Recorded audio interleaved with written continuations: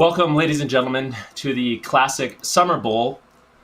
Before we get into the games today, we want to take a moment to honor a very special member of the World of Warcraft community. Byron Reckful Bernstein brought joy to countless lives through his streams, videos, and who he was as a person. He is a pillar of the World of Warcraft community, and through his positive impact, helped bring many of us together. While we lost him this week, his legend will forever live on through our memories of him. Um, on a more personal note, Byron was a very close friend of mine, and on behalf of everyone that knew him, I just wanted to say thank you from the bottom of my heart for the overwhelming support and love from the community. It's quite clear to me just how loved he was. This has been a crushing blow for a lot of us, but I know together we'll be able to get through it. Byron worked really hard at creating a kinder, safer, and more welcoming gaming community for us all. Together, I know we can honor that memory and help him accomplish that goal. One good deed goes a long way. Yeah, absolutely. And I think just Byron showed us so many things. He paved the way for us in so many ways. On Twitch, through gaming, just showing us that this is something we can do for a living, and just as a person as well. I was always in awe seeing how he interacted with people, how open, how easy it was for him to open up and just be kind to people. And he was very welcoming to me as well when I first got into space. So just want to say thank you so much for everything that you gave us, Byron. We love you, and we're gonna have a moment of silence for him.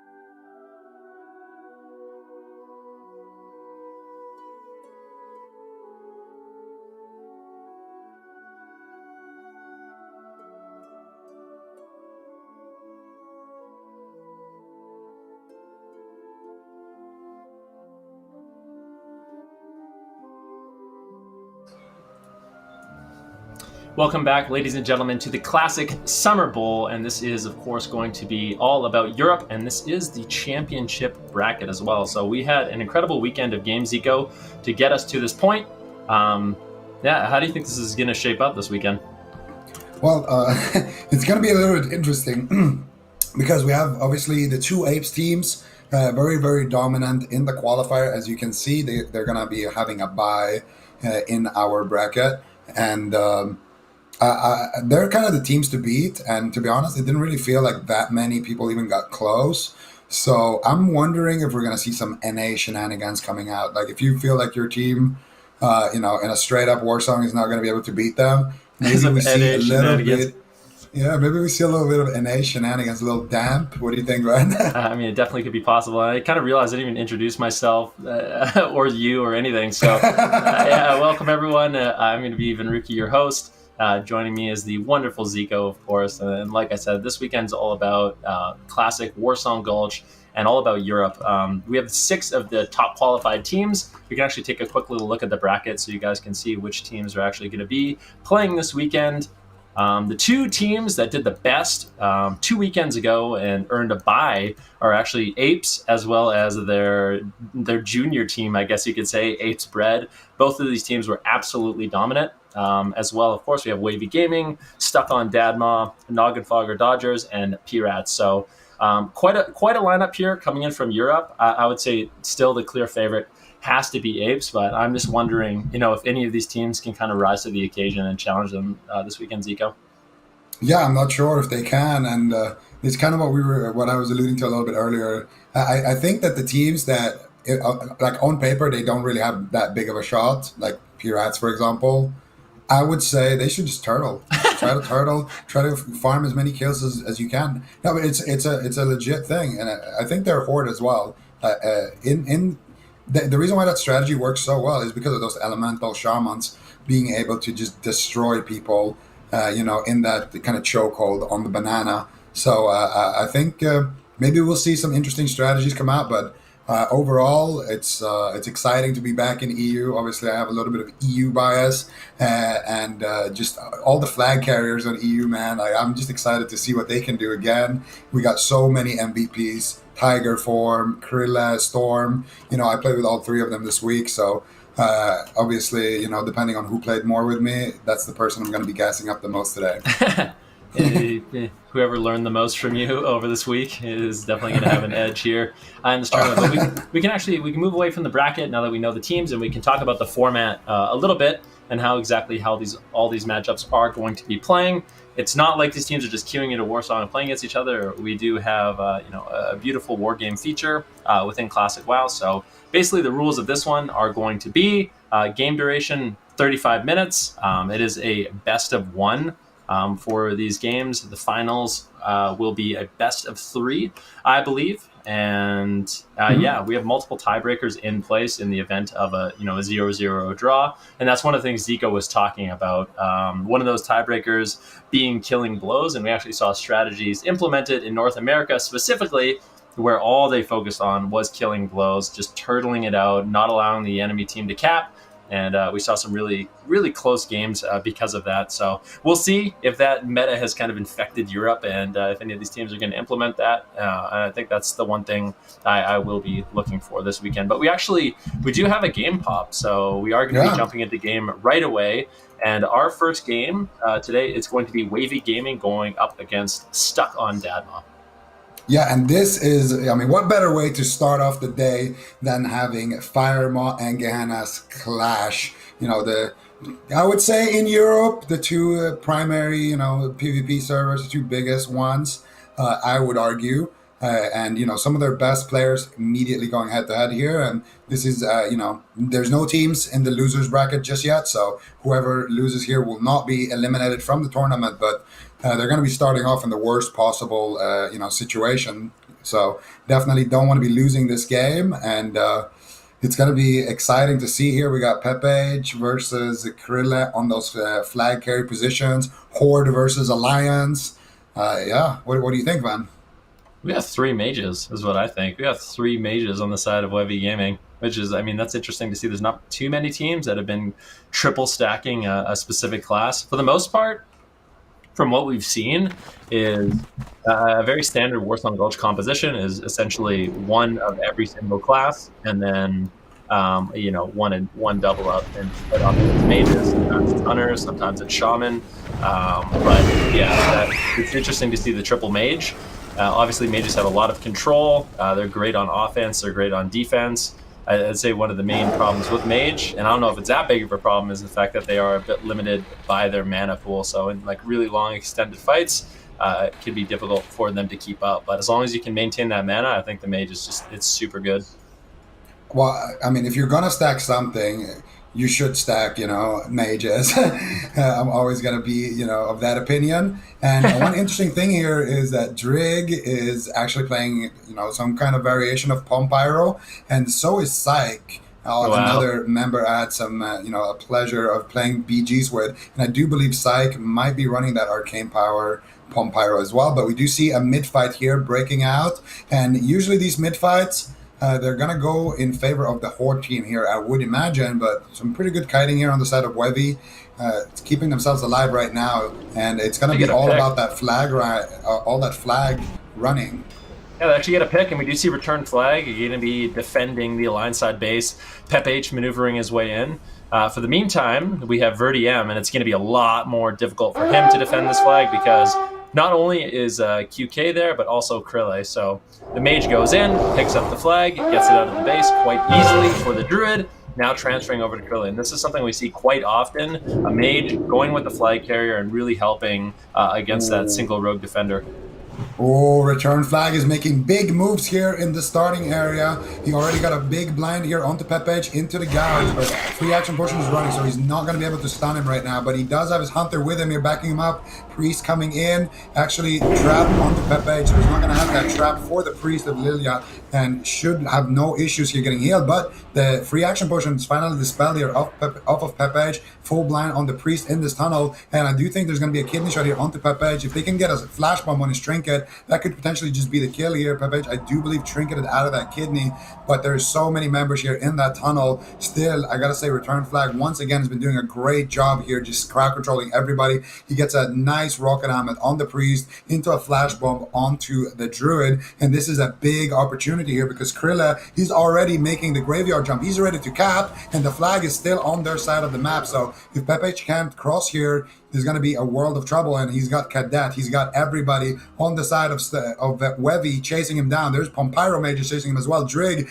is in perfect position. Cadet landing a rocket helmet here onto Pep Edge. What are you going to do? I think Pep Edge has to run back to the base, but I think Krille could potentially make a play there. Cadet now finally intercepting Pep Edge, reaching him here. Flash bomb gets shifted by Pep Edge, beautifully done there. And I do think Pep Edge with that maneuver might be able to survive. There's another flash bomb into another fear. If they have the damage here, you can just die. Another flash bomb. Drake is casting so much damage. There's the big sapper charges coming out now as well. But Pep Edge is so low here, man. Oh, and I think it's almost inevitable that he goes down at this point. But who's going to pick it up? They return it. Is he going to be able to cap? He's moving forward. I think Looks so. like he's going to be able to, and that will be a 1-0 in favor of the Alliance side, in favor of Webby Gaming. It was just Krille, honestly, he had some solid help from QK, who was able to help him get the flag and cross the map quite quickly. Different story for Pep H. I mean, he was just kind of left. His team ended up getting to him, but it felt like he was too little too late. The entire team of Webby Gaming was basically dogpiled on top of him. And like you mentioned, when there's two Pompyro mages, I mean, that's really when sparks fly, and it is really difficult to survive as a flag carrier, especially if you have Mortal Strike on you. Yeah, if there's two Pompyro mages, you can definitely expect some fireworks here on the 4th of July. And you see Mr. Krille now going to be making his way back to the base. And with I got to say, Return Flag has been such an impressive rogue so far. The weekend before last weekend, that's when EU played, as well as this weekend. Crowd controlling Pep Edge so well. And, making sure that he gets stuck in the blind, making sure that he gets stuck in the gouges, and also the hunter as well on Webby doing a great job, just falling back and making sure that he's going to be able to slow down the druid. Because the more they slow down Pep Edge, the more closer Krille is going to be to the base. That means if you actually do kill him and return the flag, Krill is going to be in perfect position to actually cap it. Whereas if Krill is getting stopped on the opposite end as well, then all of a sudden it's going to be, a repick most likely happening, even if Pepage does go down. So excellent defense by Wevy, excellent escort there by QK and Krilla, and now they're looking to do the same thing again as Krilla is moving up that ramp, but Verti is waiting in the wings here on that rogue. Yeah. Pepage, we'll have to see what he can do, but it is super difficult as the rogue to 2 versus 1, a frost mage as well as a druid. So definitely have his work cut out for him. But right now, Pepage, we can take a look at where he is right now. Kind of struggling to cross the midfield, but it looks like he has enough backup from his team that he should be able to do it. Big heals coming in, big dispels coming in, and now in a position where he should be able to just pretty safely kite away. And now, I mean, this is the point of the game where it really is up to Verti. I mean, what is Verti going to be able to do? If he buys his team enough time to come back and help, this could be, an easy situation for them to get a cap and tie up this game. Really caught into a blind right now. Verti M with really good control so far. QC trying to shut him down just a little bit. Big damage coming in from Verti M onto QC. Could be an ice block. He gets interrupted, and this is actually a really nice 2v1 by Verti M, and he has bought his team a lot of time, and Krill is going to have to try to escape. Now caught into a second blind. Unfortunately, there's no abolish, and Verti M is quite literally 2v1ing these two at this point. Yeah, such great defense here by Verti M, and that's going to buy his teammates so much time here to actually collapse onto Krilla. If Krilla goes down, there's a death code flying. He resists it, and there's a title charm coming out as well. If Krilla can make it out of this, he is going to be a legend. I don't think he can. I don't think he can, and I think that's going to be a second cap potentially coming out. But he does get the nature swiftness. Flag gets dropped. Who picks it up? It's a return, and there it is. The counter cap there coming out from Pepage, equalizing the score here. Forge stuck on Dadma. And like you mentioned, Ben, that was a beautiful 2v1 there by Verti M. Gouges Krilla, and, crowd controls the mage essentially by just popping a free action potion and just going for it, almost killing down the mage. Buying so much time with that rocket helmet and that second blind, but I do gotta criticize both of these druids for sitting through that crowd control. Pepage sat through a blind as well earlier, and so did Krilla. Now I think Krilla should have just maybe used that Abolish Poison or Skull of Impending Doom or something. He was trying to greet them, hold on to them a little bit longer, and it just made it so he was stuck in the base for 30, 40 seconds. And that's all the time Pepage needs to cross the map and be in position to cap that flag. Yeah, it was beautifully done. I mean, sometimes I feel like you probably get that overwhelming sense of security and comfort when you have, a mage backing you up, and it is that 2v1, but they got punished for it, and as a result, Stuck on Dadma is actually in the lead in the result of, a 1-1 situation. It is the last flag that capped that does end up winning. So now pressure's on for Wevy Gaming. They're the ones that need to cap the flag if they want to win this game, and we'll have to see if they're going to be able to do it. Krille picks up the flag, and it looks like he will be able to get down to the Horde side Berserker Hut, looking across the map. In the meantime, though, Stuck on Dadma, they haven't been able to pick up the flag, so there's been really solid defense. We can take a look at Return Flag, because if Return Flag can shut down them picking up the flag, I mean, this could easily be a quick cap here for the side of Wevy Gaming. Yeah, beautiful stuff here though from Verti M. Once again, slowing down Krille here in the midfield. He's going to allow more members here from Stuck on Dadma to potentially collapse here. Krille, though, doing a great job there, charging the charge there, and now he's running to his base. And now look at the side of Pepage here in the base, in a blind crowd control. Cheap shot comes out. Drig is there. Carly is loading up an aim shot. There's no way Pepage survives this. So much damage, but did have an interrupt for Lilia. He fake cast the counterspell. Return Flag has a couple of more ambushes, though, before that improved counterspell fades, and he is going to be able to click it, return it, crowd control Lilia with the gouge, and that should be enough time here for Krilla to get the flag cap once again. Beautifully done here by Krilla, aka the Fat Cow, and of course, once again, by Return Flag. You got to give Verti M a big shout out as well. Both of these rogues so far really, really playing it out super, super well, slowing down the flag carriers, doing a great job just in the base, allowing their teammates to cross the map with the flag, and allowing their team to collapse and get these quick caps. Ooh, that was so nicely done by Drig too. He pops the arcane power, hard casts a pyro into a pyro, and you just know at that point it is so much damage. It's really difficult to survive. And now it is going to be up to Stuck on Dadma. They're behind a flag cap. They're trying to regroup. You can see they are on their side of the map right now, trying to buff up, trying to get prepared, potentially shut down the team of Wevy Gaming from crossing the midfield if they can, but they're trying to buy a little bit of time for Pep H as well, who is slowly marching his way across the map and into potentially the Alliance Tunnel. But the defense from Webby Gaming has been incredibly solid. And I have to say, I feel like just sending Pep H by himself and what a struggle it's been for him to actually get the flag out of the base, I feel like it's a bit of a mistake for them to not try to send some backup to help him. Yeah, I completely agree. Not having a mage with him is a big issue, and I think that's the problem as well. Though for Excrement, I don't think he's actually able to cross the map. He's always getting focused down here in the midfield, and once again, it's going to be between Pepe and of course return flag here. Psych already picking up the flag. They're going to have some crowd control here for Verti. He's going to swap it over to Krilla. So Krilla in position again potentially to cross the map here and get a quick cap. And now we got to look at Pepe. He's in stealth. He's buying some time. I assume he just swapped over to a Skull of Impending Doom or something, and that's why he's hesitating a little bit to jump down. But there it is, Skull of Impending Doom coming through. Free action potion. Pepe doing what he can here to try to crowd control return flag. He shifts the flash grenade, and now he's abolishing himself here on the blind, but there's a full trap on his priest in the tunnel, and he's taking a lot of damage from those Skull of Impending Doom ticks. Pepe still with that rocket boots now, making his way down the tunnel and doing a great job here. He should be able to get out of here, no problems whatsoever. Cadet is in the midfield, so is Drig and Psych. Two Pompyro mages could potentially clothesline Pepe here, and he is completely separated from his healers, so potential here for the side of Wevy. They do land the rocket helmet here. Psych, let's see what can he do. He's going for a hard-casted fireball here, I do believe, and he might get it. No, he gets reflected there by Pepe. Beautifully done there. That could have for sure been just the end of his life. And Cadet charges him, does one auto attack, and there's the freezing band proccing on him once again. Pepe should have no problems crossing the map here. And Krilla, I think, is already making his way to the rooftop. So for the first time then, I think we're going to see both teams kind of having that flag carrier on the rooftop position and starting to send in, a split offense, split defense. Yeah, it's looking like that is going to be the case, and we'll have to see which one of these two teams does come out ahead in that situation. But once again, the pressure really is on for the team of Stuck on Dadma. Right now, they are behind one flag cap, so they're going to have to make sure they do a good job. That being said, we're about 12 minutes elapsed into the game right now, so plenty of time for them to come back in this one. But I'm curious to see how much of an offense we're going to see Webby Gaming send.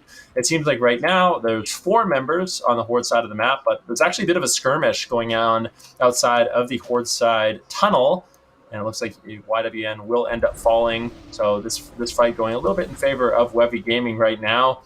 But I like what Stuck on Dadma is doing. Sometimes it's worth kind of coming back, trying to wipe that offense, regroup, and then try to make an offensive push yourself. But we'll have to see if that actually ends up working out for them. They do lose a few members, and numbers are even at this point in the game. And neither team has fully committed to sending that offense. Stuck on Dadma, I think they're going to be basically just defending this as long as they can, trying to wipe the offense, and that's when they're going to try to make an offensive push. Yeah, and on the flip side here, we do see Webby Gaming kind of line up their defense here, and they are keeping Psych on defense, despite him being, a Pom Pyroblast mage. So they want to have a little bit of extra, oomph in that defense, and they're going to run a 5-man defense. I don't know how I feel about that. I feel like have a big reason to why you want to have, the Pom Pyro mage is to have him on offense, but maybe you can get away with having one on offense and one on defense since they have 3 mages anyway. Of course, having the hunter, the priest, the actual flag carrier, and then just the regular frost mage. Those are all standard picks. But I do want to see Psych potentially go on offense and Carly come back on defense, and that's actually what it looks like. What's going to happen here? Psych is. I might stay. I feel like Stuck on Dadma is surprised at how difficult it is for them to take down, there's a little push coming in from Webby Gaming. They actually have a few rotating down the tunnel to finally clean them up, but they still can't do it. And now there's actually numbers advantage in favor of Webby Gaming. If Stabert, Extreme Punish, and Drig just turn around and take down Excrement, take down 2CB, that might be an opportunity for them to, set up a push for their team, return flag, as well as Cadet. They're marching forward, and if they can get a pick, I feel like 2CB and Excrement, they've overextended just a little bit. At the same time, we do see the team of Stuck on Dadma pushing up the Alliance side base. Carly there just a little bit, trying to slow them down as much as he can on that Hunter. We'll see if he's going to be able to do it, or if he does get picked. It is definitely a risky gamble to go down the tunnel by yourself. And it basically forces your flag carrier in a position where you can't really hold your ground. You don't have the numbers advantage, so you're going to have to kite back to the graveyard and wait for reinforcements via res. But you can tell by return flag's positioning, he's anticipating this move. And I think if Pepe jumps off, it's going to be a nightmare for him with return flag waiting in the wing. Yeah, and Carly did make it out of that. That was a really risky situation. But Pepe he's getting jumped here. Return flag does have him intercepted. He's trying to buy time for his teammates, but it doesn't look like they are going to be there. So instead, he's going to just prioritize surviving here. Pepe going to be doing those graveyard cart jumps and jumping on top of the tunnel roof. Look at him go here, doing a great job. But I do believe that potential here for a push on the opposite end as well. Pepe is not out of the woods yet, though. They are collapsing. He's going to have to jump down to the tunnel, but return flag is not in the best position here. He might actually end up going down, and he will. So this push is probably going to be completely abolished at that point, unless Pepe makes a big mistake.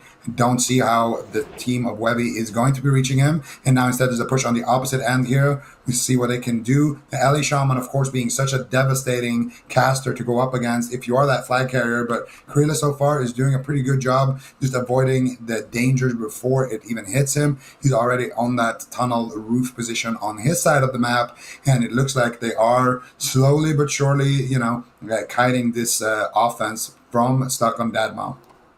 Yeah, and let's see how this is going to shape up on the Alliance side of the base. It looks like Curly is just going to be completely fine in this position. It looks like Steph on Dadma's offense will more than likely wipe, as Webby Gaming has so many reinforcements coming in. With the graveyard, this positioning has been really, really good from Webby Gaming. Return flag gets a kill. Lilija looking like he will follow as well. Spellafeda looking to run away, and I'll never not have problems with that name, I'm going to be honest with you. It's going to call him Spill at this point. But now you can tell Webby Gaming, they're actually regrouping, and they actually are going to send an offense. And it looks like it'll be 5 people. So Return Flag, Staybird, Extreme Punish, Cadet, Drig, they're going to be looking to make a big offensive push here. And we'll see. I mean, they have the heavy-hitting Drig, that Palm Pyro Mage. They have a Rogue. There's a lot of burst damage available. And at this point, Pepe can't be feeling too secure, but he has been doing a good job so far, kiting, trying to just create space and really getting those reinforcements from his teams. So I think it's likely he has an extremely good chance to survive this push, but we'll have to see how it plays out. And it's always interesting to see how these rogues decide to position themselves. Right now, Return Flag is in a great spot. And look, Cadet is making a pick here in the midfield, going after this Priest here. I like this from Cadet. He's going to make sure that the enemy side's offense is not going to be able to do anything here. And they have them outnumbered here in the midfield, 3 versus 4 here for the side of Webby Gaming. So Cadet should be able to take down this Priest healer relatively easy. He takes a big hit, though, from that Ellie Shaman.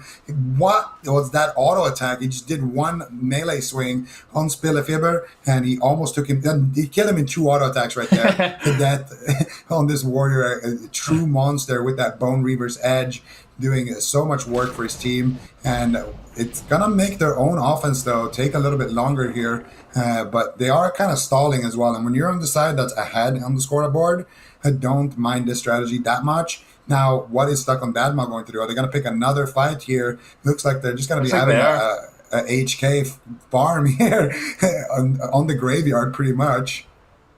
Yeah, I mean, they look committed to wiping this offense to kind of recalibrate and regroup and also give them a slight lead. I mean, you do have to recover your mana after having a bit of a skirmish like this, but theoretically, you should still have that edge. So you'll be the one that's pushing in. You'll be the one that is able to, get that push, have a little bit of a timing edge. But at the same time, if we see Webby Gaming just decide, okay, you send 6, we're going to keep 10 back in our base. They wipe the offense, and then they have the advantage. So there's a bit of a back and forth here. And like you said, I think throughout all these exchanges, especially because Webby Gaming right now is ahead on the scoreboard, the time is ticking for Stuck on Dadma. So, delaying and trying to wipe the offense over and over can end up just wasting a ton of your time. But it looks like they're not actually going to try to go for that. They're trying to sneak around, but I don't know if Webby Gaming is going to let them get away with it.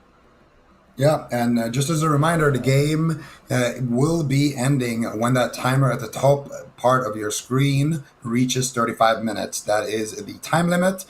Just to reiterate on that, so we got about 15 minutes left here on this game before, at this point, Webby Gaming would be declared the victors. But if Stuck on Dadma gets the next flag cap and the game times out, then they are the ones who would be the victors. It always goes to the last flag cap in the events of a tie. So Webby Gaming at this point, having being up 2-1, it's not really a safe position for them. They do still want to be aggressive and potentially just close out the match. And we're going to see if they can do that. There's a push now happening here from Stuck on Dadma, but so far they're doing a pretty good job just dealing with it. Krilla not going to be jumping down just yet. Verti is waiting in a great spot here, so definitely just doing what he can here, wiping the offense. And you can see now Krilla does jump down. Verti is waiting on that balcony, though, and Krilla is just going to be able to get away completely without even, running into Verti there. Pretty lucky on that pathing. And on the flip side as well, the offense of Webby is completely wiped up here, it looks like. I don't think they're going to be able to do too much in that situation. Return flag, having a 1v1 with Webby, with Verti, it just looks like there's not really much of an offense even happening on the side of Webby. They're just trying to wipe out these players from the enemy team in their own base and just prioritizing their defense right now. I mean, that's the problem, right? When think about it this way. When Stuck on Dadma is defending the offense of Webby Gaming, sure, they send them back to their base, but guess where they're sending them? Back to defense. So it's like you're delaying their offense a little bit, but at the same time, you're not actually getting any sort of offense yourself because you're just running into a 10-man D, which is not easy to, not easy to take down and not easy to really accomplish anything. I mean, Krilly's going to be feeling more than healthy with, 9 people on his team, defending, healing, peeling for him. Right now, we do see Stuck on Dadma trying to make a little bit of a push here. Let's see if they can actually get anything done. But the numbers advantage is so heavily in favor of the team of Webby Gaming. Krilly actually getting bursted down a little bit, and maybe they have the burst damage to take him down. It looks like with 3 members down, potentially 4 members down, now 5. Stuck on Dadma has been completely wiped out. The Elemental Shaman's going to be moving forward. You can see Spell of Fever. Let's see what he's going to be able to do. He's a little late to the party, so he's just going to be waiting back for reinforcements from his team. And now I'm curious to see what is Webby Gaming going to do. They actually have a push right now. We can follow Cadet. He's going to be charging in, looking for a pick. It doesn't look like he's charging straight onto Pepage. Actually just going to try to get some numbers advantage for him and his team. It's a small little offense. I would say more than anything, it's kind of just a diversion to make sure that Stuck on Dadma is not feeling too safe to send a big offensive push. Like they need to at least keep some people on defense, which I think is smart.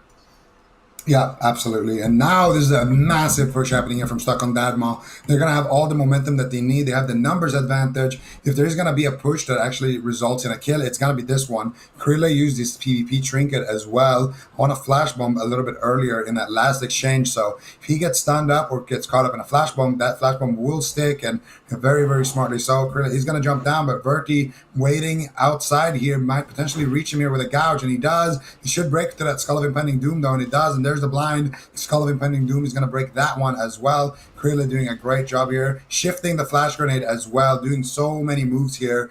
The Fat Cow making his way down that ramp, and Verti potentially going to go down here. He's trying to make his way back to his teammates, and so far it's looking pretty good. They need to try to get a couple of picks here on the side of Webby. Need to kill a couple of these members here from Stuck on Dadma, because if that Ele Shaman reaches Krilla, he is a dead man. If that rogue can stun him out and allow the Ele Shaman to reach him, it's not going to be good for him. Indy, though, on that Warlock, should be getting taken down here, and that is a big member to kill. And now you see more members from Stuck on Dadma following suit. I do think that this push is kind of negated at this point. It's looking like it. It looks like Webby Gaming is more than happy to take that lead, take him down, and get a bit of a reset here. And now looking to send an offense of their own. Extreme Punish, Cadet, Drig, Stabert, and Return Flag all gathering outside the Alliance Tunnel. And they're going to be marching forward. But we do see Verti M making some sneaky plays as well. He's ahead of the rest of his team. And it looks like he's going to try to get in position, maybe find a sap. If he can sap Extreme Punish, it's good. It delays a lot of time, but in classic WoW, rogues are basically a snail in stealth, so it's not easy to chase down someone with an epic mount unless you really get the jump on them. he tried his best, but the movement speed is just that it's not going to be enough.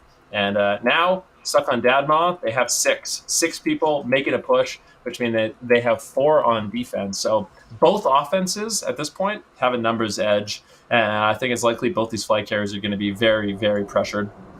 Yeah, and we're gonna see what they can do here. Both defenses are gonna be outnumbered. It looks like they're making a push now onto Krilla, but I think Pepage is actually the one who's getting pushed on. They're pushing about at the same time. We're gonna need a split screen going here, but I'm gonna be paying attention to what's happening on Krilla's side here.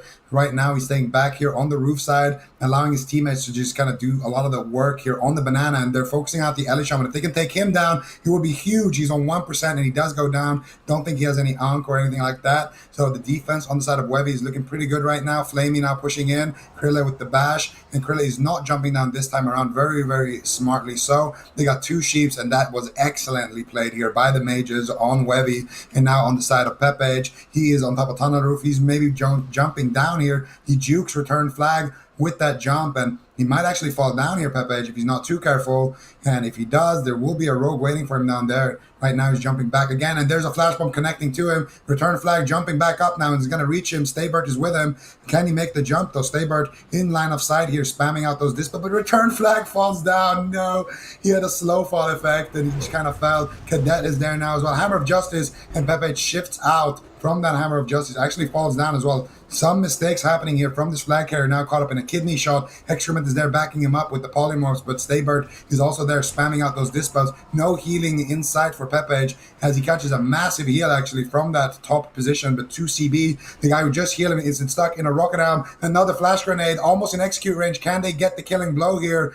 I'm not sure if they have the damage. Elish Shaman now, Spillifever dropping out those heals as well, and Flamey up top is going to be able to potentially clean up this offense, but that was a close call. Pepage failing another jump, and now he's just going to say, you know what, I'm going to go through that tunnel. Drig almost connecting a big Pompyro there as well, but I do think that both teams so far should be able to survive this offense. No, for sure. I mean, Webby Gaming, they were able to easily dispatch the offense that Stuck on Dadma was able to send. So in that exchange right there, Wavy Gaming definitely came out ahead. I mean, Pepage was much more pressured, much more of a close call. Krilly was never in any danger.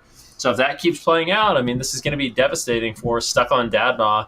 Right now, they are behind 1 flag cap. We have about 7 minutes left on the game. So we'll see how this one does play out.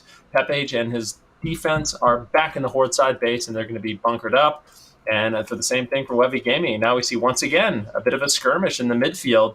Now I feel like this is the most we've seen 2 teams kind of just go with a skirmish. A lot of the time you see both offenses just, pass each other, because what ends up happening is if it is a relatively even fight and it takes a long time, first of all, it's not great for Stuck on Dadma because they're just running out of time, but it ends up just being a kind of a stalemate position, right? Because if you completely wipe an offense, guess what? They're going to res, and they're in a prime position to help out their flag carrier. So these kind of skirmishes, I feel like, often result in not really accomplishing all that much. But it looks like they're committed, and Webby Gaming at this point, it's definitely to their benefit to have a fight like this.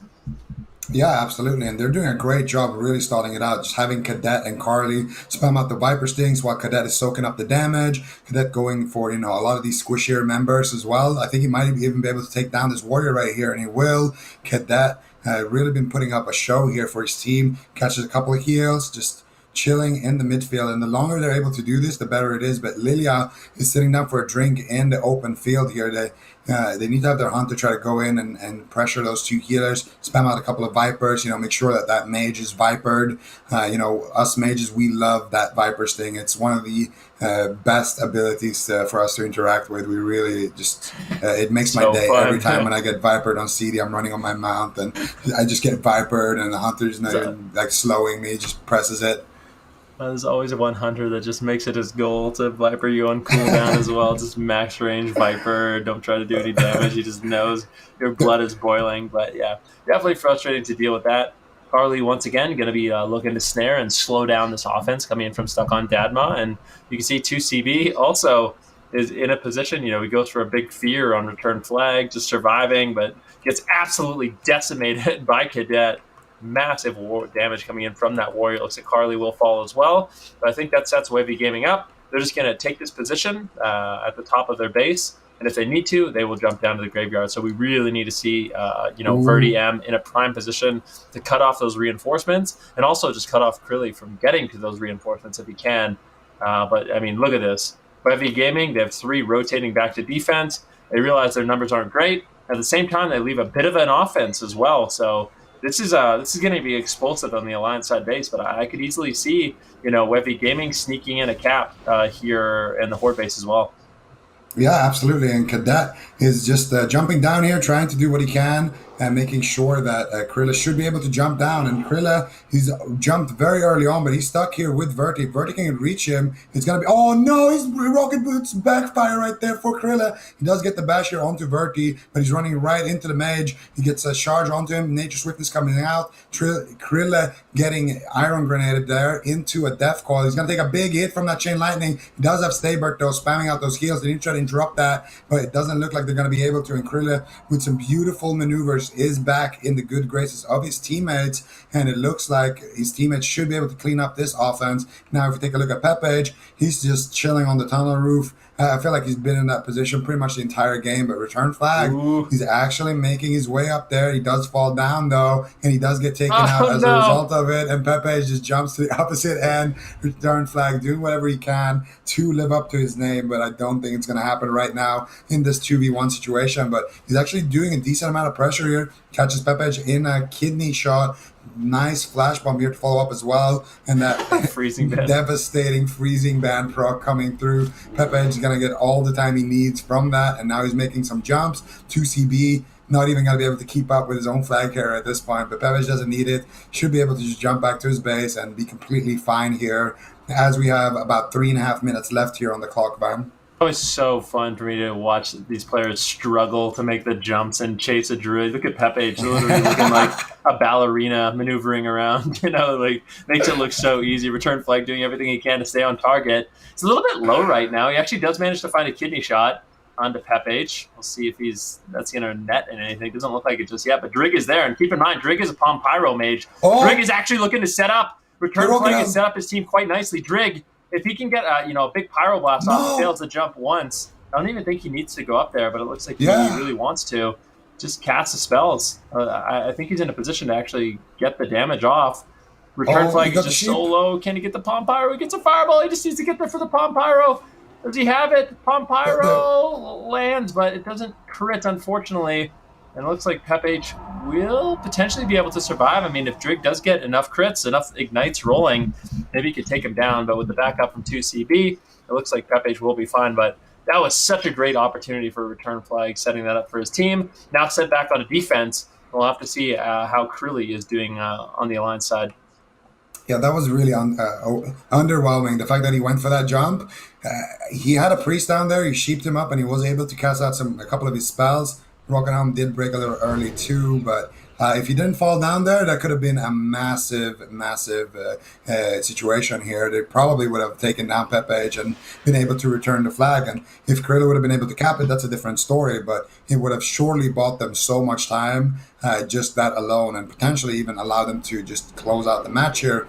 But we do have another 2 minutes left on the clock, though. I would argue that this is potentially the last push here. 4 stuck on Dadmal. What are they going to do? They're sending 9 people here, and already Drig is there in defense, rotating back from that offensive position, looking to make something happen here for his team. Staybird getting slapped at the bottom half, and Krilla, what is he going to do? If he jumps down, there's a mage waiting for him. There's a warrior waiting for him. If he stays up, I think he should try to stay up and take the fight. But no, they're going to all jump down, pop Skull Impending Doom, pop those free action potions, and they're trying to get here. Krilla getting caught up in the rocket helmet, but that gets dispelled right away here. Excrement forced out into the ice block as well here, Van. And now we're going to see Krilla just moving back to the tunnel roof. I do think it looks like Wavy Gaming plays this one out beautifully with that rotation. They got them in the chokehold position there in the connector, and they got many mages there waiting in the wings outside. They just need 1 more minute, and then this game will be going in favor of Wavy Gaming. And it looks like they're going to be able to do it, like you said. I mean, at this point, I feel like for the most of this game, Wavy Gaming has had the more solid defense as well as a more solid offense. So I think, capitalizing on the fact that they are up on a flag and just trying to stall it out for the remainder 30, 45 seconds of the game. I think it's a good choice. This is a really difficult spot for Stefan Daba to be in, and this is what I like about the team of Webby Gaming is Return Flag and Drig are actually potentially going to just take down Pep H. So they want to pressure that flag carrier, and if they can take him down, that's just 100% GG. But even still, I mean, there's just a few seconds left on this game. Curly's just going to be kiting, and at this point, he can just run in a straight line, literally just run in a straight line across the map. He gets caught in a death coil. Indy trying to set up for his team. Big Palm Pyro coming in from Psych, just trying to wipe that offense. Curly getting connected to by YWN. I don't know if YWN is going to have the damage to take him down, but there is a few more members. Really, this is a bit dicey here, but I don't think they have enough time left. Big Elemental Shaman coming in from Flammy, but that is going to be GG, a confirmed victory here for the side of Webby Gaming. Well fought to both these teams. But it is Webby Gaming who comes out ahead. Oh, they just killed him. 20 seconds above the clock. They were able to land that kill. That was very unfortunate. But they weren't able to actually get the repick anyway. So very close match here between these two teams. But it does look like this win will be going to Webby Gaming. And honestly, I want to say a well-deserved victory. I felt like their offense was better, their defense was better, their quick cap game, it was better, and I think I was a well-deserved victory. I'm disconnected. Let me relog back in here. But yeah, it is going to be Webby Gaming who does advance, and that does mean Webby Gaming, they will be going up against Apes. So, out of the frying pan and into the fire, because I mean, Apes is definitely at this point the favorite to win this tournament, so they're going to have their hands full with that one. But at this point, I mean, these top 6 teams, they've all proven themselves to be extremely good at Warsong Gulch. There's going to be no free wins here today or this weekend in general. But our next matchup is going to be the side of Noggin Fogger Dodgers, and they're going to be going up against the Pirates. Yeah, this is 2 squads we saw last weekend, or the weekend before the last one.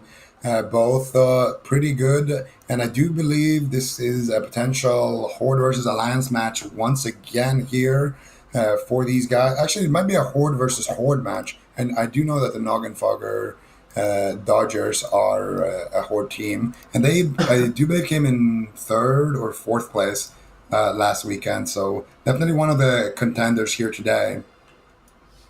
Yeah, I mean, I'm curious to see. We're just checking in with the teams right now to see when they are going to be ready. We should be jumping into the game relatively shortly, but like Zico said, I mean, we saw both of these teams have quite a big performance last weekend, and I think just making it to this championship bracket is quite the feat, as this is one of the first official Warsong Gulch tournaments. And we'll see. I mean, like I said, I feel like Apes and Apes Bred probably the favorites to make it to the semifinals. But these teams have had kind of a chance to play with the format 2 weekends ago. And now I'm curious to see if they're going to be making any adaptations with kind of the knowledge of seeing not only North America play, which, there's definitely some shenanigans going on there. So maybe they'll try to implement strategies like that. So far, there hasn't been any signs of that, though. I mean, Webby Gaming and Suck on Dadma played out a very standard game, beautifully done by both of them. And I can't help but feel like the rest of these teams are going to be looking to do the same thing. Just play it out standard. Whoever caps the flag is going to win. Yeah, it feels good to be back in the fast region, doesn't it, Van? Having all these EU players really try their hardest to just secure the cap and not playing team deathmatch here. But I do have to agree with you. I do think these teams are going to be out for blood. I think most games are going to look similar to what we saw there. People trying to slow down the flag carrier, people trying to get ahead by, having their flag carrier maybe get escorted by a mage, make some big moves and get him across. And, having their own defense just try to stall as much as possible. And whoever can do that better, that's the team that's going to get that big lead. And, that's what decided last game, more or less. We had, a quick cap, and then we had another quick cap, and then we had another quick cap. And then we kept that same score line for the rest of the game. And Webby Gaming just, kept that chokehold for as long as possible until they were able to win that game. I think that's what all of these teams want to be doing. 3 mages, Van, winning last game. Is that something that you would have anticipated? Yeah, I think the more mages, the better. I'd like to see 5 mages if possible. Never gonna go against that one. But it looks like the gates, not the gates have opened. The game has opened, and we can kind of take a look at some of the compositions. Compositionally, what are the differences here between these two teams? Obviously, one side, the Pirates, they're going to be playing Alliance, and for the side of the Noggenfogger Dodgers, it is going to be Horde. And I think that's the only difference: is one is going to have a Paladin, and one team is going to be playing that Shaman Zico. Yeah, there's one more key difference, and that is one team has our MVP of the tournament so far, Mr. Sanchez.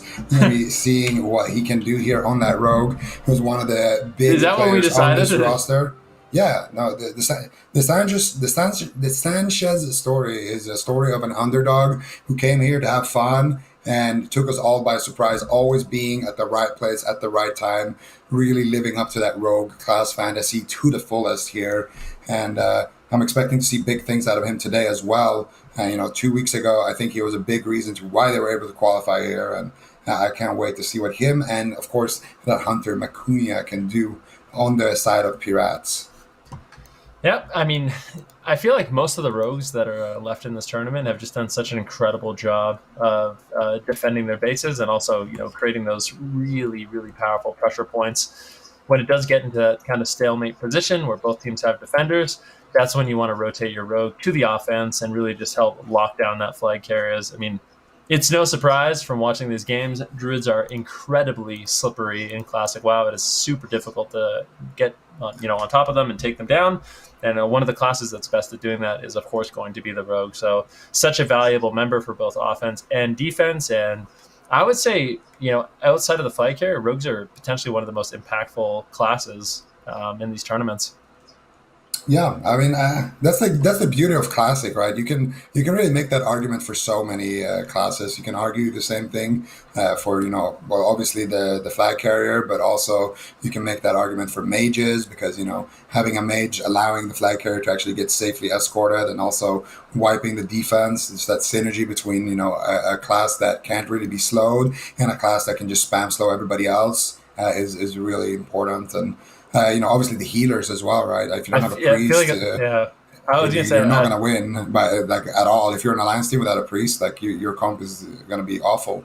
I think the priests are, kind of unsung heroes. A lot of the time we don't call out the plays that they are making, but having really fast dispels both offensively and defensively can be the difference between actually landing a kill and staying alive. So it's just really important. And like you said, without these healers backing them up, paladins, the priests, these games would be looking completely different.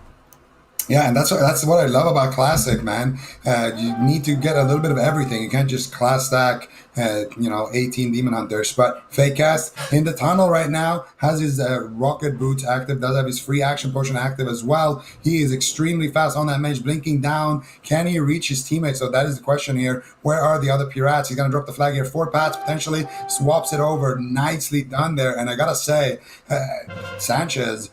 he's going to be in the right spot, but FN, where is he? He should have been there with his teammates, making sure that Fakecast could not pick up that flag for free like that and swap it. And now it looks like Pirates actually have a massive lead here moving forward here. What can they do to FWD Horde? They're already doing a great job here, wiping out Sartex, wiping out Shema here. And Sartex with that flag might just die on top of the flag carrier. He goes for the swap. Do they get the click, though? They do. FWD Horde with a beautiful click there from Stealth. And Pat caught up in a kidney shot here on the flip side, but he does have a lot of healing coming out here. Elemental Shaman, though, connecting big damage. I tank you heal with the execute. Does secure the kill. Did he get the flag? No. Fakecast once again picking it up here for his team, but he could still be in trouble here. Any damage reaching him could potentially just spell defeat, and it might just be the case here. Fakecast going to get ambushed. The flag will be returned to its base, and all of a sudden, the Noggenfogger Dodgers have a massive lead, and I do think this is going to result in a cap. There's nobody in the base, man. That was extremely well done. Have to give a big shout out to ZQI. He basically set up that offensive push, getting on top of Pats, doing tons of damage to him with that Palm Pyro and keeping him locked down in place and buying his team enough time to actually get there and continue that pressure and continue that momentum. And that is going to result in a cap for the side of the Noggenfogger Dodgers, the Horde side of this game. And we'll have to see. I mean, Pirates right now, they're now in a position where they're down a flag. They're going to have to regather. But, I mean, that was really close. it was. Yeah, I mean, I could have easily seen Pats surviving a situation like that. So just that little bit of extra damage, that little bit of extra lockdown, really was the difference maker in that cap. But yeah, Pirates are going to have to regather. Going to have to pick up the flag again and really help Pats actually cross the map.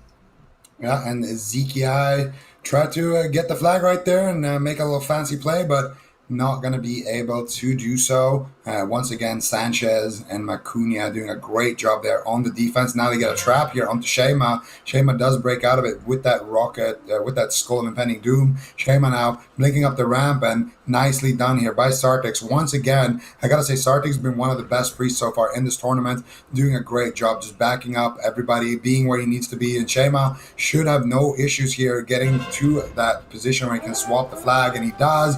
Takes a big hit though by Crit. Crit actually using his Pump Pyro right there onto Shema. Didn't maybe notice that he swapped the flag already here, but the flag does get returned to its base once again by Fan, and FWD Horde is looking for a quick cap here, Van, and I do think he's going to find it. Orleans is the only player really who can do something about it. Pats is caught up in a flash bomb. If they can take him down here, and I do think they will, I don't see how the Pirates can actually pick up that flag before FWD Hordes gets it. Oh, Sanchez, he gets caught into the rocket helm. He gets dispelled out immediately and feared away. Sanchez is so sad right now. LOL Vodka was there with a beautiful fear, with beautiful dispels, really shutting down that offense. And I mean, that just really goes. I mean, we kind of talked about the priest and how powerful it is, but dispelling things like free action potions, that can completely shut down someone who's trying to be offensive on your druid. You get it off the warrior, then all of a sudden you're not going to be able to do it. Ogaz in a position to actually pick up the flag. No, they can't believe it. But FN is there. Does FN have the damage to actually take him down? Camloon as well. Bit of a skirmish here. Big Palm Pyros. ZQI not going to be messing around whatsoever. Finds the massive damage, and it does look like that will be a 2 flag cap in favor of the Noggenfogger Dodgers. Extremely well done. ZQI in the right place at the right time with that damage, and they are not messing around. You could tell. ZKI been doing a great job carrying his team, been doing a great job here on the desk as well. And now we're going to see Sanchez return to his kind of baseline position, and we're going to see another potential attack here get launched. FWD Horde looking to maybe make his way across here on that druid, getting a couple of buffs, chugging a few pots, and he's going to be making his way to that tunnel potentially. And he does have Shema here backing him up. Shema able to make a big play there, getting that flag out of the room and just escorting it to the druid. And I do believe they're going to look to do something similar there, having Shema on that ice barrier mage. It's going to make him a little bit extra durable when he does go for that. And there's actually a big defense here from the side of Pirates. I think FWD Horde might be looking to potentially make that tunnel roof jump and potentially just get it out himself. I do think he should have, a pair of rocket boots and, all of his consumables ready here. So potential here for Pirates, for the Noggenfogger Dodgers to maybe even close out the game. But FWD Horde, how's that jump going for you, bud? There we go. He finally gets it after 5 or 6 tries. He gets it on first try, of course. And now he's going to look to jump his way into the base. Shema's already there. Shema caught up in the sap here, not able to break out of it. And he's sapped with that free action potion here. So this is a great play here, once again, by Sanchez. Ooh, ZQI is there, casting a big fireball, looking for a big follow-up. And it might just be Pat's dive. And it does look like that is exactly what's going to happen. We do see Camlin immediately pick up the flag, but there is no way he's getting out of this one alive. There's 6 members of the Noggenfogger Dodgers on top of him. He's getting big heal by him Enrage. And maybe he could survive. I mean, I think it would be kind of a miracle at this point if he was able to escape this very difficult situation. But picking up that flag, I mean, if we can see the Druid rotate back and actually help him out, Time and Rage does fall, and there's absolutely no chance. The flag does get returned, but at the same time, FWD Horde wasn't able to get the flag out of the Alliance base, so that won't be their 3rd cap. And Pirates definitely still has a fighting chance in this match. There's only 7 minutes of elapsed, so this has been a very quick game so far. Plenty of time for them to come back in this one. Yeah, and really good defense there from Pirates. I like what they were doing there. They just, try to get their own flag. Even if they don't get it, they have a solid defense. They shut down the enemy, attempt to get that flag, focusing Shema, doing a great job here. And it's going to allow them to at least reset the map and buy themselves some more time here to make that next push. And I want to talk a little bit about Sheamus' gear. If I'm not mistaken, is that the High Warlord shoulders he's wearing? Ah, no, it's the rank 10. I was wondering why he's wearing a Mage Blade and not, the High Warlord weapon potentially, but I do believe he's only wearing that rank 10 gear. Just, a casual like us here on the desk. Rank I 7 didn't even gamers, get rank 10. man. Yeah. I'm just waiting for, AQ to come out. Yeah. Yeah, then you get your rank 14 gear. And obviously, to be able to do that, we're going to have to take down the Prophet Ski Ram. But for now, you're going to see a brawl happening here in God. the midfield. I can hear how annoyed everyone is already. I could see it. Oh, goodness gracious. I can't wait for tomorrow. Yeah, too good, man. Too good. All right, let's see. Wait, see what Pats is going to be able to get done right now in the Horde side base. Sneaking in. FN is there to shut him down. Pat's immediately using the bar skin, using the abolish poison, using the free action potion. How is FN going to shut this down? He gets the rocket helm. Oh, Pats is no. absolutely devastated. He committed so much. Bar skin's going to fade. Free action potion's going to fade. And look, ... derp is there. I tank you heal is there. Everyone is there. Pats right now. His life is flashing before his eyes. He gets hit by. He actually might escape. There is no way. If he gets out of this, I feel like that was a huge blunder by the Noggenfogger Dodgers to allow that to happen.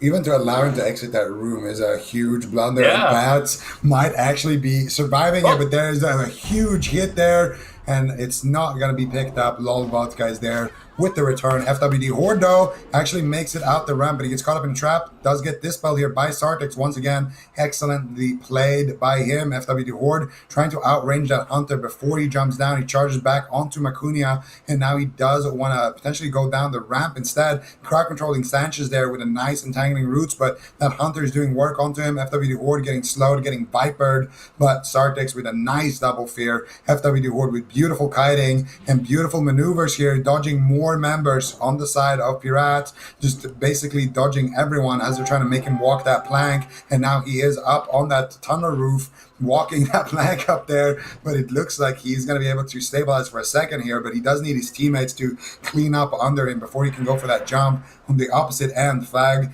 does get picked up as well for Camloon, but I don't know how long he's going to be able to live with that flag. Looks like Camloon actually does make it out of the tunnel, catches a big fat heal. ZKI there, backpedaling through, getting a double Nova, looking for some damage. He does get a crit there with that Fire Blast. And there's the Blast Wave as well onto Pats. They're not going to allow him to swap that flag. They know Camden wants to swap it. Rogue Mage Synergy now doing some work. Full Sheep onto Hugats. ZKI just trying to dish out as much damage as possible to this warrior, and Pat's getting feared as well. So I do believe with that crowd control, Camden should go down here. Unless Hugats can't keep him alive. No, Chain Lightning Connect. Gets picked up though by Fakecast once again. Fakecast looking to blink through, and he actually is going to be able to survive because of that. Fakecast keeping his team in the fight here. Yep. And that will be the free action potion, as well as the Skull of Impending Doom, speeding him up and allowing Fakecast to get safely in his base. And he's been doing a great job. I mean, he's picked up the flag multiple times, been able to keep his team in the game. And once we do see Pats get 2 Fakecast, he probably will drop the flag for him. Even though at this point, I mean, he's been doing a great job with that flag. Maybe he wants to hold on to it for a little bit. On the side of FWD Horde, it looks like he's already safely positioned inside the Horde base right now, waiting for a little bit of his defense. And I think at this point, we are going to see that standard offense, defense. The question for me is, how many members of offense and defense are both these teams going to be willing to send? It looks like for the P-Rats, they're actually sending 6. So 6 on offense, and the side of Noggenfogger Dodgers, they're going to be a man down at this point. They're going to have to make sure they do a great job. Likely going to be kiting and rotating back to the graveyard when they can, as that is something we see the Horde flag carriers do quite often. Yeah, and it looks like we are just going to see a standard 4-man defense here for the side of Pirates. And I do like that. You just have your Druid, have the healer, and have a mage, or have your hunter there as well as the mage. And I am Enrage. He's going to be... It's going to be all eyes on him, because if he gets crowd controlled in a Rocket Helm and they Rocket Helm Patch or something like that, that could potentially just be game over. So he's going to need to do a great job here, avoiding CC, having good positioning, and using his trinket to avoid a sticky situation. But FN is in perfect position here, and nicely done there by Pats. Pats actually pre-skulls and then pre-abolishes, shifts the flash grenade, dodging all three, possible CC chains there, dodging the rocket arm, dodging the blind, dodging the flash grenade stun, and Pat should be able to get safely to his tunnel roof where he's going to be in a great position so far. Let's take a look at FWD Horde. He's making his way up the tunnel. He's got Shema backing him up, looking completely fine here. Don't see any players really catching up to him anytime soon. So both defenses so far looking strong. And I do believe that both teams are going to, brawl it out and then be forced to kind of regroup after this push is done. But when that happens, that is still a win for the Noggenfogger Dodgers. Being up 2-0 and, stalling out the game is always a good thing. So any time that they can waste from the Pirates is a good thing for them. ZQI, once again, a man on a mission. Let's see what he's going to be able to get done. I don't think it's really going to be too much. Going for the one-on-one right now with Acuna. But, I mean, even if he does win this 1v1, he's getting a little bit of backup from his team. So, potentially setting up the team, the Hunter being down, all of a sudden, Pats and I'm Enraged, it's going to be a lot less stable for them. They don't have anyone that can really help them kite. Pats is just immediately jumping down. He does not want to give the side of Noggenfogger Dodgers any sort of help whatsoever. Now you can see FN actually in a position. Pat's going to be in a lot of trouble. Macunia is there. He's got to kite. He's got to try to get away. There's too many members of the Noggenfogger Dodgers that are just dogpiling on top of him, and that is the power of the Rogue. The kidney shot does land. Pat gets caught into a flash grenade. Do they have the damage to take him down? They need crowd control on the fake cast. They need interrupts on the fake cast so they can get that. ZKI. Be able to take him down. He's just so low. Can they get him? I take you. Heal actually manages to do it. Returns the flag. FW Horde. Let's see if he's in position. He absolutely is not. And it looks like FWD Horde is going to follow as well. The flag. Oh, they get the pick. Shema. Actually, Shema picks it up. This is great for Shema. Let's see what he can do. He's trying to get away, but there's so much damage. He's got no mana left. And a mage with no mana is just absolutely so squishy. But Shema manages to survive with the help of his team. Potentially, nope. Big execute comes in. Flag gets picked up once again by Jinzi. Nicely done there by Jinzi. And I feel like Noggenfogger Dodgers, they should be able to stabilize here. You can see Orleans actually sneaks in and grabs the flag. And it looks like there's going to be no contention there. Orleans just walking outside of the Horde base. Going to be reconvening with Pats. And the P-Rats are going to be in a relatively healthy position. But at this point, with how long this game has elapsed, they definitely have a bit of catch-up here, Zico. Yeah, absolutely. And Orleans there sneaking through and grabbing the flag, getting it through that tunnel. That could have been a cap for sure there. FWD Horde did go down, but some nice clicks there from his teammates, keeping the flag at least on their side of the base, whereas the flag still needs to cross here for the side of Pat. Looks like he's going to be able to do that. No real problems, as most of the members from the Noggenfogger Dodgers are still in their own base, making sure that, the flag there is safe. So Pat should be able to get into position. ZKI, though, a little bit behind enemy lines here on that mage. Grenade connects there for ZKI, but not going to be able to do too much. Just going to stall them a little bit. And this is typically a situation where if you kind of have somebody sneak into the enemy base and just hide there, when the Druids have jumped out and jumped on the tunnel roof, that's a perfect time to do it. But so far in this tournament, Sanchez has not been able to find a situation like that. Same thing goes for FN so far. And we're going to see Crit now picking up the Berserking buff, looking to live up to his name as well there on the side of Pirates. And I do believe Crit is playing that AP Pompyro mage, or he's playing that full-on 3-minute mage. And he's going to be very devastating. If he can get a big Pompyro crit, he could almost solo one of these flag carriers. The damage is completely overwhelming if that is the case. We'll see right now. What is Pat's up to right now? In a very safe position for FWD Horde as well. I mean, both these flag carriers are bunkered up in their base. It's going to be up to these offenses. Once we see this little bit of a skirmish in the midfield fade, we'll see. But it's the same kind of thing we were touching on last game, where these skirmishes in the midfield, I feel like they kind of heavily favor the team that's up on flag caps with time being wasted. But now it looks like the Pirates are going to be making a push here. Cupid maybe looking to slow them down just a little bit. But I think if any members of the side of Noggenfogger Dodgers were wiped, what they're going to do is just rotate back on defense and make sure that their flag carrier is safe. There's no reason for them not to do that. I feel like at this point, ZQI, once again, going on a bit of a solo mission, trying to get a one-on-one here with Kamlun, and this poor warrior having to one-on-one a mage. Definitely not the easiest position for him to be in. But yeah, ZQI, definitely some interesting plays, going for those solo plays, cutting off the reinforcements from the side of P-Rats. Precast looking to shut that down, actually going for, one-on-one here. Looks like Sartex is there to back him up. But yeah, things in the midfield are happening Ooh, right now. Sanchez right now, we can see what's going on with him. Unfortunately, he might actually fall, and that could be disastrous for the offense coming in here for the side of P-Rats. Sartex just tried to use a sapper charge to time it with the polymorph and break it up. And ZKI should be able to land his poly onto Kamaloon, once again slowing him down. So ZKI just kind of just shutting down these reinforcements, and Sanchez will be going down there. And we do see a pretty big offense here onto FWD Horde still. A couple of members still grouped up in the tunnel, but they are just getting demolished here by Shema and Cupid. So not going to be able to do too much in that situation. FWD Horde is going to be completely safe on his own roof there, and it doesn't look like the Noggenfogger Dodgers really have too much of an offense kind of going in their own favor here. So we're going to see what they can do. They're going to send out, I do believe, I Tank You Heal, FN, ZKI, and Sartex. Those are going to be the kind of deadly squad that they're going with, and they do kill off Fakecast now, so they do have one member ahead here on the map. They're looking to take down I Am and Rage as well. They can take down that Priest. That means Pats is going to be completely alone with just a Hunter here backing him up, which means Pats is going to have to run very, very early on. If FN can catch him, in his rotation, then all of a sudden that could just mean that the game is over here.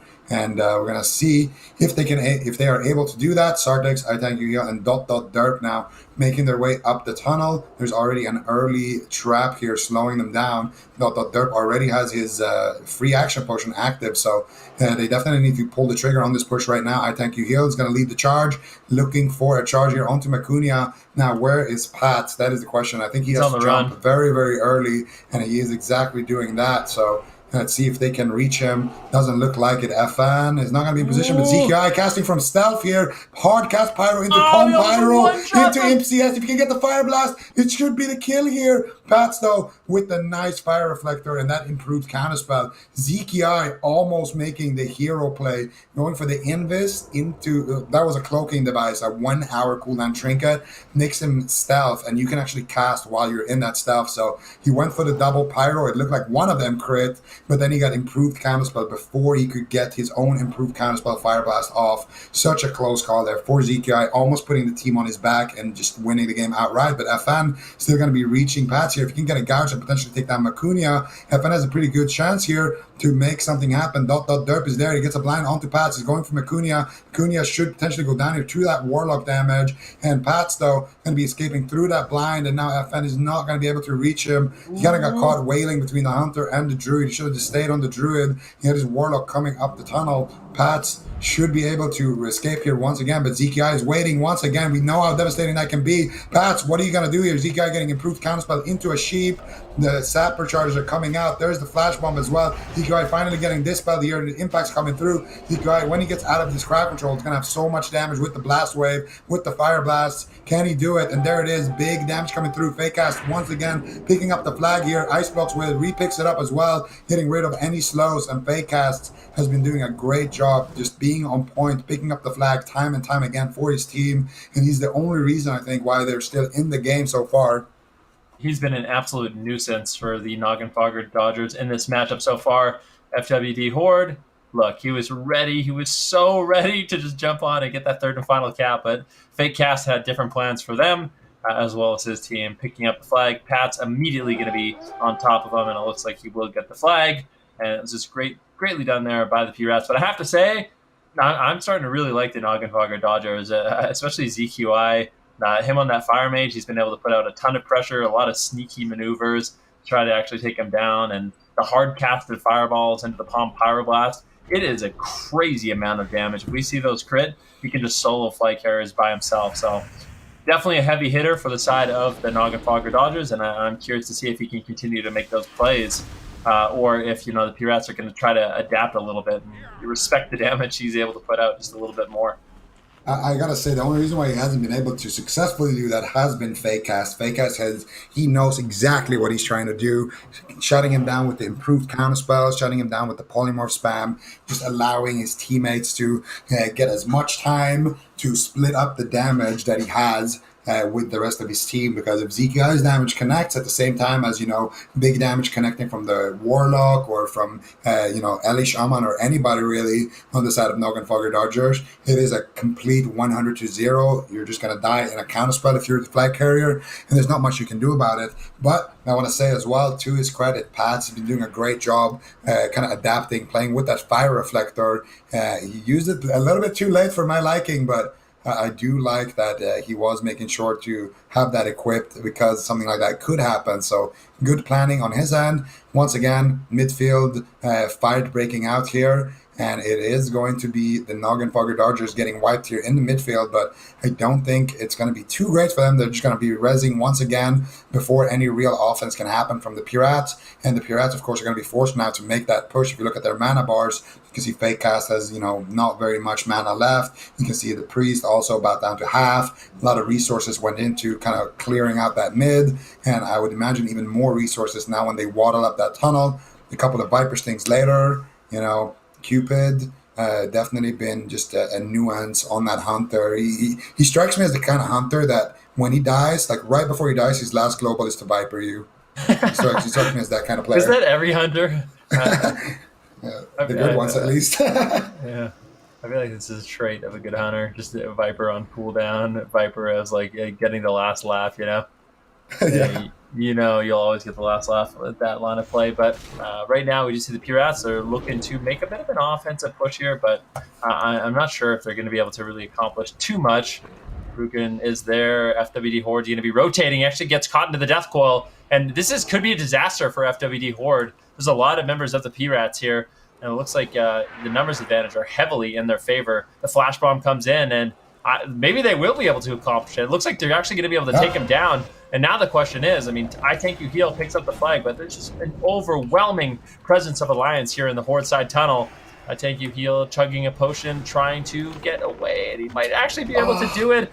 Picking up the flag. The backup from both these teams has been absolutely beautiful, but it looks like the damage is too much. I Tank You Heal trying to get back to his team, but it does look like he will end up falling. Pat's now in the meantime. What is Pat's going to be able to get done? He is caught into a stun, and that does allow ZQI to pick up the flag, but look at ZQI. Half health and no mana. If they connect to him, he doesn't even have enough mana to blink at this point. Definitely going to be an incredibly flimsy flag carrier for their team. He really needs to reconvene, and it looks like we are going to see FWD Horde get into a position to try to pick it up, but there's still a lot of time where the Pirates can get on top of ZQI and actually take him down. Behind ZQI, there's a lot of members trying to clothesline him. He's evocating here behind the pillar. He needs to take a right here, try to juke them, try to buy a little bit of time. He uses his rocket helm here to shut down one dispeller, but it's going to crowd control him a little bit. ZQI using that mana shield, but Derp is there, uses the fire ward, and there it is. Big damage coming through. The flag does get returned, and that should be a cap, but no. Startix is there as he gets scattered, able to pick that one up, but is he going to be able to make it out? That is the question right now. He's walking through the tunnel of Mordor here, and he is surrounded by orcs, I would say. He's making his way up to the rooftop, which is pretty much the only line of play he can go for at this point, and he's trying to buy as much time as possible, but I don't see how he's going to be able to make it out here. The grenade comes out, but he does strike Vicuña with it. He's actually in the spot. Maybe he can drop it here. He has to go for it. He drops it, but they do return it. Nicely done by Fakecast, reading that play right there, returning the flag. Fakecast putting on a one-man army here for the Pirates, basically picking up where Sanchez left.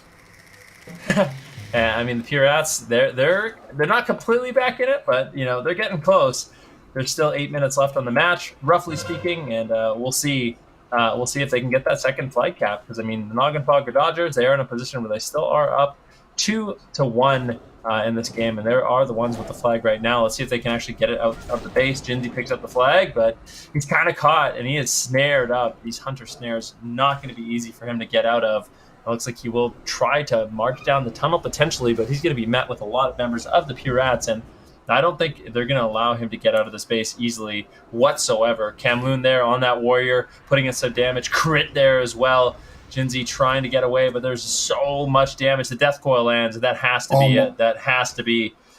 He actually manages to survive. He's getting back up. Sartex is there as well to pick up the flag. Nicely done by Sartex, and it's still, it does look like even FWD Horde will be able to pick it up. So now, I mean, we have to look at the Noggin Fogger Dodger side of the map. If they can prevent the P-Rats from picking up the flag, this could easily be a quick cap here, Zico. Yeah, and it could very well be Pats is stuck in a freezing trap, but once again, Fakecast is there backing him up, getting a sheep there onto the Hunter, getting a counterspell here onto the Warlock, just buying time and getting the Nova, and there's the Rocket Helmet as well, and it does not get dispelled there by the Fell Hunter, but Pat's got to move very, very quickly. The question is, will he go through the tunnel? I do think he should, and Fakecast actually picking it up, getting a blink, dropping it for his teammate, and then going through the tunnel, buffing him with that dampen magic as well here. So getting Pats ready. Pat's avoiding that charge snare there somehow, and now he has to make it through the tunnel. He gets a charge into the midfield there, free action potion, as well as that charge, as well as that bark skin, allowing Pats to do what he needs to do here. He goes with the shadow reflector as well, making sure that he's not going in form here so he doesn't get flash bombed. Soon he's going to be out of range for those flash bombs, and now he is in travel form. FN, are you going to land the flash grenade? That is the question. Pat's shifting in and out, knowing that it could be coming, but Cupid is there, just chasing him, doing a great job here. He needs to try to get in touch with his teammates. Oh, they returned but it! The flag does get returned, and FWD Horde is on the flag cap spot, able to close out this game. Really done. I mean, that was looking like such a close call. It was looking like he might actually be able to cross the map, but unfortunately, Pats was not able to do so. And as a result, we are going to see the Noggin Fogger Dodgers advance, and the side of Pirates, they will be going down to the lower bracket. And now, I mean, we can take a quick little look at the bracket and see how this is all kind of shaped up.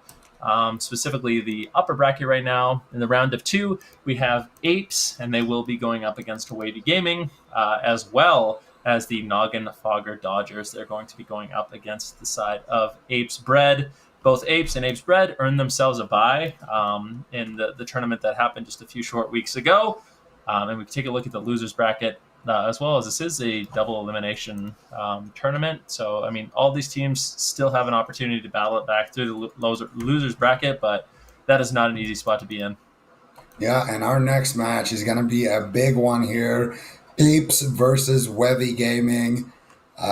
This is going to be great to see. Storm versus the Fat Cow once again on those Druids, looking to make big plays for their team. And I don't know. Last time these teams fought, it was Apes that came out ahead. So I would definitely give them the edge, considering that they won that game. But another Horde versus Alliance matchup here. We've been keeping it very, even in that regard. Yeah, very traditional here. Might not even need the war game feature. This is just looking like organic. No, we definitely need the war Warsaw. game features. No, they'll say that. We definitely need it. Yeah. I mean, we'll see. I mean, we did see, the last 2 weekends, a lot of Alliance versus Alliance matchups, a lot of Horde versus Horde matchups, and we really had that question, which one of these two factions is advantaged in a Warsaw Gulch, and I feel like we haven't really been able to make a clear answer on that one so far. Really? I feel like when we saw the Horde versus Horde matchups, they were in the lower bracket, and when we saw the Alliance versus Alliance matchups, they were in the grand finals. So I don't know. Definitely looked like in Europe the Alliance seems to be the superior faction. Okay. But on US though, those stall-based strategies that we saw were from both teams stacking those Ellie Shamans. So maybe if you're playing the EU meta, Alliance is better. If you're playing the NA meta, then Horde is better. It's something that we're going to have to keep an eye out over this weekend. But we are already in another game here, ladies and gentlemen. We got the big boys here, Return Flag, we got Krille, we got Cadet, we got all of these guys going up against Apes, Dr. Perplex, Midge, Storm, Tilted, all of these guys. Big name players here, known in the classic community. And, the winner of the qualifying stage. And this is going to be very interesting to see what these players can do here. This is such a massive game. There's so many good players on both sides. It really could go either way. Yeah, I mean, we're getting close to the pinnacle of skill for, classic Warsaw Gulch. And I think this is going to be one of those games that really showcases that Apes has been absolutely dominant. No one has been able to beat them so far. I think the only team that's been able to even score a flag on them was the sister team, Apes Bread. So, yeah, I mean, we'll see what Webby Gaming is going to be able to do. They are running that triple mage setup, and they had quite a nice performance earlier on here today. But I think Apes just has so much experience. There's so many big names on the roster. This is not going to be an easy matchup for them. Yeah, absolutely. And I think, Webby Gaming, at least they had a game to warm up a little bit. So maybe they can make something happen here, but they are not against an easy matchup here. And I'm not sure. If I had to bet, I think I would go with Apes here on this one. And, Apes comps is, just perfect. You have two priests, you have the paladin, so you have your healer set up, perfectly done. You have your two mages. One of them is going to be Pyro. The other one is going to be Frost. Looks like Vuike is going to be the Pyro mage. And, of course, that leaves Tilted as that Frost mage, who's going to potentially be going with Storm, looking to, escort him from these flags. And it's interesting to see, these two flag carriers go head-to-head as well. Storm is very calculated, very, kind of has that premonition, that foresight to see when he needs to jump down and when he needs to run, and he's great at that. And actually might run into Krilla here. They're kind of pathing pretty much on top of each other here on these two druids, but not going to be any action there. Storm actually expending his dash here early on, trying to get a little bit of an edge in terms of how fast he can get to the flag room. Oh, Carly. Tilted ran up to the jump location, and Carly tried to chase, but actually failed the jump. So Tilted's just going to walk in. No one is going to be able to stop him. And return flag is not even into position. I'm sure he anticipated his hunter would be able to slow the mage down a little bit, but that was not the case. And now Storm is easily going to be able to pick up that flag, and that definitely goes in favor of the side of Apes. Krille trying to move in as well. Let's see if he's going to be able to pick up the flag. But, I mean, Dr. Perplex, he really looks like, he has his PhD in Warsong Gulch. He always has those timings. He always knows the Druid's going to pick up the flag at this point. This is as fast as he can get there, and he's always in a perfect location to try to shut that down. Yeah, let's see if Dr. Perplex here can, prescribe some some pills here for Krilla, because he's gonna need them. He's taking a beating right now, taking a lot of damage here from Dr. Perplex, and UHDX is there as well. Krilla trying to reflect the death call right there, but no success so far, and gouge into the Shadow Bolt, into the Death Coil, and that is the coordination of Apes right there, coordinating all of their damage. Dr. Perplex, just rolling up his sleeves, putting on his glasses, and setting up his team there for their medical appointment. And it looks like Storm should be having no issues making it to the flag capture spot and securing a 1-0 lead here for Apes, only 2 minutes into this match. It's just perfect. Like they're picking up the flag. They did a perfect job. Wiping the flag, like defending the flag. Did a perfect job. The flag carrier actually got out of the base. They did a perfect job taking him down. And Apes is just they're on a different level. I mean, they make their opponents look like noobs. Webby Gaming definitely has their work cut out for them here. But I don't know if anyone's going to be able to take this team down. A comfortable 1-0 lead here for the side of Apes. Tilted is going to be picking up the flag, and Storm already kind of in a position. There's one thing we see from Apes quite a bit is there always has someone there to pick up the flag to really help Storm get across the map as fast as possible to set themselves up for a quick cap scenario. Yeah, and Storm is going to get the flag here. Tilted dropping it, and Storm is actually in a bit of a dangerous situation. He's got Staybird here spamming out those dispels, so if he gets a free action potion, he's going to have no trash buffs to protect him from that. But Storm is doing a good job so far, making it all the way across, almost getting caught there in the distract, into the blind, preemptive abolish poison on the blind here from Storm, and once again shifting out these snows and making it to the tunnel where Krilla is, and they still haven't been able to pick up the flag here. Krilla, what are you going to do here? He gets the abolish poison, looking to deal with Dr. Perplex, but Dr. Perplex is up on that ramp, CCing the mage and blinding up Krilla, but Krilla with an excellent abolish poison there, making sure that he gets out from the blind. But Dr. Perplex with that PhD once again using his rocket helmet here onto Krilla, going after the mage here in a 2v1 situation, and now he's going to use his free action potion to reach Krilla. Storm is already in the base. He's waiting for the team here to load up the damage, and there it is. Big Soulfire crit coming through. Krilla in a Death Coil. Once again, UHDX doing such a great job here, lining up the damage with Dr. Perplex. That's going to be another cap here for Apes. And I couldn't say it better. They're making, Webby Gaming look like a bunch of noobs here. Krilla, who's been such a phenomenal flag carrier, has been pressured so much in this tournament, just going up against these people. I mean, I kind of realized after I said it, this is a mean thing to say. I mean, but the thing is, Webby Gaming, they're a phenomenal team. They're full of good players. They've had an excellent performance, but Apes, I mean, they're just the best. Like, I think the only team that's going to be able to, give them any sort of contention in this tournament is going to be Apes Bread, and they had a really, really close matchup. Some kind of weird things happened where they had a player disconnected and ended up being played out in a 9v9, which is extremely sportsmanlike between these two teams just a few short weekends ago. But I'm curious to see if any team can take down Apes and Apes Bread, and if not, I mean, this is what a lot of people expected. This is the kind of dominance that a lot of us thought was going to happen in this tournament, and they're not, at this point, they're not proving us wrong at all. They've done a phenomenal job. Storm now going to be crossing the map, and Webby Gaming has 5 people on defense.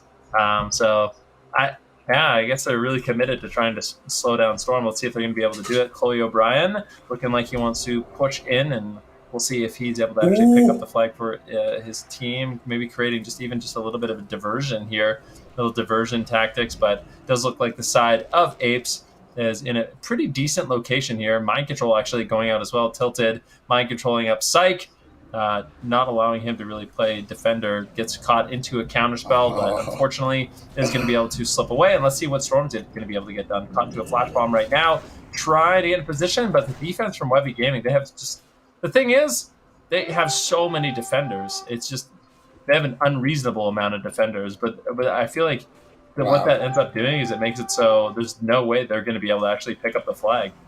That was, I'm sorry, yeah, for sure. I wasn't really paying attention to what was happening on that side because I was just busy watching Krilla, who now is on the graveyard. Krilla went for the speed buff in the tunnel, and as he picks it up, Perplex reads that he's going to be there somehow, and he gets him with the cheap shot into the gouge, into the kidney. Krilla using his rocket helm. After he trinkets that kidney, gets blinded, spell batching at the same time. And then, of course, the hunter on the side of Apes is there, trapping him out of the blind. And then they loaded up a big aim shot and just killed Krilla 100-0, basically wasting his trinket in the process as well. So, Krilla is just such an amazing flag carrier, but he is being shut down by this hunter, by this rogue, and by this warlock on another level right now. And they're making it pretty much impossible for him to get through. And I do like what Webby Gaming are doing, trying to adapt and making sure that Storm is facing, the same issues here. But Storm does go for the pickup, gets through and gets it through the tunnel here with that swap. It looks like he's going to be trying to make his way through the enemy base now, or through to his own base now. And it's all going to be up to Krilla going for that pick now. Finally, he has a mage backing him up here. Let's see what they can get done. Dr. Perplex, where is he? You have an appointment in the base. Nowhere to be seen right now, as it looks like Krilla should be having no issues picking up the flag and getting back here to the ramp side, going through the graveyard. But if Storm can make it across safely, that's going to be big trouble here for Krilla. Already UHDX catches him in the rocket arm. Krilla using his shadow reflector right there. So he drops the flag and Psych picks it up. And now he's going to blink to safety. Nice death call there onto Psych, but his rocket boots backfire right away. Psych though caught up in the scatter shot. Vuike is there with the pump pyro. Big damage here onto Psych. He gets eradicated. Flag will get returned most likely here. And there it is. As soon as Storm is in position, that's when they return the flag, and not a second before. Apes showing dominance today in game number 1. I mean, it's hard to really say anything else that hasn't already been said. I mean, Apes, they're proving what a phenomenal team that they really are, and I look forward to seeing them in the upper finals. They've already made themselves, positioned themselves in the upper finals, And now we're going to be seeing, I believe the next game is going to be the Noggin Fogger Dodgers going up against Apes Bread. So, Zico, my question to you is, do you think we're going to see the same level of dominance coming in from the side of Apes Bread against Noggin Fogger Dodgers, or if they're going to have a bit more of a chance? I would say 5% less dominance, but pretty much the same dominance. I honestly, 5%? I would be. I want to know how you extremely- calculated that. Well, I measured every single variable, and that was the math that I came up with. So, I would say Apes Bread. I would be shocked if they don't win this game in 16 minutes and 39 seconds. Okay. Another prime calculation there. How do you feel about it? Whenever you make these calculations, I just imagine your computer screen looking like, the Matrix, just numbers and letters flying all over the place. That's amazing. I do it all in my head, actually. I don't. If you get that right, I kind of hope you do get it right. We're just say 16 minutes, 39 seconds. We're going to need an official count after this next game to see if he's going to be able to do it. If they don't 3-0 them. If they don't 3-0 them by 16 minutes and 39 seconds, I'll have to give you 20 gold then. Okay. Yeah, 20 gold in classic. Yeah, would you rather want it on retail? No, I'll definitely take it on classic for sure. But yeah, I mean the Noggin Fogger Dodgers. Correct me if I'm wrong. Noggin Fogger Dodgers is a team that had ZQI. We saw them just a few short series ago. DQI did a great job. This team actually looks, they're very well coordinated. I mean, they made kind of quick work of the Pirates. It was, I would say, much more in favor of the Noggin Fogger Dodgers. But my question really is, what are they going to be able to get done against Apes Bread? Because Apes and Apes Bread have just seemed like they are a cut above the rest. I mean, their experience is really showing here, and just their coordination as a team. Especially, I feel like every single member plays such an important role, like you said. But their rogues really, not only are their flag carriers incredible, but their rogues are also, shining stars. I mean, for Apes Bread, one of the players that intrigues me the most is going to be Valcor on that rogue. We saw him have an insane performance just 2 weekends ago, and I think he's going to be one of those players that really steps up for his team here. Yeah, and I do think that the reason, or a little bit of reasoning behind why I think Apes Bread is just going to be so dominant here is, I gotta say it, I think in terms of flag carrying, I think Webby having, Krilla, Apes having Storm, and Apes Bread having Tiger Form, these are, just this last week I've been playing a lot with all three of those guys, and those guys are just amazing. They can basically beat pre-made sometimes when they're just pugging, and they're really, really talented flag carriers. I want to say I do like the flag carrier on the side of Noggin Fogger Dodgers as well, but I don't think he's on that same level. If you look at last game, even when they did let up that one cap, it's because, he jumped down and essentially died in that tunnel. He just, was in a position that he shouldn't have been in the first place. And I feel like I rarely see players like, Tiger Form make a mistake like that. So I would say that the flag carrier is a big plus, but also just having, people like Valcor that we know are super good on that rogue, players like Monkey News that, people aren't, exactly unfamiliar with Monkey News and what he's been able to do on that warrior. And, of course, Slicey XD, all these players on the side of Apes Bread are just honestly very impressive in terms of just their individual skill. Yeah, and it does look like we are going to be loading into the game here very shortly as Q has popped. We have Apes Bread on the Alliance side, representing the Alliance, and then, of course, the Noggin Fogger Dodgers, the last team representing the Horde in the upper side of the bracket, and we'll see just how well they can represent. I know Zico made a very, very particular kind of prediction of how this game is going to go. He said it's 3-0 in favor of Apes Bread, ending at around 16 minutes in the game. We'll just say 16 minutes. The exact seconds. 16 minutes and 39 seconds. They will have capped 3 flags on the side of Apes Bread. If they haven't, then I owe Rookie 20 gold on retail. Okay. That sounds good to me. I'll take that. The exact second predictions, I feel like that's got to go in favor of me. But if you pull it off, I'll be happy to. We'll see. Wait, what? No, not retail. You can't sneak that in there. Yeah, you got to read the fine print, bro. You got to read the fine print. And now it's too late. The predictions have been made. The bets have been placed. Chat, let us know who you guys think is going to win as well. Give us a for Apes Bread and give us a ND for Noggenfogger Dodgers. We are about to start off this match here, and Noggenfogger Dodgers looked pretty solid in that previous game, looking to prove some of the brightest minds in World of Warcraft wrong here by lasting a whooping 17 minutes here against Apes Jr. Let's see if they can pull it off, man. Apes Jr. Yeah.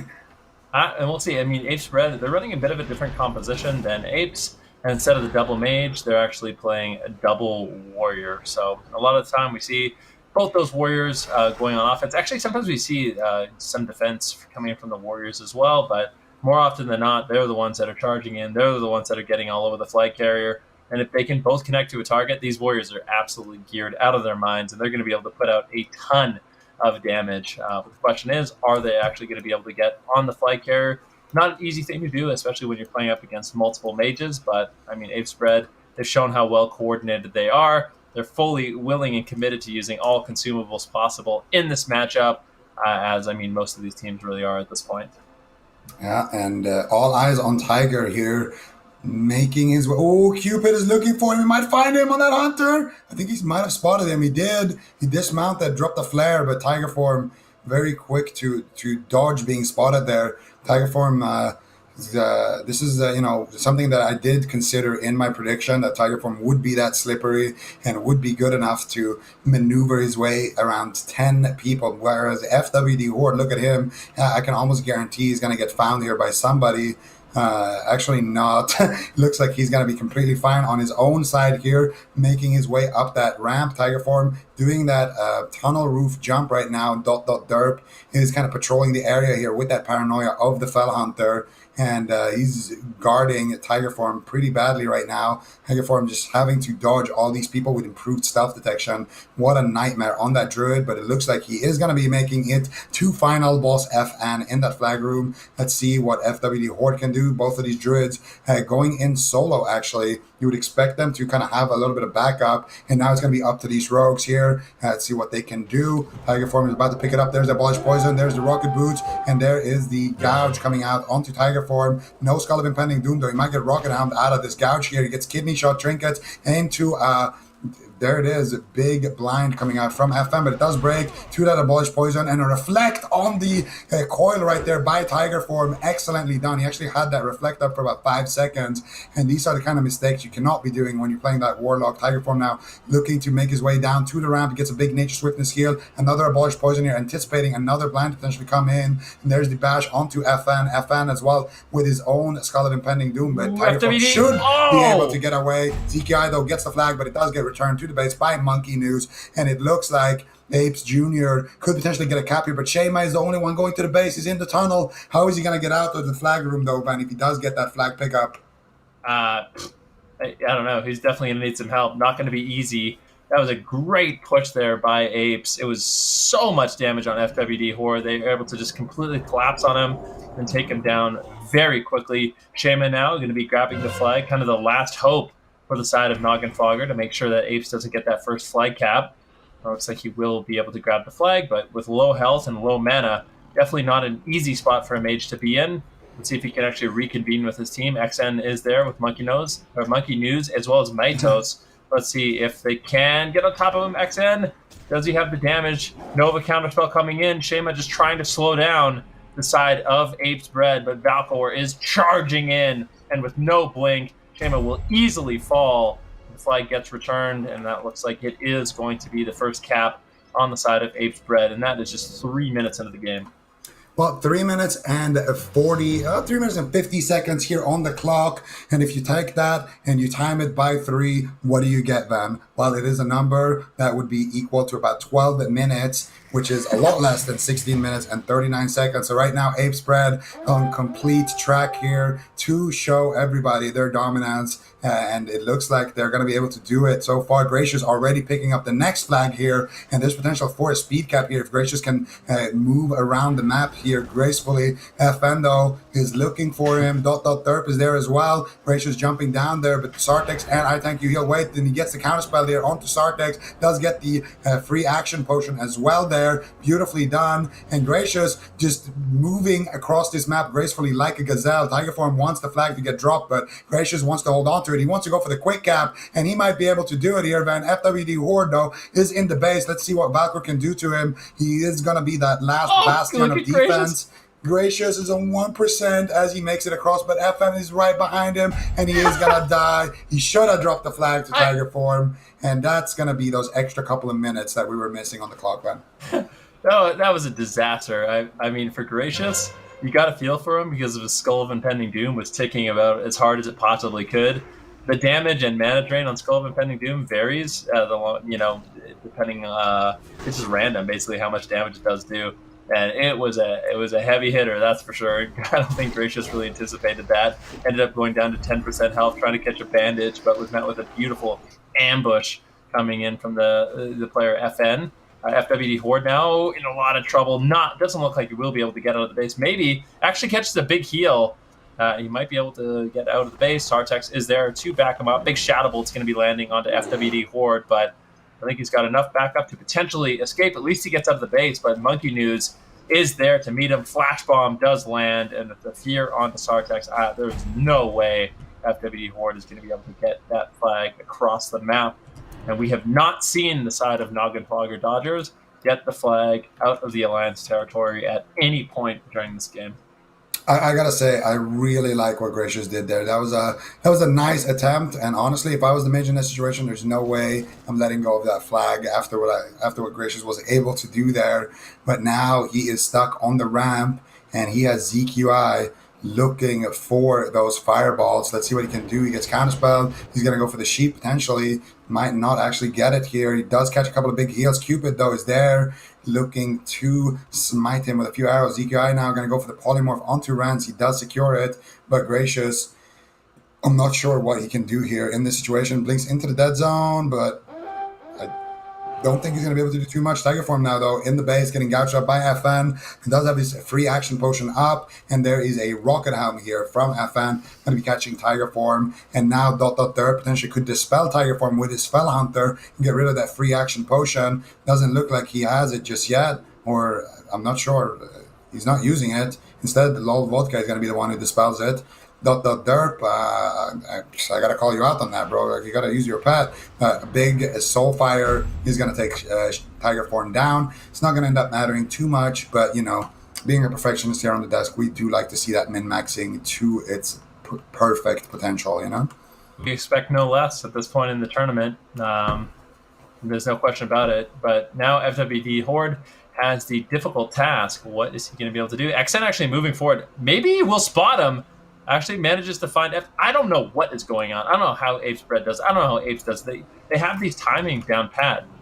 He literally rotated out at the perfect time to find FWD Horde, and that's got to be extremely frustrating. FWD Horde immediately met with a flash grenade, Immolate lands, Spell Lock as well, and I just don't think there's any way FWD Horde is getting out of this one. Literally gets 100-0 in that flash bomb, and I mean that is the power of that weapon. Basically, that nade is just so good at taking down druids if you can land it. And sometimes a druid shifting that can be the difference between life and death for them. And unfortunately for FWD Horde, he wasn't able to, and he does get caught up. And we're still stuck in that situation where, for the side of Noggenfogger Dodgers, they just haven't been able to get the flag outside of the Alliance base at any point during this game. Yeah, and instead they're looking to stack up a lot of defense here. Gracious, what are you going to do here? Tiger Form is right behind him in the bay or in the tunnel, and FN gets the sap here onto Tiger or onto the mage. Tiger Form is going to have to rotate and go for that rooftop play, but he gets caught up in that concussive shot proc stun. So Tiger Form is not going to be having the best luck here making it out of this one, and he batches the reflect on the death coil, but unfortunately it does hit him with that buff up. He does make it into the room, actually. Free action potion coming out. He does get the flag click as well, but FN is right behind him. What can he do here? One flash grenade should be able to secure it, but I do think Tigerform actually potentially shifted it right there. And if he ain't gonna bash onto FN, that would be enough for Tigerform to actually make it out, but I don't think it's gonna happen. Beautiful trap here onto Tigerform, but he can drop the flag here for Gracious. Gracious getting sapped on the drop, and FN getting a nice return as a result of that. Excellently done here by FN, really not letting go, and also predicting that that swap was coming there, being at the right place at the right time, sapping the mage so he can't even click it, and then getting that click for himself. So excellent plays there from the Rogue. Once again, both teams not going to be able to really get the flag out of the base by the looks of things. Well, we got about 7 minutes left on your prediction, and I can't wait to get my 20 gold on Classic WoW, depending on how this one does play. I mean, right now, Ape's kind of regathering in the middle of the map, and the Noggenfogger Dodgers are playing such a huge defense.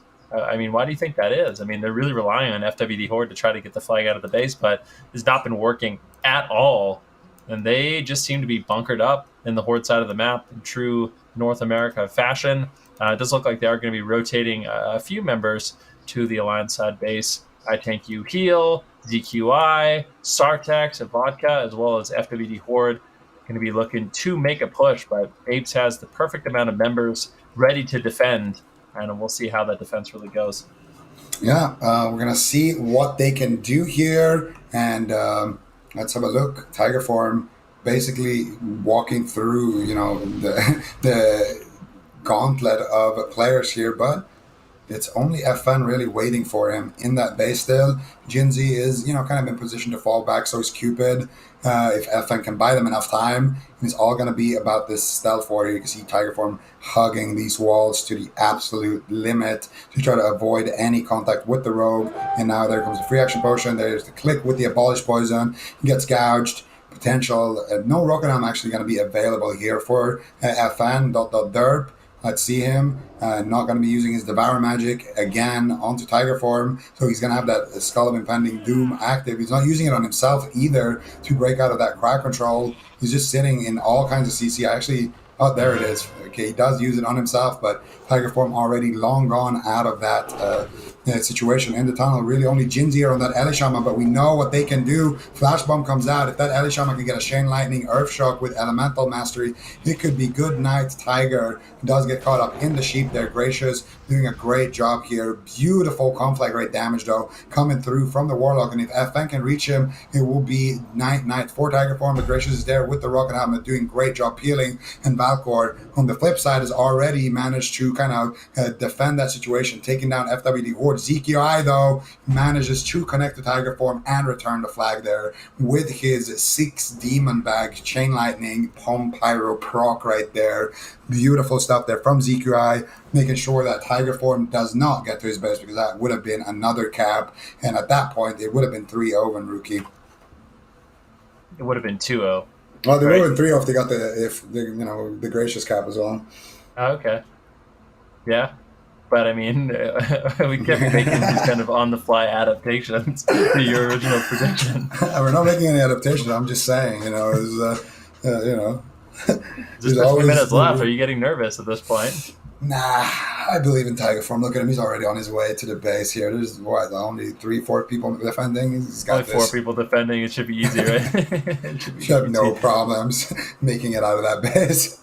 Yep, no question about it. I mean, both these teams are playing such a solid. This isn't something we've seen. We really haven't seen this in the tournament so far. Not that I can recall, at least, where both teams are they're playing such a solid defense that you can't even get the flag out of the base. Like, neither one of these Druids have been able to cross the map. I mean, for Apes Bread, they're going to be happy there, and he did pick up 1 capture, so they are, of course, ahead in this game, and it's going to be up to the Noggenfogger Dodgers. And honestly, pressure's on here for FWD Horde as well. He basically has to just get the flag out of the base by himself. And a Warlock and a Rogue playing defense makes that extremely difficult. And we don't typically see Warlocks that often on defense, but it has been working out very well for Apes Bread. The coil, the fear, the amount of damage they're able to put out, the control as well as spell lock. It's looking good. Right now, Valkor is defending. Tigerform does get sent straight back to the graveyard. And we'll see at this point. He has actually been put into a mind control, so he's just stuck at the graveyard. And this could be a good opportunity here for the side of the Noggenfogger Dodgers. Yeah, it looks like this is an opportunity for Noggenfogger Dodgers to finally get the flag out of the base. FWD Hordo misses the click there for a second. Does manage to get out of the base, so this is big progress right now on the side of Noggenfogger Dodgers. But he gets caught up in the coil. There's a fire reflector here. He's going to get caught up in the fear potentially here. XM doing a great job just crowd controlling him. And once again, FWD Horde going to be sent to the flag base. The flag will be sent back to its own base. And on the opposite end, Tiger has been having a lot of issues trying to get that flag out of the base. He's now he's Hunter's marked, so he's not even going to be able to make it across without Cupid knowing where he is. He's going to need to get dispelled on that Hunter's mark, and now he's going to have to stay in stealth, which is going to make him move that much slower to the base. And he does have a pet on him as well, so that pet is going to take him out of stealth and also resisting his hibernate right now. He's going for a second one. He does get it, and now he wants to re-stealth potentially, but Cupid might Hunter's mark him again, and it just looks so annoying to be a druid against these Hunters. Finally, Tiger Form is going to be in stealth, but now he also needs to make it across, 7 members or 8 members from the Noggenfogger Dodgers, who are all just running around frantically looking for him on their mounts. Yeah, and I feel like ZQI has made it his mission to just chase down Tiger Form and trying to absolutely obliterate him with all that Fire Mage damage. And so far he's been able to do it. He actually had a nice snipe on Tiger Form to put him back to the graveyard right after he rezzed. So really good lockdown from him. Tiger Form does manage to sneak through and will be entering the Horde side tunnel. And he will be met by Cupid, Derp, as well as FN. Gracious trying to create a little bit of a distraction here to allow Tiger Form enough time to move forward and actually pick up the flag. Gracious actually rotating with Wrens, and it looks like they're going to be committing 3 to help Tiger Form get out of the base. And we do see a bit of a midfield skirmish in the mid-time, and whoever wins this fight this is one of the first times where this midfield fight is actually really important, because if Apes can clean up Noggenfogger Dodgers, it's very likely we see Tiger Form actually get in a position where he can reconvene with his team and potentially cross the map as well. Ooh, Tiger Form, he picks up the movement speed and try to bait them potentially here, but I'm not sure how well that's going to go. Rance does dispel Tiger Form here, and now he does have the backup that he needs. He does have, the enemy team kind of clumped up in that tunnel. There's only a trap. Oh, no, there's a trap on the flag clicking spot, and that's going to buy so many members time to reach up to him. But a nice polymorph here from Gracious, doing what he can here, buffing up Tiger Form, making sure that Tiger Form is going to be able to get out of this situation with the polymorphs and with those priest buffs. Now he's on that ramp, and it looks like finally for the first time in a really long time, this cap should be making its way all the way back to the base. Now, if you take a look at Mr. Valcor here, he's just chilling in the base still. Shema is waiting in the wings on that rooftop side. I don't know if Valcor is aware, but that mage potentially could try to sneak out the flag and pass it over to the druid. It's something we've seen Shema be able to do in this tournament many, many times here, Van, as we approach that halfway mark in the game. Halfway mark in the game? Okay. I haven't really been talking about that, the prediction that's been botched, but we'll have to see. Do you accept a payment plan for that, or I'm going to need to learn how to AoE farm ZG first? Absolutely. We can work something out after the game, but it does look like Tiger Form will just be marching forward and get the second cap, and that does not feel good for the Noggenfogger Dodgers. They are now down 2 caps in this game. Dave Spread is looking extremely solid, kind of adapting their strategy, sending a really, really strong offense to go and actually pick up the flag. They were able to reconvene with the team and also just keep Valcor on defense. And unfortunately for FWD Horde, he was just not able to get into a position to actually grab the flag. And I feel like it's been really rough. Just imagine the position FWD Horde is in. There's a massive defense from his team just trying to slow down Tiger Form, but he's basically on a solo mission to grab the flag. He's had backup every once in a while, but for the most part, he's responsible for getting the flag, and it has not been an easy task for him. Yeah, and we're going to see if he can do that.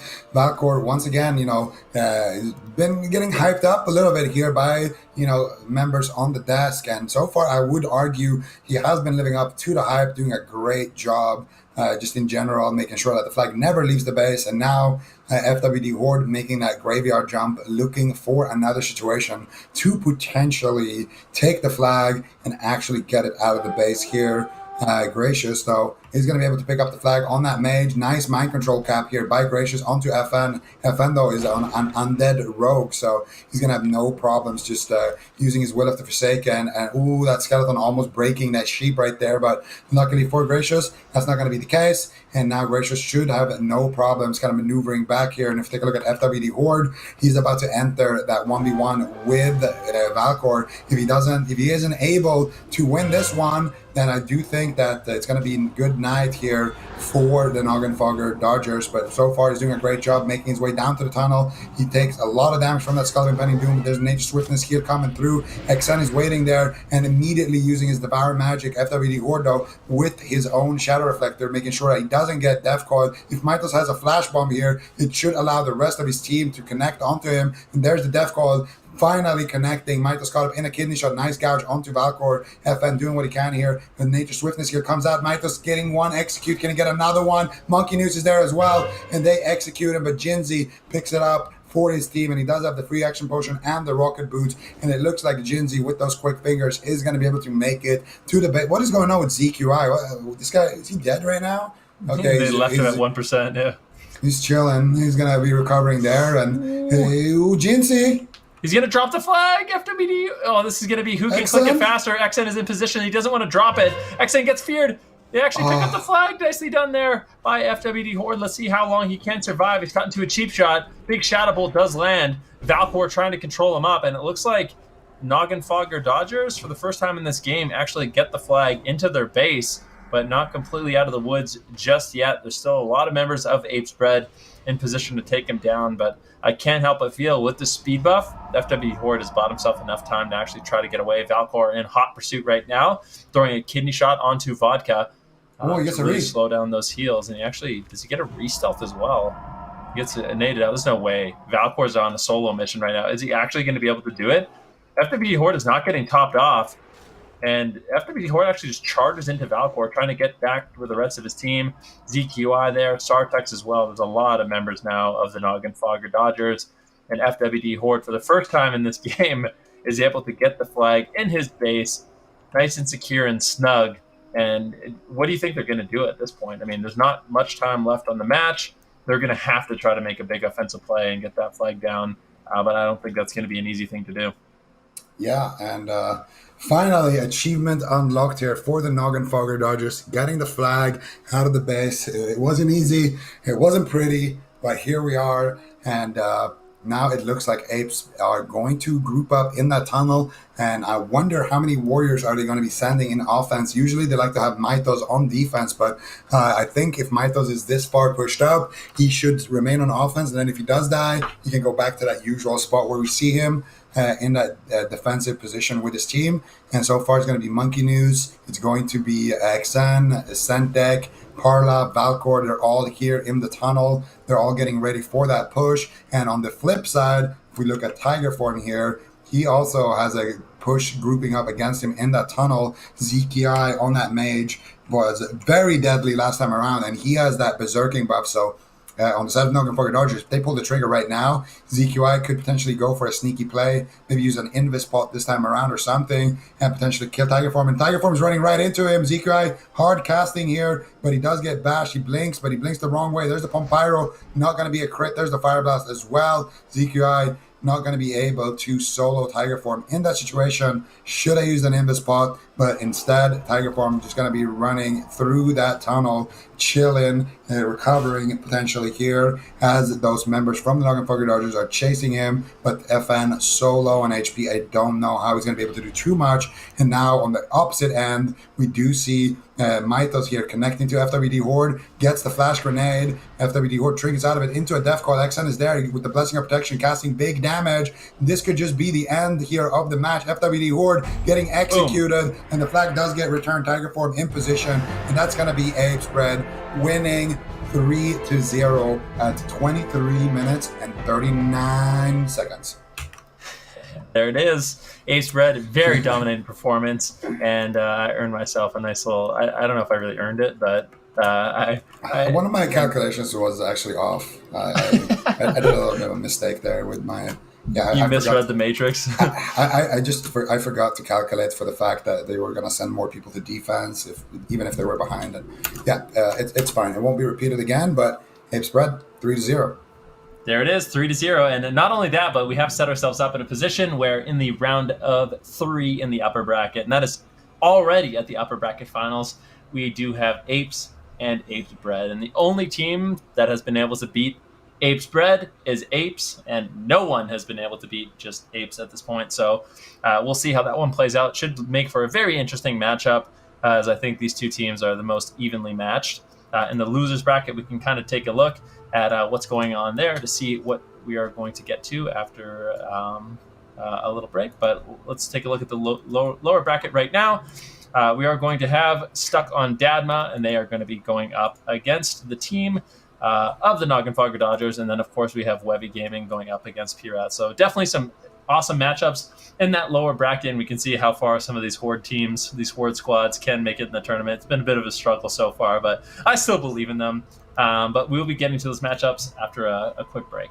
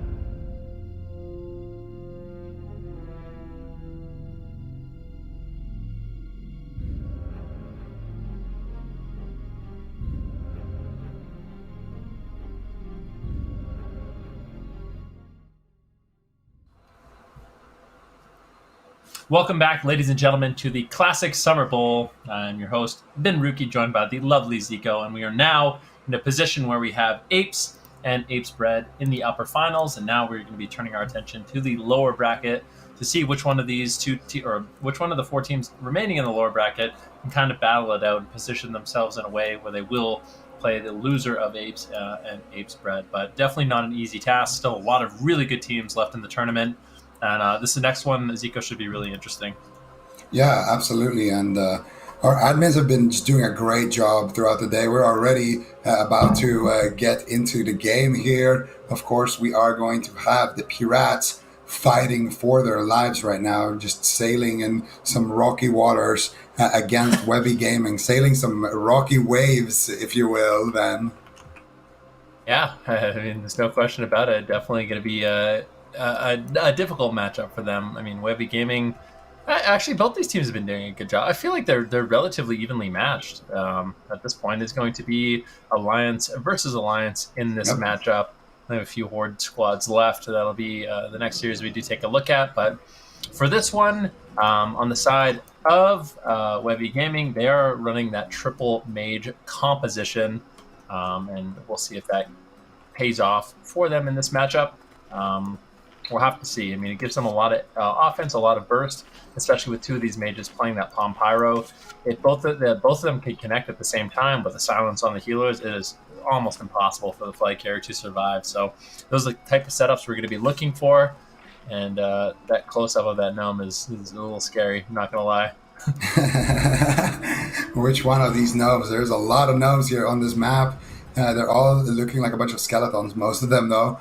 We're going to see this game start up shortly here, and we're going to expect a pretty standard game. Sanchez on defense going to have to do a good job with Macunia, and on the flip side, Return Flag's been such an important member here for Webby, just shutting down a lot of these flag carriers on his own, and it's going to be interesting to see kind of which team does get ahead. We've had a lot of, caps being decided before they actually cross the map and get to that rooftop position where you have those splits going. In general, a lot of people shutting down the flag carrier and then able to get their own flag carrier across. That is the name of the game here in the starting stages. The gates are now open. We got Webby Gaming versus Pirates. Take it away, Van. This is, of course, an elimination match, so the loser of this one will be completely taken out of the tournament. Their dreams of winning the Classic Bowl the Classic Warsong Bowl it's not going to happen. So they need to put it all on the line here. They have one more chance, one opportunity, and we'll see. Let's see what they're going to be able to get done. We have Return Flag and Sanchez defending for their respective teams. I gotta give it to Return Flag a little bit. He is so committed to his role on this roster that he named his character Return Flag, and I have to respect that level of commitment. Yeah, absolutely, and he's been living up to his name very well so far. Actually, getting a lot of returns on that flag. Now in the midfield, we're going to see it's all about these mages. Can they stop these mages from getting across? It's typical to have, one mage go on one side and one mage on the opposite side. Pats might get discovered here by the hunter. Let's see if he can get to him. He does actually get fake cast instead.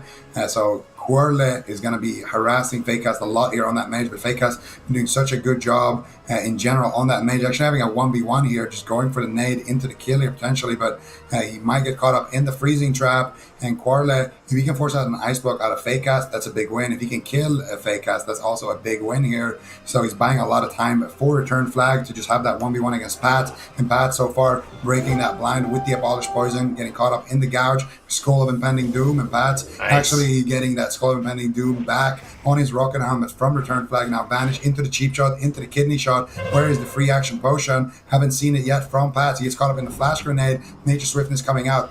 Return Flag digging in with these daggers, doing so much damage to Pats, but Pat's finally going to be able to potentially make it out of the room here. Return Flag still after him, gets the full blind. I don't think there's a Fury Fire here on the Return Flag as well, so bit of a mistake there from Pats. No, he doesn't get it, and there it is. Palm Pyro, big damage from Psych. Flag gets returned to the base by Return Flag, and honestly, Return Flag playing a great game there, but Fakecast resurrecting and actually using that soul stone to get back into the fight here, looking to potentially pick up the flag, but Syke is there with the rocket helmet, and now they should be able to clean up Fakecast here as well with that 2v1. Syke even going to use his evocation, casting a big fireball here, and that is going to be Fakecast going back to the graveyard, whereas Krille already making his way across. I am enraged is the only one really who can pick up the flag. I don't think he's going to be able to do too much on that priest, and this is looking like a cap for Webby Gaming here in the starting minutes, man.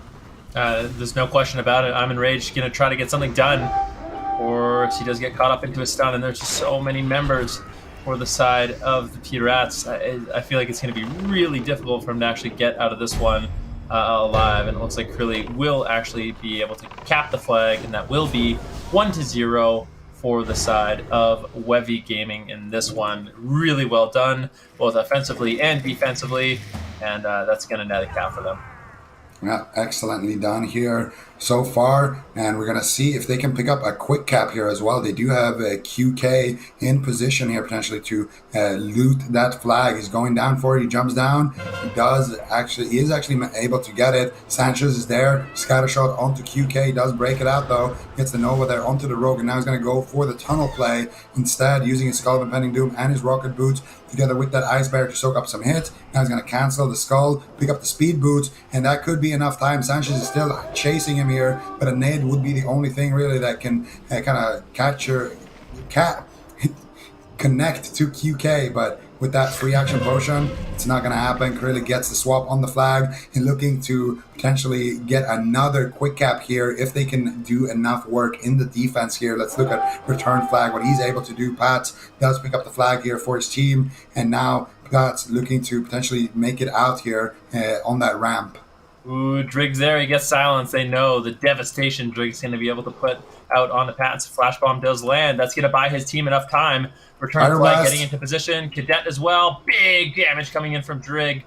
Pats does manage to hold on through that fiery devastation. Gets topped off, but the remaining members of Webby Gaming are going to be there. And right now, Pats is in still just so much trouble. Cadet is all over him. Drig is all over him as well. PS is so many members from Webby Gaming going to be rotating here, and Pats, he just has to hold on. It is not going to be easy. Big fireballs landing. He does fall. Who's going to pick up the flag? And once again, it is going to be Fakecast, that mage, doing an excellent job in this tournament here today, picking up that flag, escaping. When his druid does fall, he will be ice blocking out of that nade as well. Just doesn't want to allow them to create any sort of gap closing potential. And I think Fakecast should be able to reconnect, but Cadet is actually just chasing. He uses the rocket boots, he gets the charge, and now Fakecast could be in some trouble. He's already used one of his ice blocks to get out of that nade, using Blink to escape. Pats is there, but Cadet is just unrelenting in this assault. Fakecast, what are you going to do? I mean, Pats is there just throwing in the heals, but that warrior damage is going to start really adding up on this mage. If he gets enough crits, it's just going to, Fakecast is just going to fall. Ooh. Does drop the flag there, and Pats does get the handoff. Now he needs to make that graveyard jump. Let's see it. Ooh, not a good look on you, Pats. Let's try it again. He's going for it. Ooh. Oh no, come on. Come on, one more. Can he do it? Oh! No! Oh, Fakecast just does it on the first try. He's like, bro, just give me the flag. He fails again. Okay, no, he does actually make it. Using a pretty weird way to do that jump, actually. You can do that jump a little bit differently. I do think it's a bit easier for Pat, so maybe something that he needs to practice on a little bit, but he does make it out to his base finally with the flag, and honestly, it's all because of Fakecast once again. This player has been just shining on this roster, doing so many good plays, picking up the flag, escorting the flag, and just handing it back off to the flag carrier. This is what he was doing the entire last game as well, and that's going to allow them to get into a stable position here. Yep, that's nice and stable, like you mentioned. And let's see how it's going for Krille right now. Krille also in the Horde side base with his 4 defenders, and that is making a very stable, durable defense. We have a bit of a midfield skirmish happening here. Let's see how this one does play out. Looks like Extreme Punish will fall. Big damage coming in, and he is the first member to fall. And now we'll have to see. I mean, Cadet, Return Flag, Drig, Staybert. They have 4. They want to make an offensive play, but on the side of Webby Gaming, on the side of Pirates, They're not making that easy for them. Yeah, crit, living up to his name right there with a big fireball crit onto return flag. But return flag, should just res here and potentially be able to play defense for his team just during this push since they're so behind. And Webby Gaming, they might actually just go in and try to sandwich them here in the tunnel. It's something that we've seen a lot of teams do, especially when they're ahead, and that's exactly the line of play they want to go for. And now you can see five members here in the tunnel from Pirates, kind of having an enemy ship cross to their ship, and they're looking to potentially just take them down here in their own tunnel. And they're doing so much work here. Staybert staying far away, throwing out the dispel, throwing out the heals, doing some work, whereas Return Flag and the rest of his teammates here, Cadet, just doing so much devastation. Crit should potentially fall here. A couple of more swings here from Return Flag should take him out, and it looks like they're going to be cleaning up the full house here as Webby Gaming establishes dominance in that tunnel. Yeah, and in the meantime, Pat's looking absolutely safe and healthy for the side of Pirates. But the thing is, at this point, Pirates, they are down one flag cap, and we're only 8 minutes elapsed in the game, so plenty of time, but there is a big offense coming his way. Side of Webby Gaming, they are grouping up, and they are ready to make an offensive push. We have Drig, Return Flag, Extreme Punish, Cadet, Staybert, all grouping up, buffing up, getting their mana ready. And on the side of the Pirates, their defense is going to have to be ready for this, because this is going to be a big push that's incoming to the Alliance side of the base. On the other side of things, we have Sanchez getting into position, stealthing in on his rogue, making sure he's in a prime spot to cut off Krilly if he does jump down. And it's just such an important job for that rogue, making sure Krilly's not going to be able to create too much distance to get away. But this is a big 6-person push coming in from the side of the Pirates. And I mean, both these druids are going to be potentially in some trouble here. Yeah, and like you mentioned, Sanchez already in premium positioning for his team. So as soon as they connect up there in the tunnel, you can expect the push to happen from the Pirates. But I do think they're going to be pulling the trigger first here. On the side of Webby, already making a move here. And you can see potentially Pats here going to be in a little bit of danger if they decide to use those free action potions and the skull right now. They're using that mind vision, just make sure that they're going in the right direction here. And now finally, it looks like both teams are making a push, but Pirates first actually making a big push here, getting a lot of damage done, but the Warlock already erased from this push. So nice deflection here by Webby Gaming. You can see Psych on that mage just destroying people with that fireball damage, and another one is going to fall as a result of that. Webby Gaming in complete control here, where on the other side, I don't think Pats is actually going to be completely fine here. They catch a big hit from the Nature Swiftness. They improve counterspell from Drig, coming out a little bit late, but they could still take him down here. Drig's just free casting Scorches right now. Cadet is there doing what he can with that Mortal Strike effect. Gets caught up in the fear, uses that rocket, using that intercept as well as that grenade here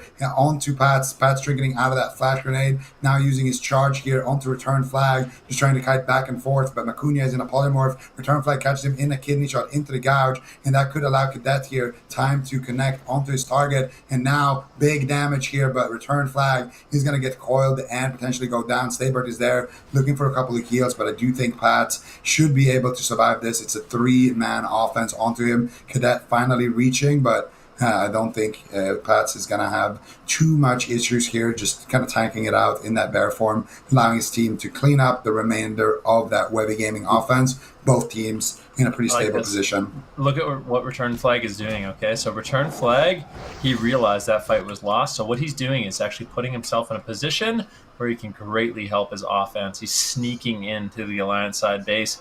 He's going to be waiting in the wings for his offense to regroup. And if he can make a play, he can get a sap, he can get a blind, he can get a gouge, and allow his team to get on top of Pats. That's going to be massive. And just with the way he positioned himself, he's really set himself up nicely here for a sneak attack.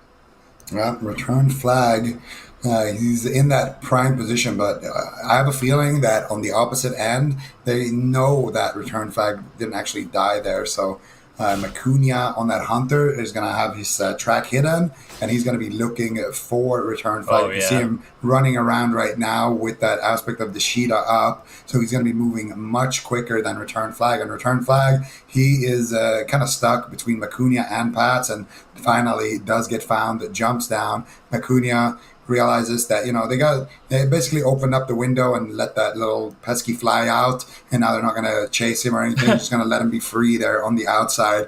As long as he's not in the house, that's all that matters for them right now.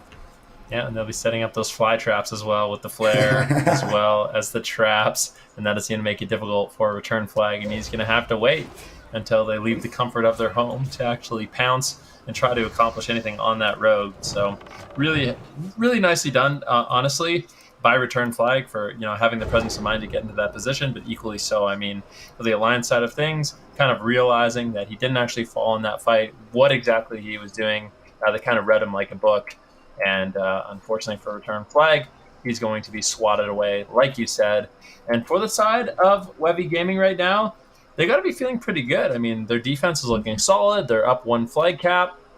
Time is ticking away in this match for about 13 minutes have elapsed, and they're just going to be looking to kind of disrupt that offensive push that the Pirates are trying to create right now.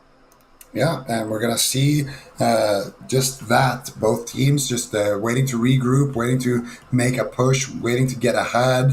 And it is looking like Pirates might actually get the first pounce here. To see everyone on the side of Wevy, and they don't want to group up in the tunnel and get sandwiched like that. So they're going to group up, on their side of the map. That way they can sandwich the enemy offense. Or go for their own attack. They can kind of decide depending on positioning on that map. And it looks like they are going to just let Pirates get the first hit. Return flag, looking to move up here. He's going to pick up the berserking buff here maybe, or maybe allow somebody else on his team to get it. Realizing that he is on that rogue and he's going to be hitting a druid in bear form might not be the best thing, but Drig on the on the other end, he can do a lot of work with that buff. And of course, being a mage with that Pompyro, if he gets a crit, then you have another extra 30% damage on your Ignite and on your instant Pyro. That could just be enough damage to potentially push that flag carrier over the edge. Now, though, we are going to have to take a look at the attack that's about to happen here on the side of Pirates. Let's see what they can get done. They're pushing up the banana here, Van. Yeah, they're going to be pushing up the banana, and let's see what the side of Wevy Gaming is able to do. Right now, there's 6 players for the side of Pirates looking to make an offensive push, but Holgaz gets sniped immediately. Just absolutely devastated. And that is super unfortunate. Psych on that mage. Just really, really, really big damage, big presence here on defense. And that is making it really difficult for the side of Wevy Gaming to actually make, or the side of Pirates to actually make an offensive push. Because the thing is, I mean, if you're pushing with 5 and instantaneously you lose one of those members, your offense gets disrupted heavily. As I mean, there's such a positional advantage for the defenders, and Psyche has just been doing a phenomenal job so far. Macunia does get the pick there. That was a massive Palm Pyro by Drig with that 30% berserking of what we were talking about. He took down the FC from about 60% HP in just one swift attack.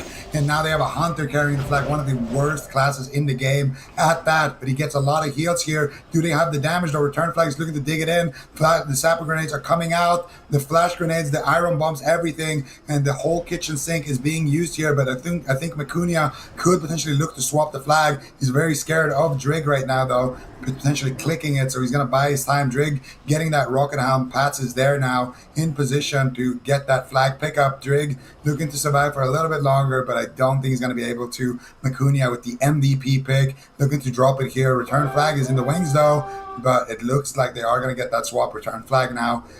Just going to try to stay alive, not fall too far behind, not get discovered, and risk having to walk all the way back and rebuff and everything like that. He's actually looking to potentially set something up here on the graveyard.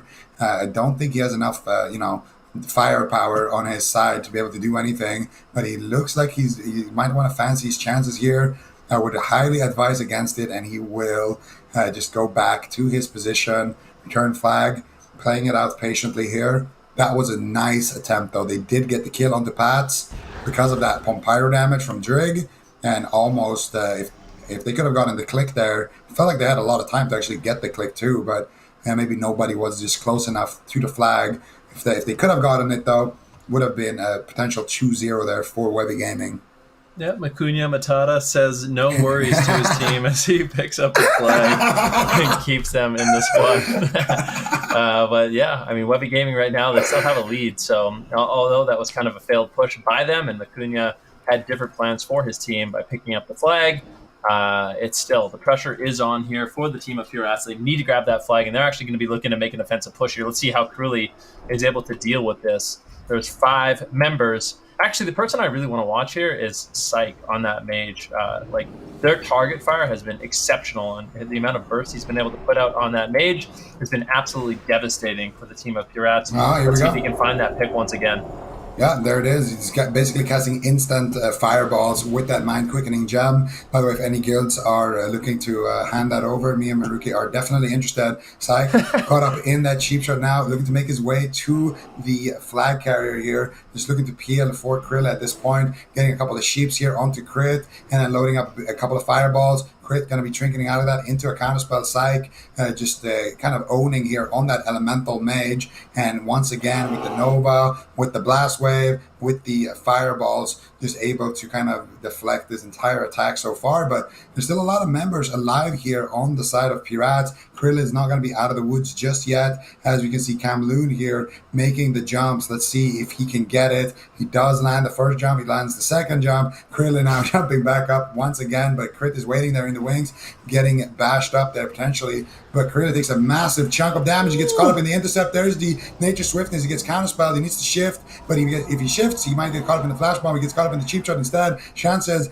doing what he can here. Krill using that free action potion now with his rocket boots, running through the tunnel. That was an extremely close call, but Krill once again doing a great job. And now Pat's jumping down, expecting his team to secure the kill, expecting them to get the cap. Could potentially just be the one who falls instead. Macunia is there looking to disrupt, and looks like he might be able to do it so far. Doesn't look like they have the damage they need. Pat's now in a Hammer of Justice, and it looks like they have some damage here, but no Cadet just yet. Cadet finally getting there with the Mortal Strike effect now, but it looks like the healing has already been done, and it looks like Pats should have no issues patting himself on the back and just saying, good job, man, I did great there, and just walking out of that one alive.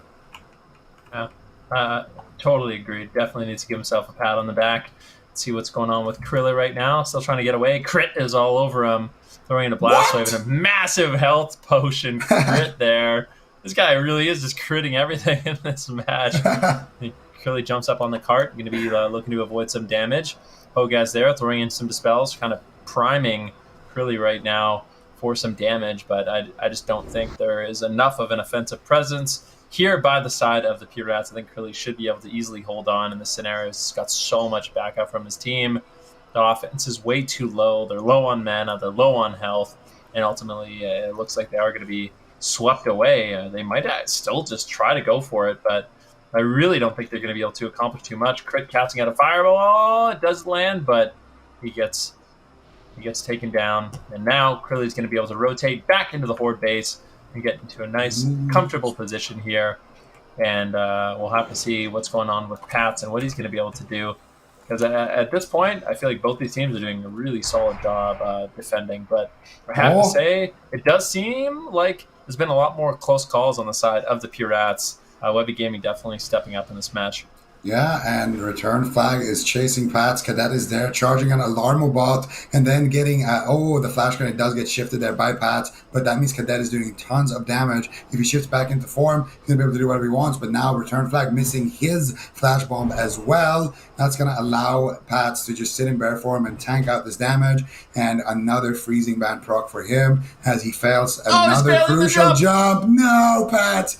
You need to land these jumps, man. He gets kidney shot. Return Flag, though, getting destroyed by Macunia Matata, and Pat's going to be jumping over finally to the opposite end here on the flag roof, and he is going to be completely fine as he is escaping another sticky situation here. And once again, you can see the team of Pirates looking to line up another push here in the tunnel against Webby here. Pats does manage to hold on. Stabert, Cadet, Extreme Punish. Looks like they're going to get swept away. And now it's going to be up to the Horde side to regather. But they still have time on their side in this particular match. Let's see what the Alliance are going to be able to get done. Let's see what the Pirates are going to be able to get done. They're grouped up in the Horde side tunnel, and they're going to be looking to make a play. Sanchez actually going towards the graveyard, looking like he wants to potentially even land a sap, but not going to be able to find it, as the side of Webby Gaming is just going to continue to make these pushes and really pressure the flag carrier. Despite being ahead, I really like the fact that they are willing to continue these pushes, and a big push is incoming right now as Curly jumps down. But look at Sanchez in a perfect position to intercept. What is he going to be able to do? Unfortunately, not able to find his target. Gets the cheap shot on a PS. Potential gouge. Goes for the rocket hell, but Curly has just already created so much space. Super unfortunate there for Sanchez. Yep, that Sanchez looks like he might be going down here as well, as he's getting spam dispelled, and Psych is going to send him back to the graveyard, and Hogwarts look like he's going to be going back to school very shortly as well here to that graveyard. And now once again it looks like Webby Gaming are going to be rotating back up. I don't know if that was right, man. I haven't watched Harry Potter, but that's the best I could do. And, I'm wondering where you got a Hogwarts from. Like that's the priest's name, man. I read it as Hogaz, but all right, whatever works, man. All right, well, we do have Curly. It seems like we need to see Sanchez get into position to actually land those stuns. He needs to find that lockdown on a Curly. If he can't, it just seems like Curly is just way too comfortable just kiting around and actually escaping. Or we need to see Crit really live up to his name and find a big Palm Pyro crit onto Curly. If he can do that, they can get Mortal Strike up on him, and there's an opportunity for them to actually take him down. But so far, I mean, both these Druids, they're looking okay. Return Flag is actually on top of Pats. Pats is basically, he's overextended a little bit. He does have some teammates in range, but there is far more offense available, and I really fear for Pats here. Everyone is in position. Druid getting some big damage. The kidney shot. Cadet there as well, looking for an execute, and it looks like Pats will potentially fall. He does fall, and Curly does cap, and that will be a 2-0 lead for Webby Gaming. Extremely nicely done. Pats unfortunately found himself in a position where he was just so far away from a lot of his healers. They got caught up in crowd control, and it was just basically a swarm of offense coming in from the side of Webby Gaming at that point. And that was just a really, really clean cap.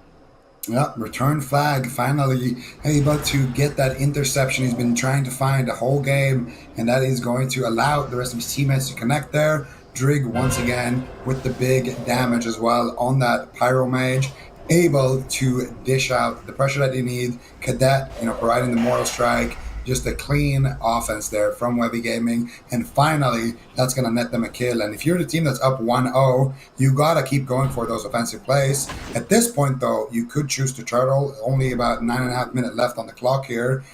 We're going to see if Webby decides to go for that. But right now, they hold all of the cards here. Camloon, though, dropping, potentially could drop the flag here. He is getting a couple of heals here. Hogwarts throwing out the Wingardium Leviosas here, keeping Camloon nice and healthy. Drops the flag to Fake Cast with the quick pick, who drops it to Pats. And Pats now looking to make the graveyard jump here. The question is he scarred for life from earlier? Will he go for it, or will he go for the tunnel roof jump? He has to go for the graveyard jump. The flag is already swapped to Krilley, and if he fails, well, I don't think too much is going to come of it. I think he has a couple of tries.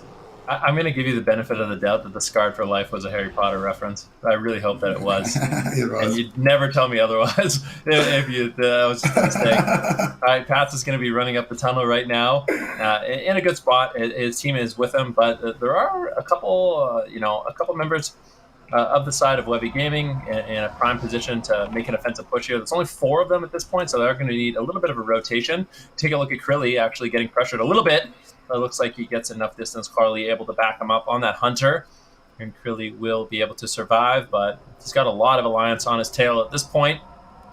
But as long as he can kite and maintain that distance, potentially even get back to the graveyard if he needs to, it's looking like he should be completely fine.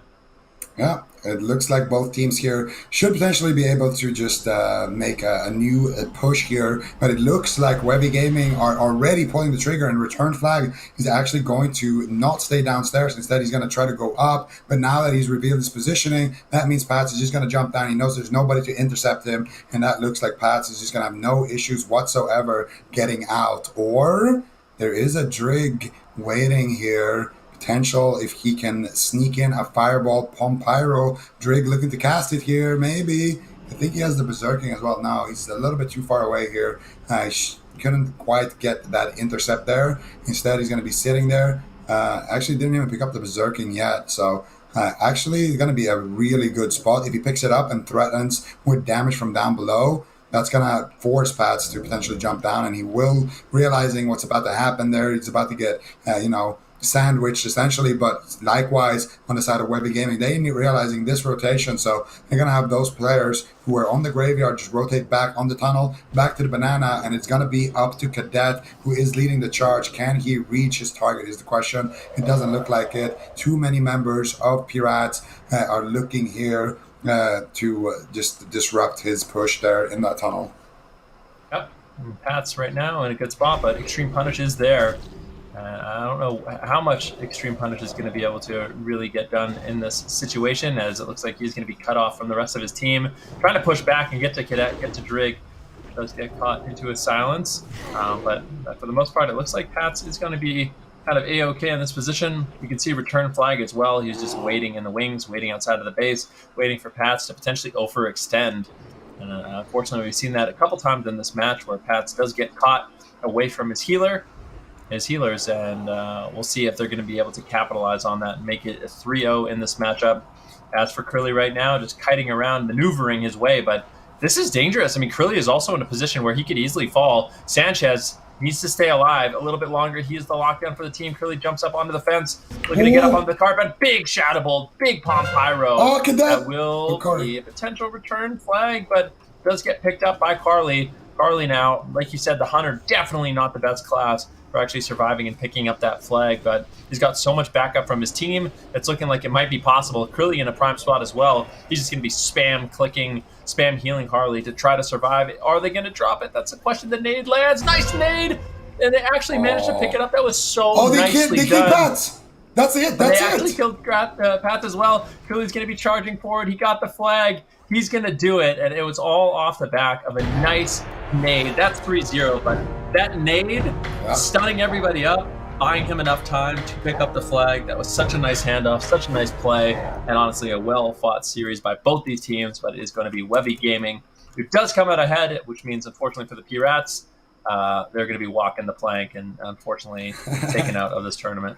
Yeah, that's going to be Captain Hooks sinking in there. From that click, that nade being so devastating, that cannonball essentially coming through on that pirate ship, making so nobody can click that flag, and that's going to allow that swap to come through. Of course, the offense as well on the opposite side, able to, take down Pats. That's going to be a quick 3-0 here for Webby Gaming, fighting for their lives in that lower bracket and advancing to another round.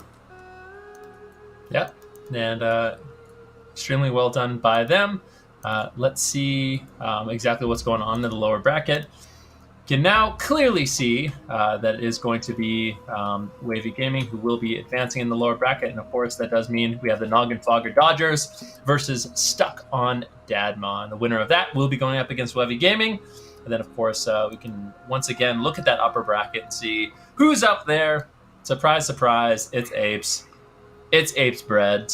These two teams have been absolutely dominant, and I think those two teams are the clear favorites to win this entire thing, Zico. Yeah, I think they fought each other in the upper bracket final in the qualifier. Now they're going to do it again, and they also fought each other in the grand finals of that qualifier as well. So it's looking like history might repeat itself. The only thing that could stop them could potentially be one of those turtle strategies, man. Yeah? Do you think that we're going to see it?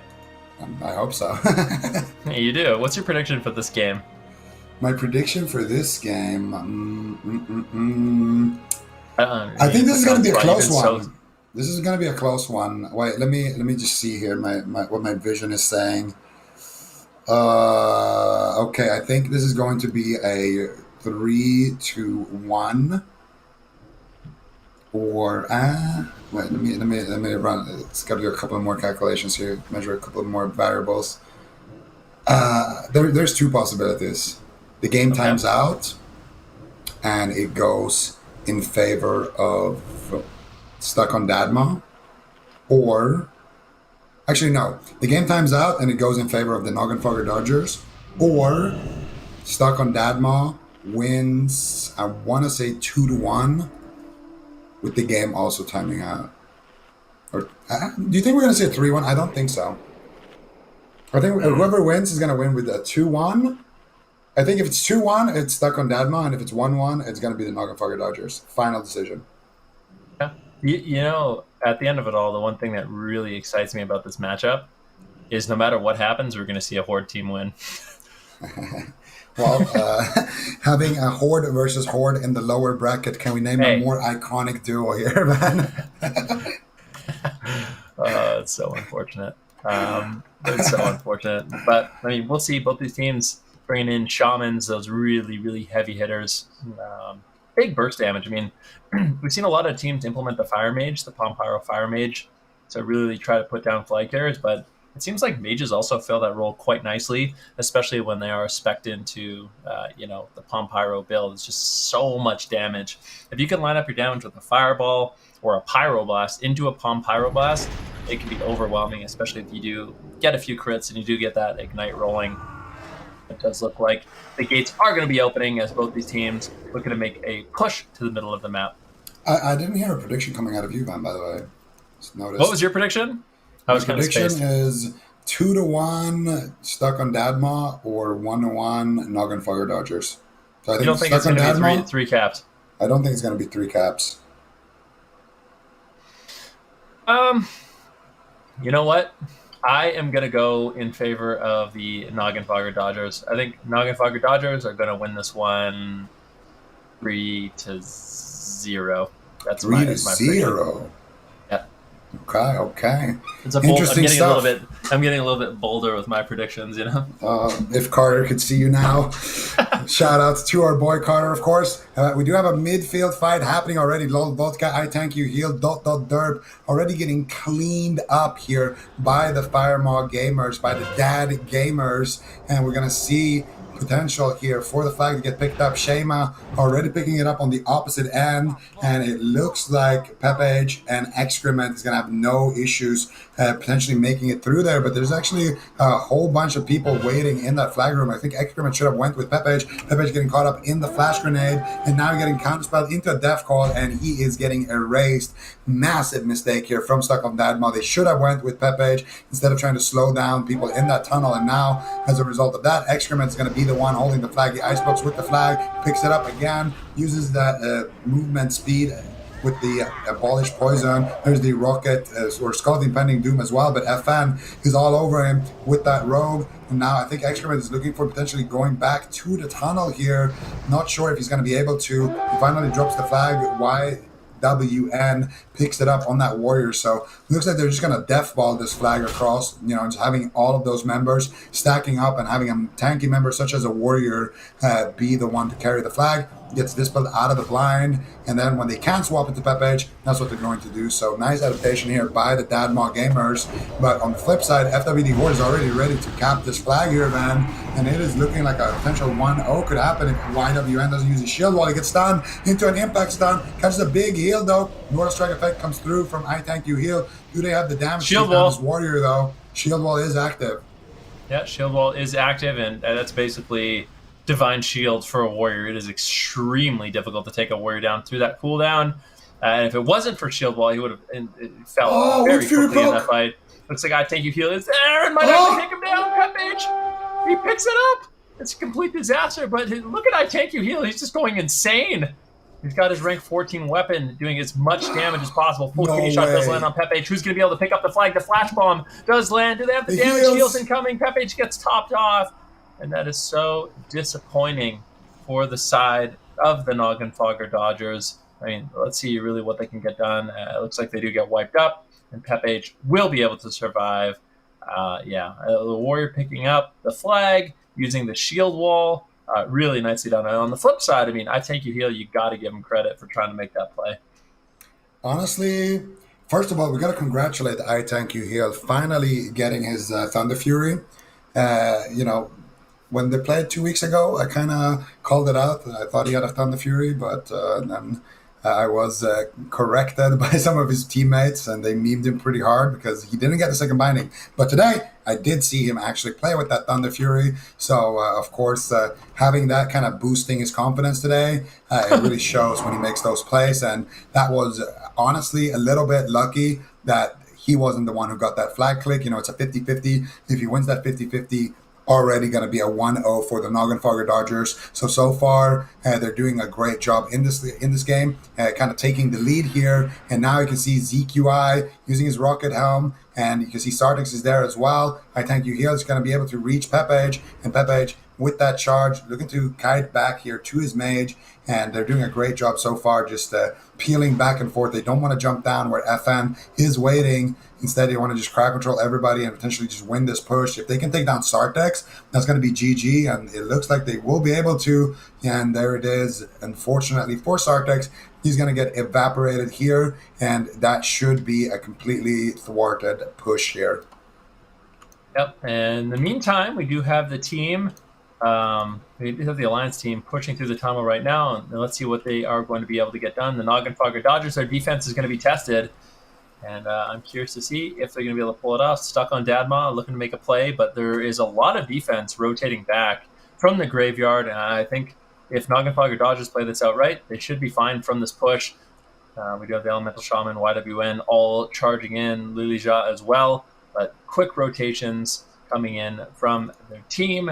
FWD Horde already back to the Horde side base, not going to be messing around, doesn't want to exchange blows, just wants to create space, wants to make some distance. ZQI also going to be on defense right now just to clean up this offensive push, and once that happens, I feel like we're going to see ZQI go and try to help the offense the best he can.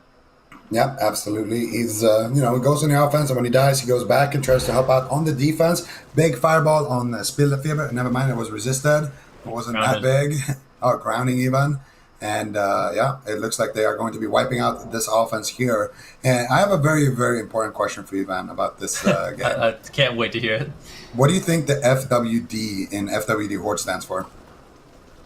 FWD. It's like forward, like when you're responding to an email, it's like FWD, hi Elliot, nice of you to respond, kind of thing, or isn't it forward when you shoot the email to someone else, like, oh, I got this email. Oh yeah, true. Got this email. Let me shoot it to this guy. See how he feels about it. Mm-hmm. I don't know. FDW, like four-wheel drive, maybe. Like what about four-wheel drive? Yeah, because he sometimes he gets, when he's in bear form, he goes into two-wheel drive. He does four-wheel drive to really speed things up. I don't know anything about cars. You literally turned his Druid into a Jeep here. And, all right. It goes from a Jeep to a Ferrari to to a Panzer tank. No, what did Sid call it? A Tiger tank? Something like that. We're going to have to see act Tiger. Like we all knew what that was. Yeah, we had no idea. We're going to see Tiger Tank, though, a little bit later in that upper bracket. They're playing for Ape's Bread, Tiger form. But now it is all about Pepage and FWD Horde. And FWD Horde is extremely close to YWN here. And YWN taking a couple of arrows from Cupid. If Cupid wants to send a few my way as well, I wouldn't mind. But now FWD Horde kind of cornered here. There's an Ellie Shaman nearby. He's getting spammed this spell, but the Ellie Shaman is getting destroyed here. Lilia with the beautiful heals, though. FWD Horde now going to be rotating back to that rooftop position, and it looks like this 3 versus 3 is going in favor of the Dodgers. The Dodgers, not the Doggers. Doggers. The Dodgers. We're going to see FWD Horde just chilling back here. He doesn't want to jump down, and rightfully so. Vert DM is looking for a little bit of intercept action down there. So RTM actually going to be making it up on that ramp now, but he is there Yeah, far too late. I think you should just try to stay in the base at this point, try to make sure that he's safely snuck in. And that is exactly what he's looking to do. Excellent decision making there by the rogue.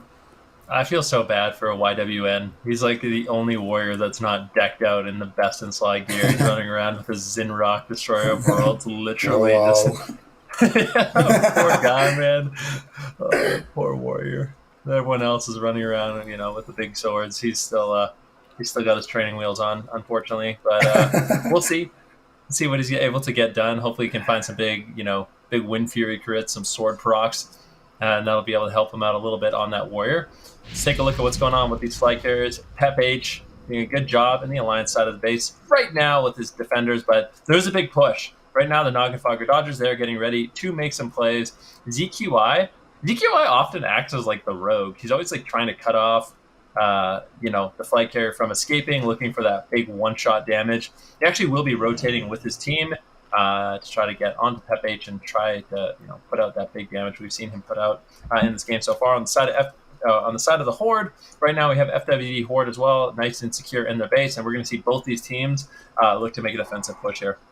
Yeah, absolutely. And just the previous conversation is making me think about what YWN stands for now. Is it yawn because like you can kind of sleep on his damage with that Zinrock, or I'm not sure. No. We're gonna see him anyway, about to lead the charge, but on the opposite end, a push is happening here. Let's see what they can do here. It's gonna be up to Excrement and company to defend this push. Jinzi leading the charge on that Ellie Shaman, getting caught up in a fear, and now he takes a massive chain lightning to the face. We're gonna see Pepe staying back here right now, kind of just playing tower defense, and Pepe is kind of the tower here. ZQI waiting underneath, waiting as if he is a rogue. Maybe he has a rocket helm or something, but it looks like this push is all but successful. I Tank You Heal is going to be running back, falling down potentially. ZQI now joining the fray here a little bit late on that mage, and we can see on the opposite end, there's no way the Noggenfogger Dodgers actually secure a kill here. So we instead are going to pay our attention here to Yawn, who is chasing here on the balcony with that free action potion. Active just ran out. Now he's looking to mount up and potentially reach FWD Horde, but this email has been forwarded so deep in that tunnel that it's just lost, and it looks like he's going to be making it all the way back up on that roof, man. Yeah, it went straight to the outbox, unfortunately. Just junk mail. Yeah, it went straight to the junk mail. That's what I was looking for. Thank you for backing up on that. Outbox, what? I totally ruined that one. But we are going to see the team of Noggenfogger Dodgers once again.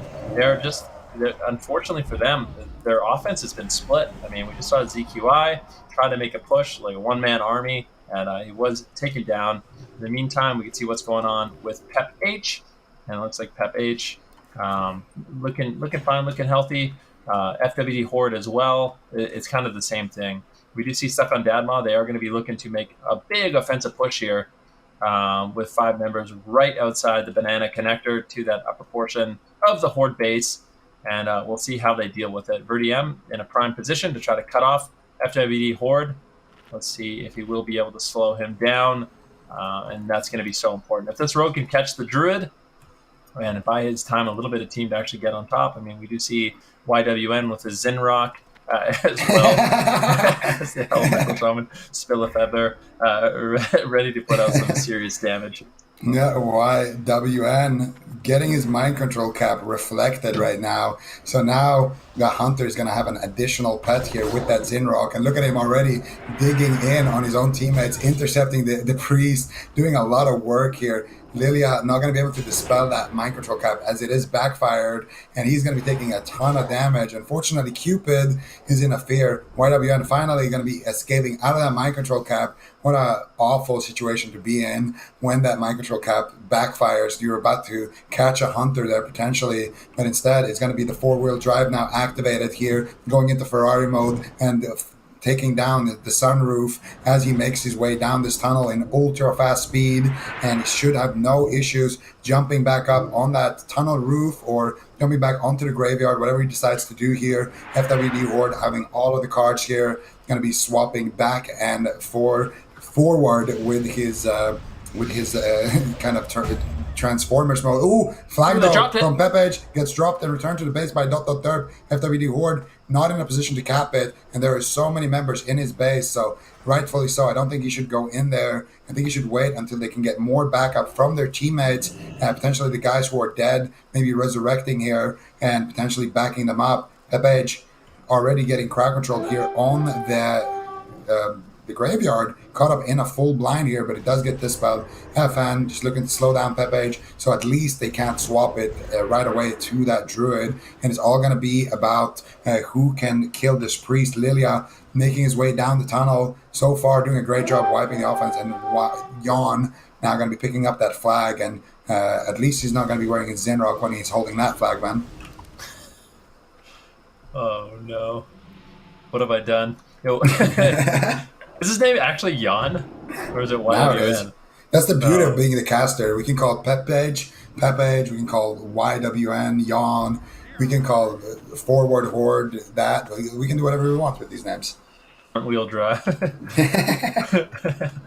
And so it looks like we found ourselves in a situation where Stuck on Dadma, they have the flag, but they're going to be bunkering up in the Horde side base. They are not feeling too good about actually getting out of this base. And we'll see what YWN is able to do. Keep in mind, he's already used the shield wall in this match, so that is not going to be available, which means he's going to be very susceptible. And I Tank You Heal is going to be looking to capitalize on that, trying to put out some big damage. Let's see what YWN is going to be able to do, using the speed pots, trying to get away the best he can. Does manage to create some space. Pepe's there as well, but he gets caught into the rocket helmet, breaks. Very unfortunate. You can see right now Shayma just trying to control Pepe. He's caught into the full blind. YWN is still on the run, but FN finally catches him. Some big crippling poison snares come in. YWN is caught into the mortal coil. Pepe H in a position to maybe pick up the flag. What is he going to do? Does he drop it? Actually, no, the other flag gets returned. YWN, he still holds on. He didn't actually drop it at that point. And in the meantime, we do see the side of Stuck on Dadma able to return the flag from the Noggin Dodgers, and this is looking like quite the stalemate we do have here. Zico flag does get picked up by Pepe, and this is an opportunity. This is an opportunity for them to actually get a quick cap and get ahead in this game. Shayma is going to be running on his mount the best he can. He's going to be rotating as fast as he possibly can with that Raptor to try to pick up the flag, and it is a race to the finish at this point. But Pepe has Jinzi all over him. Lilija is in a position to actually try to help him out, but Pepe might just fall. Jinzi's there. He actually takes down the flag. Spillefaber is there to pick up the flag. Nicely done. Oh, that rocket but it looks like Shayma has more than enough time to grab that flag, but still, really, really tense situation because Shayma needs to get that flag to a more durable flag carrier.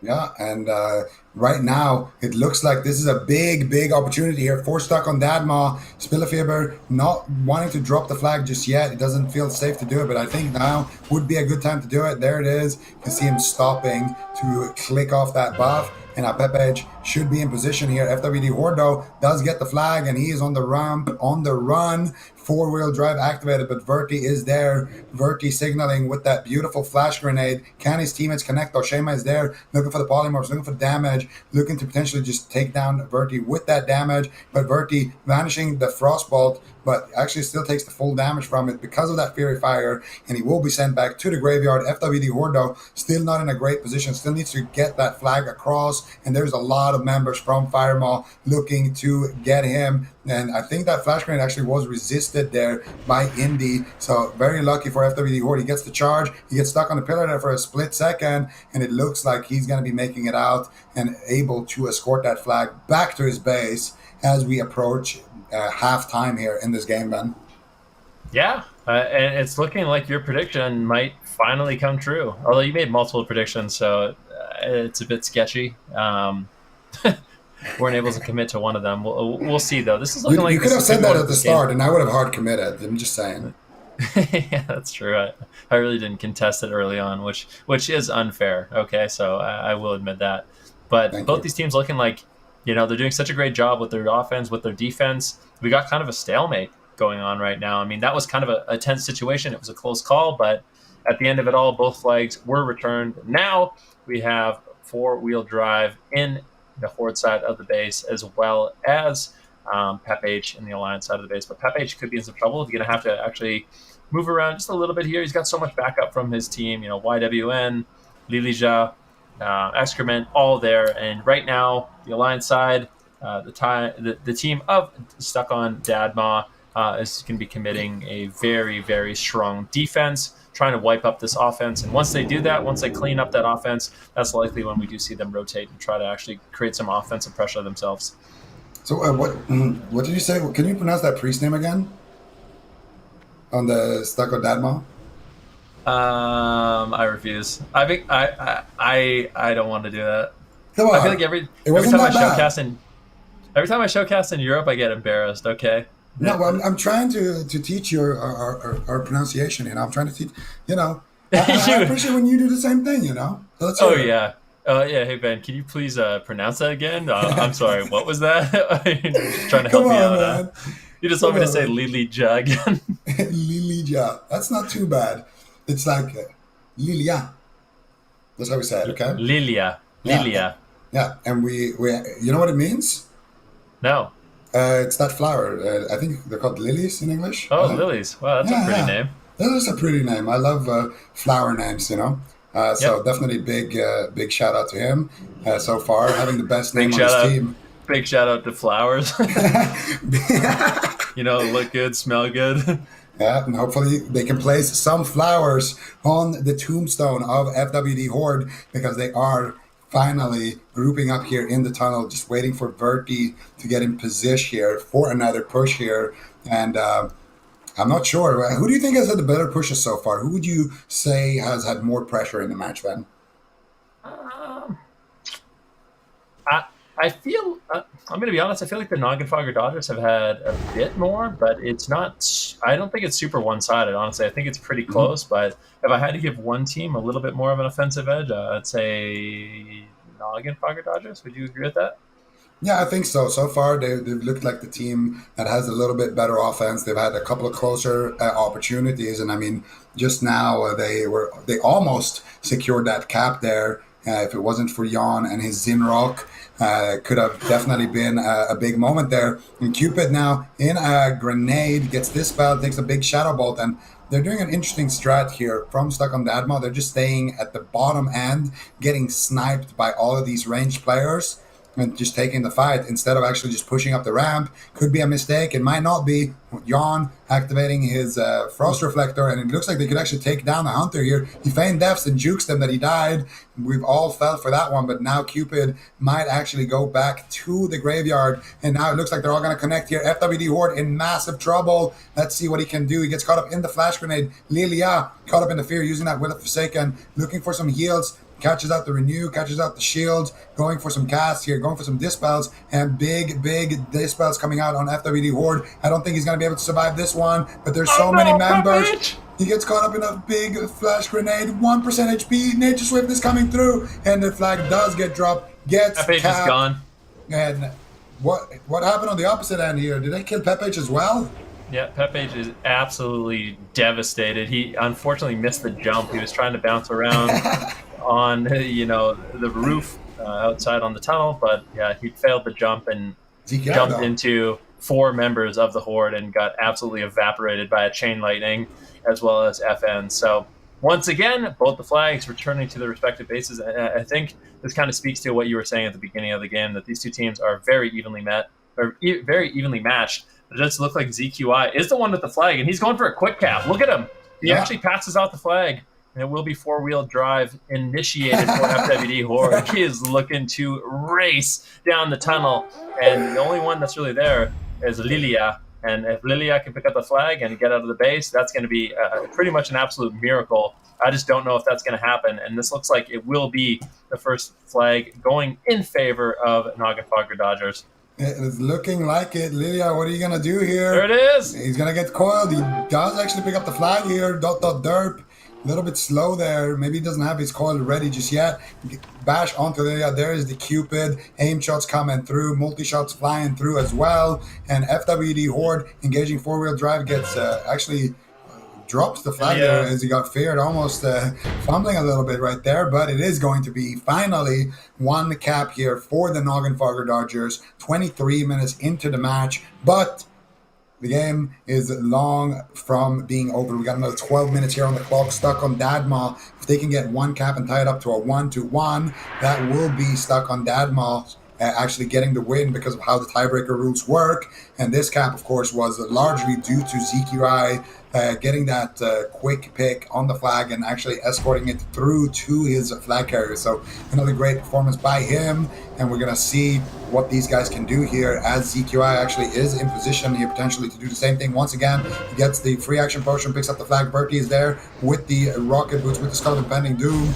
And ZQI, if he gets blinded, could be big trouble for him. But he is so quick on that mage, managing to escape with those rocket boots. He gets distracted, immediately swaps his camera back. Berkey is looking for blind, and I'm not sure if he's going to be able to find it. ZQI, though, able to get one blink here into a drop potentially for FWD Horde, and he gets it. FWD Horde now already crossed the map, and on the flip side, they haven't even picked up the flag yet, Van. This could be another quick cap here.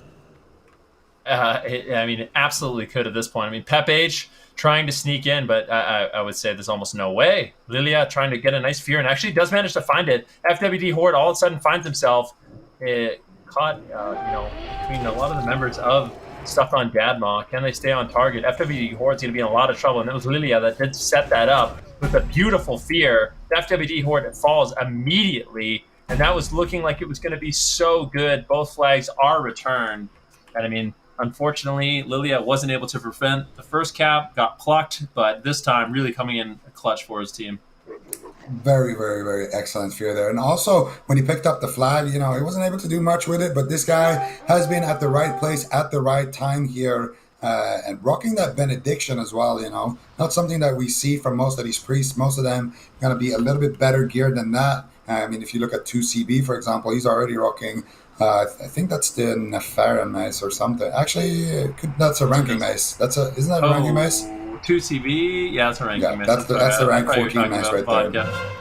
Yeah, but all of these priests, being extremely geared, all of these players in general being extremely geared here, but it's also going to be another quick cap situation here. Jinzi has gotten himself a little pet here, a little Elder Shaman pet. Let's see where he takes it. I think he's going to try to take it into that little shed there potentially, but Jinzi getting kind of overwhelmed right now, getting destroyed here in the midfield, and ZQI looking to pick up the flag here. Potential dropping it already for FWD Horde. 4-wheel drive is initiated.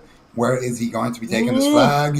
ZQI basically soloing Pepage, almost takes him down. The Zandalarian Hero Charm Fireball Pyro Blast. Pepage got down to 10% health, but manages to hold on. That's got to be a bit devastating for ZQI, but trying to make those hero plays and set his team up. Unfortunately, wasn't able to find the damage, and it does look like Pepage will be able to survive. In the meantime, we have FWD Horde going to be rotating across the map. YWN is all over him with the Zinrock. Let's see how much damage he is able to put out.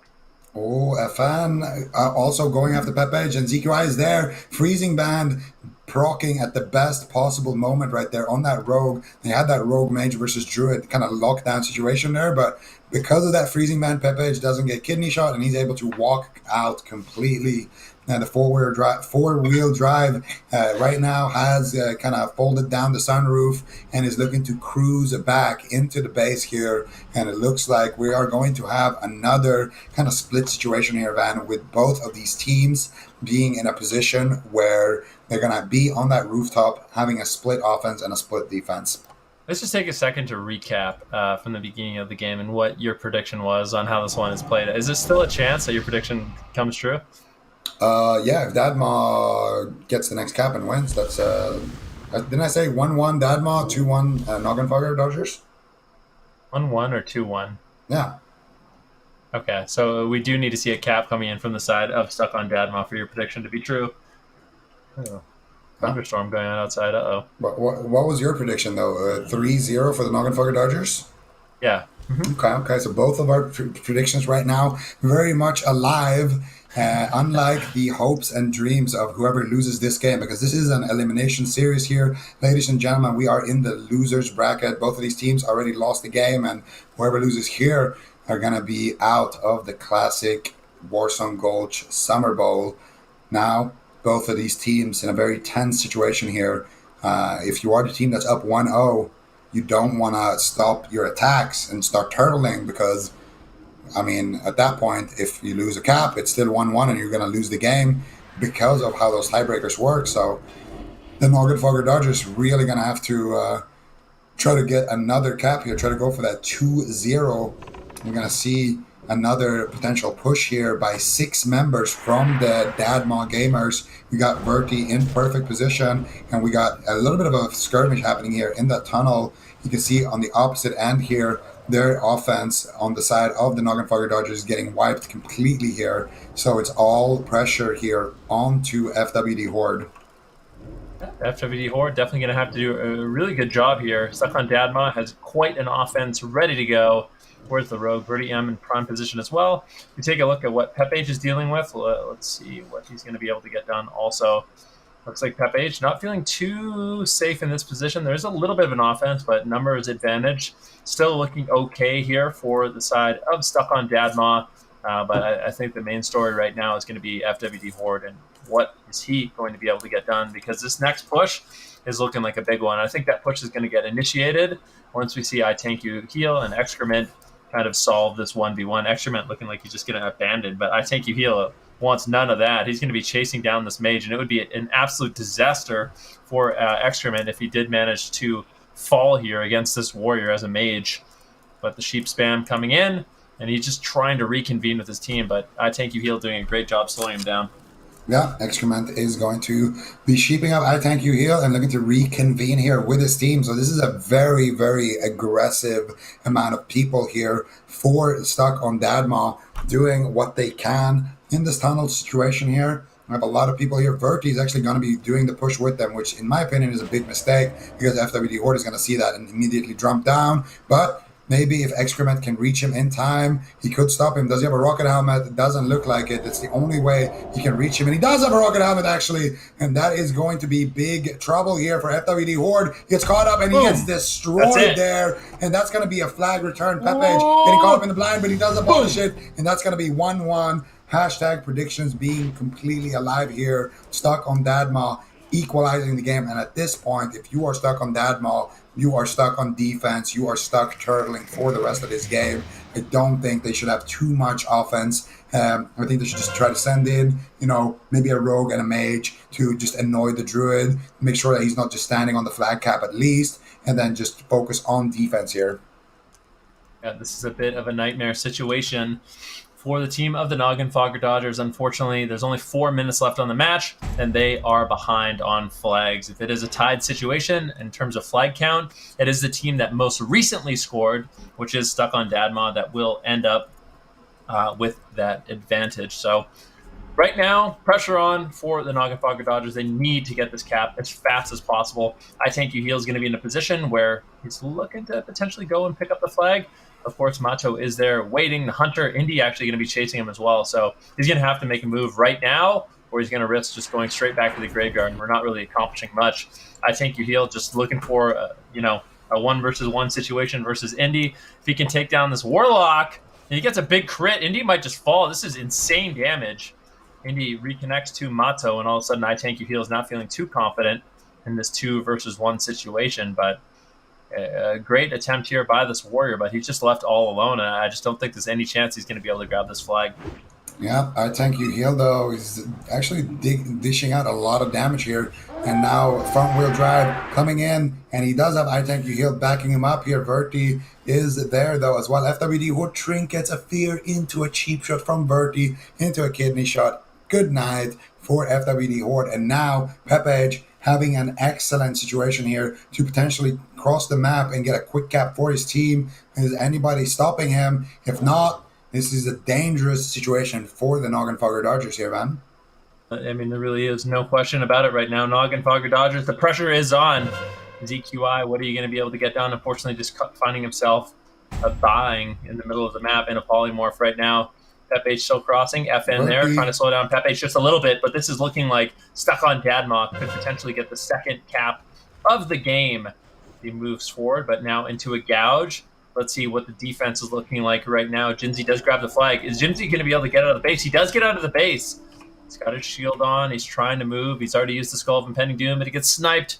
Verdium with a beautiful nade, and Flammy going to be able to land a chain lightning. I think it actually got grounded or resisted, but the damage gets avoided. Jinzi drops the flag and has to pick it up. FWD Horde wants to grab it. He actually manages to grab it, and they do. Nicely done there by Jinzi, barely holding on. A bit of good fortune on his side as well, I must say, resisting the chain lightning. But, that's sometimes the way it goes. And now FWD Horde's going to be zooming across the map trying to get back into his base.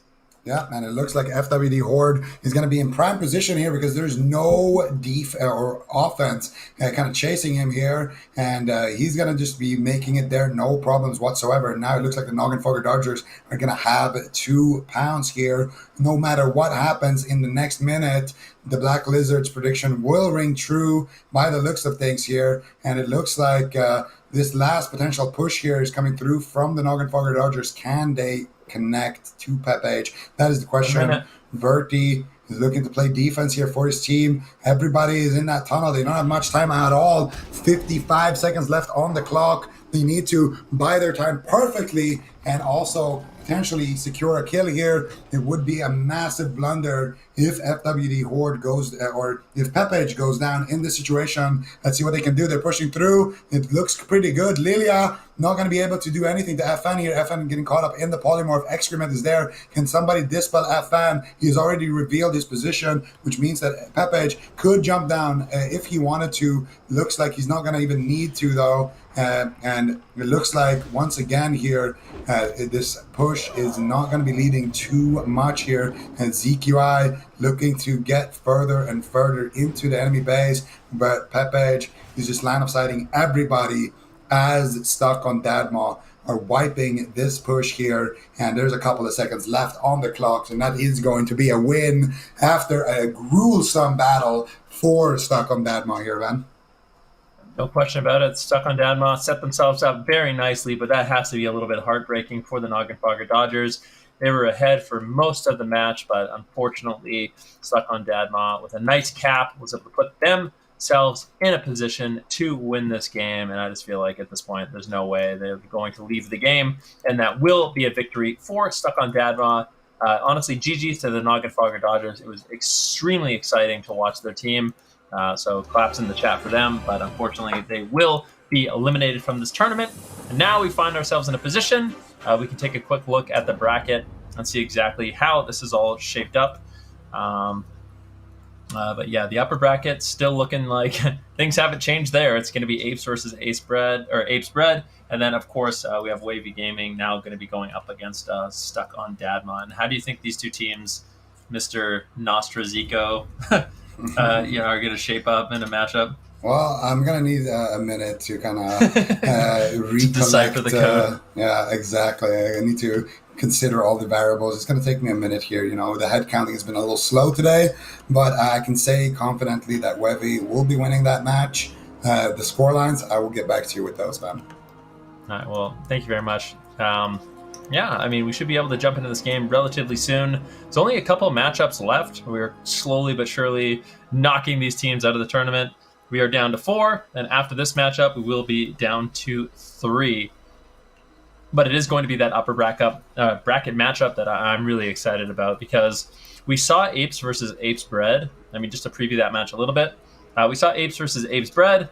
Apes ended up winning both series they played against them. I think they beat them 3 times, so they beat them once earlier on in the tournament, sending them to the lower bracket, and then in the finals, they 2-0'd them. But on the side of Apes Bread, they were the only team that managed to score a flag against Apes, I believe. So definitely an evenly matched teams, but Apes just, you have to give them the edge. They've just been looking so solid. Yeah, definitely. But I don't know. It's been 2 weeks since we saw those teams go head-to-head, so maybe things are going to be a little bit different there. But yeah, I would side with Apes in that one over Apes Junior. I think even compositionally, we thought they had an edge. Apes Bread rocking the double warrior, and Apes rocking the double mage, and I think the double mage overall is probably a stronger composition. Yep, I would agree with that. I don't remember exactly how their team comps looked, but from what I recall, there was a small difference there in their comps. And I mean, just looking back at Apes today, their composition was, it's what I would handpick to make the most viable Warzone Gulch comp. So they got, everything that you need. You got the right healers, they got, the right casters, they got the right amount of everything. And they also got the individual skill to back it up. Oh yeah, now I remember. It's because Ape Spread has Mythos and they have Monkey New, so they have two warriors, whereas Apes has only the one warrior. And I think that was the big difference, having one mage versus having two warriors. So yeah, a bit of a compositional difference in that one. And who do you have in this next match here, man? Webby versus Stuck on Dadma, right? Yep, Webby Gaming versus Stuck on Dadma. It's another one of those matchups I think is going to be really close, but from what I've seen, my prediction would be this. I'm going to go with another bold prediction. I think it is going to be a 3-0. Okay. I think it's going to be a 3-0, and I think it's going to be a 3-0 in favor of Webby Gaming. That's what I think. But that's... Wait a minute. Oh, we're actually going to the upper bracket, so yeah, I guess we're not going to be talking about that lower bracket game. We are going straight to the winners bracket. Give those teams in the lower bracket a little bit of a break. But yeah, Apes versus Apes Bred. We previewed this matchup a little bit, but this is one of those games. I feel like if you're going to ask me a prediction on this one, I'd have to say it's probably going to be pretty easy for me. I would say I want this to be a close game, and I think this is going to be a close game. I think it's going to be a 3-1 for the side of Apes. I think 3-1. I have faith that Apes Bred will get a flag cap. I was gonna go with the 3-1, but now after reviewing a couple of think it's gonna be wrong. factions, no, I think I think it's gonna be a 3-0 stomp for Apes. Okay. I have to make a different prediction. I was gonna go with 3-1 as well. That's the highest probability of playing out, but the second highest is of course a 3-0. So we're gonna see the 3-0 here from Apes. That's the prediction we're going with. We're not betting 20 gold on that though. However. And yeah, let's see what they can do. The biggest difference between these two teams in their comp has got to be the fact that Apes have two mages and one warrior, whereas Apes Bred has two warriors and one mage. And yeah, I definitely think having two mages is better than having two warriors. There's not even a debate there. Two mages is definitely better. For lots of different reasons. But imagine having to buff two groups, sell water to, 9 players when you can just, have another person kind of sharing that burden. I hope Gracious has been crafting a lot of water, in the pregame before even getting into this match, handing out stacks and stacks and stacks to make sure his healers are very well hydrated because they're going to need it. This opponent they're going up against is not an easy one. Apes versus Apes Bred, the two titans of this tournament going head to head. In the past, Apes came out ahead. We'll see if Apes Bred can, change their destiny in this one. Yeah, and these teams have fought previously, and it has gone in favor of Apes. We're going to see if that trend is going to continue this weekend here. This is an upper bracket game, of course. This is the upper bracket finals. Whoever wins here will advance to the grand finals. Whoever loses here will be knocked down to that lower bracket final where they will have a chance to beat somebody and then come back and play in the grand final. So a lot on the line here in this match. And we can see already both druids trying to sneak across, but it's looking like Tiger Form is the one who has pushed up the furthest here, man. Yeah. Storm in a decent position as well. And it looks like both these druids are going to be going for these flags by themselves. Tiger Form versus Dr. Perplex in a bit of a 1v1. And Valkor versus Storm. No mages backing up these druids just yet. And I think that just speaks volumes because we don't normally see that from either one of these teams, but definitely respecting that midfield presence and want to make sure they're not sending too many of their members to go and pick up the flag. But you can bet Tiger Form and Dr. Perplex, they have, they know each other's tendencies as well as Storm and Valkor. A lot of history between all of these players, and we'll see who does come out ahead as Tiger Form is the first one to grab the flag. Excellently done there by Tiger Form. He gets the immediate rocket ham onto Dr. Perplex there, out of stealth as well. So Tiger Form is going to have no problems here making it away from Dr. Perplex. Going to be no contention there. And on the side of Storm now, if you take a look, it's going to be all about stopping Tiger Form crossing the map, but it's also going to be all about Storm kind of making it out of that base. And right now, I'm not sure if he's going to be able to. He's getting caught up in that gouge in the tunnel. And there's a nice rocket helm here onto Valcor by Chloe O'Brien. But look at the bottom half here of the tunnel. Parla is there. Everybody's there. CCing up. Everybody dispelling Storm. Can they get the damage here? Flash grenade coming out. Storm trinketing out of that one. And he's running for his life. And Tiger Form, I don't know how he is doing right now on the map. It looks like everybody's collapsing onto him, and it looks like both of these druids in big trouble. Tiger Form gets a big Nature Swiftness heal. He gets mana burnt. He has no mana left. The flag gets dropped and returned to its base here by Vuike. We're going to see Storm now. Can he make it across? That is the question. It's looking like it so far. Storm swift like a gazelle here, looking like he's going to be able to make a couple of jumps and potentially get the flag as everybody is being snared down here on the right side of the map. Storm potentially is going to go for the tunnel roof jump. No, he's going to go for the actual tunnel. I do believe there's speed boots waiting for him in there. So I think it's looking like a 1-0 for Apes here. I think that's absolutely the case at this point. It is impossible. I mean, Storm is going to cap the flag, and that is going to be a 1-0 in favor of Apes, which, I mean, is looking extremely good for them. That sort of collapse onto Tiger Form, just defensively and offensively, Apes is just so solid. What ended up allowing Tiger Form to fall there was UHDX getting on top of him, landing a Mortal Coil, basically soloing him, and then Vushke coming in with the Palm Pyro, with that mage damage, which was eventually what did take Tiger Form down. And that is going to be a cap. Now it's going to be up to Apes to quickly go and pick up the flag if he can. Valcor trying to slow that down a little bit. Chloe O'Brien going to pick up the flag, but Valcor does manage to land the sap. And I think it's going to be difficult for Chloe O'Brien to actually escape this base with Slicey and Valcor in position and all over him. But Chloe O'Brien is marching down the tunnel, sprinting down as fast as he can. And let's see if he is able to hold on. XN also there. But I just feel like, yeah, the flag's going to get returned. Tilted now, trying to get in a spot where he can pick up the flag, but Valcor is not going to make that easy for them.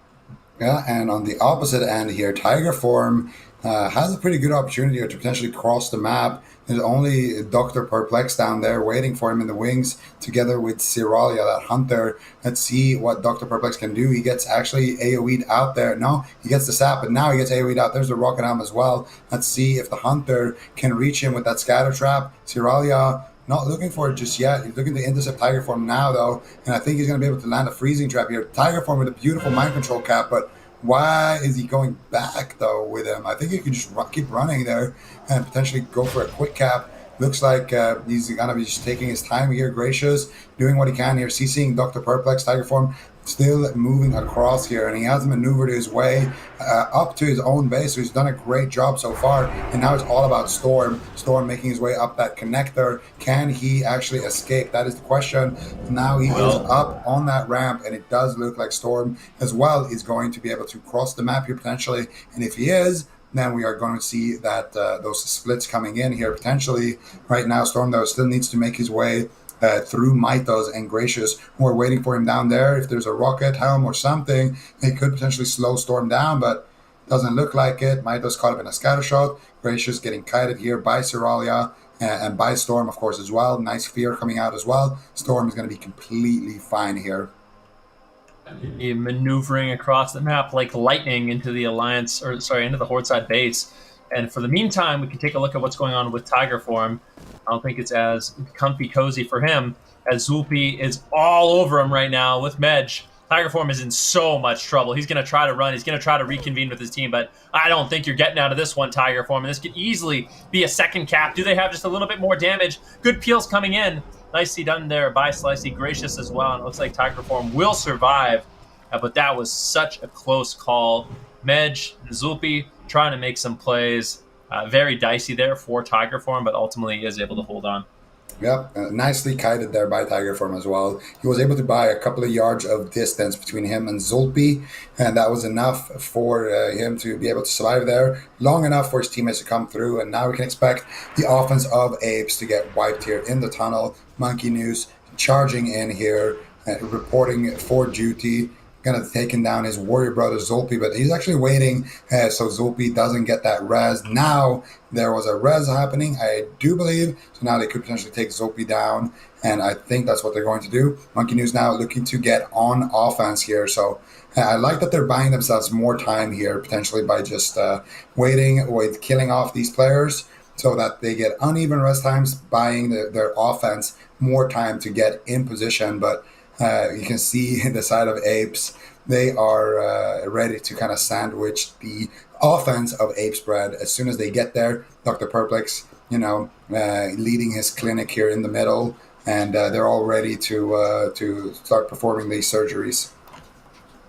Yeah, speaking of storm, I need to go close my window. I got a massive hailstorm going on right now. I don't know if you can hear it, but we can see Maito's gotten a kitty shot. Dr. Perplex looking to make plays. Gouge on Parla, looking like he's going to be making a montage here in this game in the upper finals right now.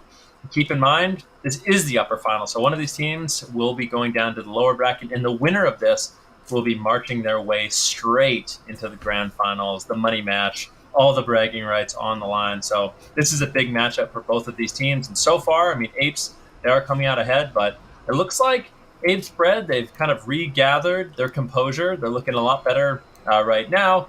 Tiger Form sitting in the base. We do see a bit of a midfield skirmish right now as both these teams are kind of exchanging blows. Monkey News and Maito's trying to set up their team. Zulpi will fall. UHDX will fall as well.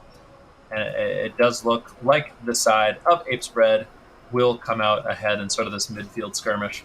Yeah, and I mean, even when Apes Bread wins this midfield skirmish, it's still kind of bad for them because they're wasting so much time, so much resources when they are the team that is down.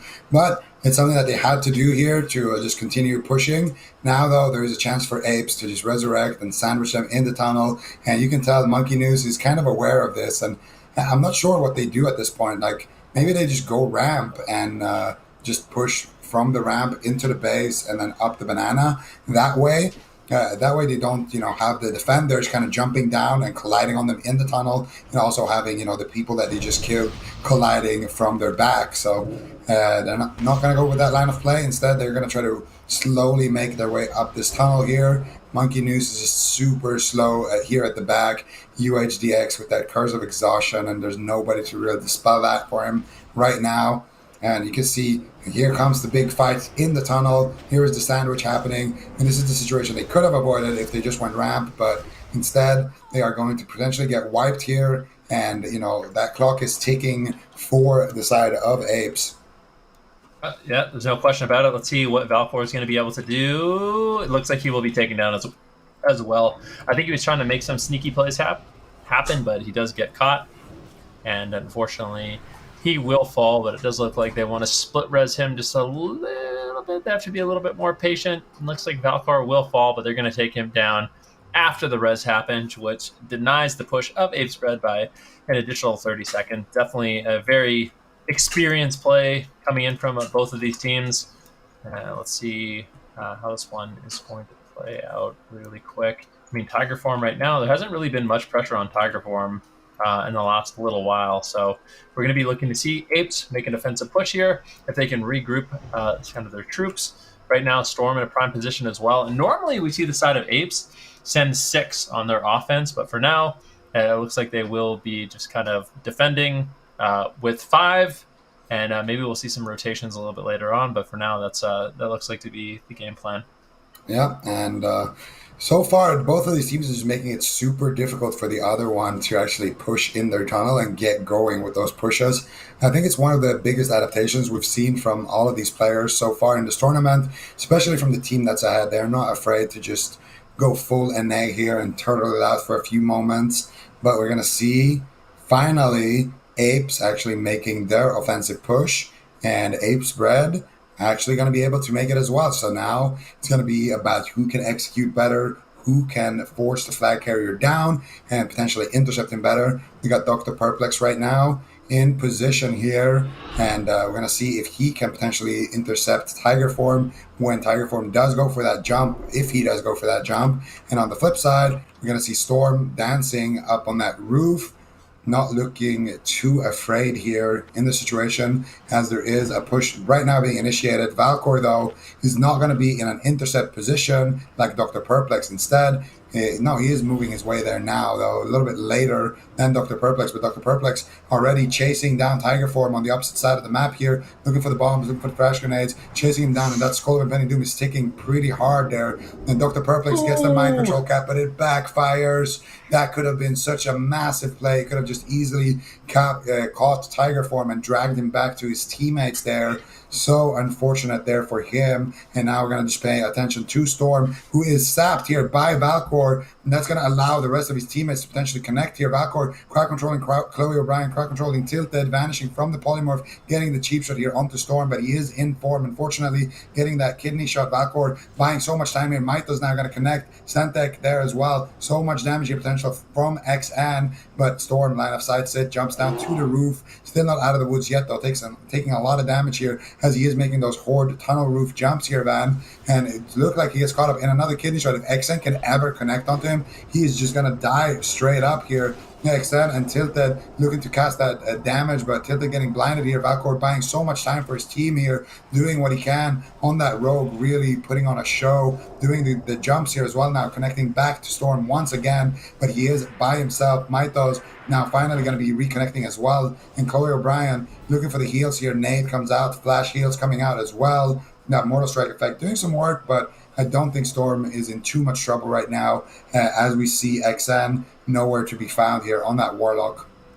Yeah, Storm doing an excellent job. And honestly, the positioning there was really, really impressive. So I don't know if we were able to catch it, but what Storm was doing was just maneuvering on the Horde roof outside of the tunnel. And we had Chloe O'Brien just spamming out mind control. So all of the melee that were trying to chase Storm were just getting mind controlled and thrown off the roof. Oh, Tiger Form! Buying a lot of time. Does look like Tiger Form is going to fall. And let's see if Storm is going to be in a position to actually grab the flag. It looks like there's a lot of members of Apes Red in position. Barla is able to grab the flag, but we'll see how far he is really going to be able to get. It looks like he could easily fall here. And Storm is ready to jump down and cap the flag. They pick it up, and now Storm is in a vulnerable position. Monkey News grabs the flag, but it doesn't really have too much backup. There's a few members with them. If they get this pick on Chloe O'Brien, that would be big. Monkey News looking to take him down. It looks like they will get the pick.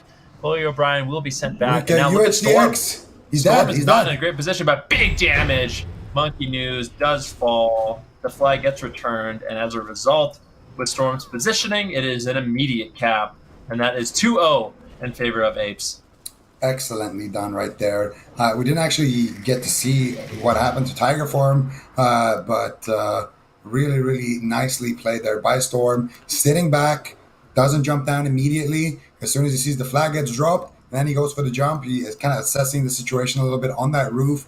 A lot of people, when they hear their teammates, screaming for the kill, they try to get in position, and a lot of the time they, end up compromising their own position, and that's what Storm is so good at. He always, goes for the safe play over the risky play, and he's not afraid to play that long game and just take his time to make these moves. And it is going to be Storm now. And once again, looking for that third flag here being delivered by Zolpi. Zolpi is already making his way through the tunnel, and he's going to drop the flag right now to Storm. But Storm actually getting naded out there by Valkor into a gouge. So Zolpi forced to kind of just carry the flag here by himself due to that offense by Valkor, due to that pressure. And now Storm has a chance to potentially charge one of these players. Valkor with that free action potion, so Storm is not going to be trying to go for him. Zolpi still taking a lot of damage here. Monkey Maitos is all over him, and this could be a quick cap. He gets caught up in the coil, and Storm gets caught up in the fear. Doesn't look like they're going to be able to do too much. Zolpi, does he have the shield water? Why isn't he dying right now? Caught up in the kidney shot, and they're going to need to get the quick pick here. Return to the base by Valkor, and once again, Valkor did pretty much everything there to prevent that situation from going sour. From the nade onto Storm in stealth, to the gouge, to, the blind, and just how he played that situation out, pressuring both Storm and, of course, Zolpi, forcing them to not be able to swap the flag. It's too risky, and that's going to allow them to actually get that return on the flag and at least reset the position of their flag. Tiger Form, he's got the flag. He's just waddling through the tunnel, but he is not looking like a tiger at this point. He's looking like a snail, caught up into snares, caught up into a death coil, caught up into a shadow bolt, and he will be going back to the graveyard, saying what's up to the Reser. on the Alliance side of the base. But beautiful defense coming in here from Apes. Nicely done. And UHDX on defense has been doing such a great job. This Warlock really holding it down, making it difficult, especially when he pairs himself with Dr. Perplex. And now both these teams in kind of a neutral position. Neither one of them has the flag. We do see Renz in the Horde side base, but I really don't think Renz is going to be able to accomplish too much. He's kind of been left behind. It looks like he will get picked and sent back to the graveyard as well, as both teams look to set up a push, go and grab the flag. Renz is actually trying to hold on here, but they're draining his mana and they're just making his life miserable. Look at those mana burns and those drained manas coming through from the Priest and the Warlock. Renz is going to be completely worthless now because of that, and they're going to slowly but surely potentially take him down here. And now it's all about who can get the quick picks, who can get the flag. And if it's not Apes Bread getting a quick cap here, Van, things are not looking too great for them. And more importantly, for your prediction for this match right now, you're going to see Storm and Tilted making their way to the enemy base. Can they get the flag out, though? That is the question. I mean, it really is the question. We'll have to see. I mean, so far, they have been able to do it, but Valcor has definitely not been making that easy. Slicey as well, playing excellent defense here. Storm does manage to sneak on the upper side of the Alliance base, and he will be taking that upper connection. Let's see what Valcor is able to get done. This is going to be a really tense moment. Valcor known as one of the great defenders on Rogue, and Storm obviously known as one of the best flag carriers in the game. The little elf plays we do see here, Tiger Form gets absolutely destroyed trying to make an offensive play, once again being sent back to the graveyard. And now it's up to Storm. Can Storm escape? Abolish Poison comes in. Cheap shot coming in from Valcor. There's no free action potion, but it is Storm who gets the Rocket Helm on Valcor, and he's just going to be smiling as he waves goodbye to Valcor, caught up in that crowd control. Monkey News tries to charge in, but with power shifting, Storm does manage to create the distance, and it looks like he will be able to escape. Yeah, and he might get caught up in a coil here at the end of that tunnel, though. Doesn't look like XN is going to find it. Scattershot coming through. Now another opportunity here for the coil of XN. Flash bomb comes through. XN wants to load up his damage with a coil, but the only one being loaded up with damage is, of course, XN. Now Renz desperately picking up the flag here, and this is looking like a quick cap potentially here for Apes. And Tiger Form is in the tunnel, but if Storm can get a Nature Swiftness Hibernate or something, that could be it. Tiger Form actually might be looking for it himself.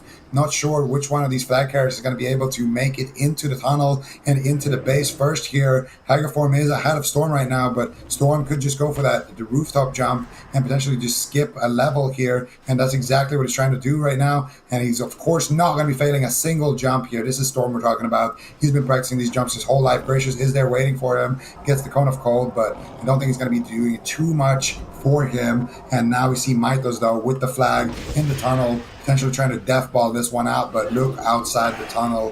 What is waiting here for the GM of Apes? It's taking a lot of damage here.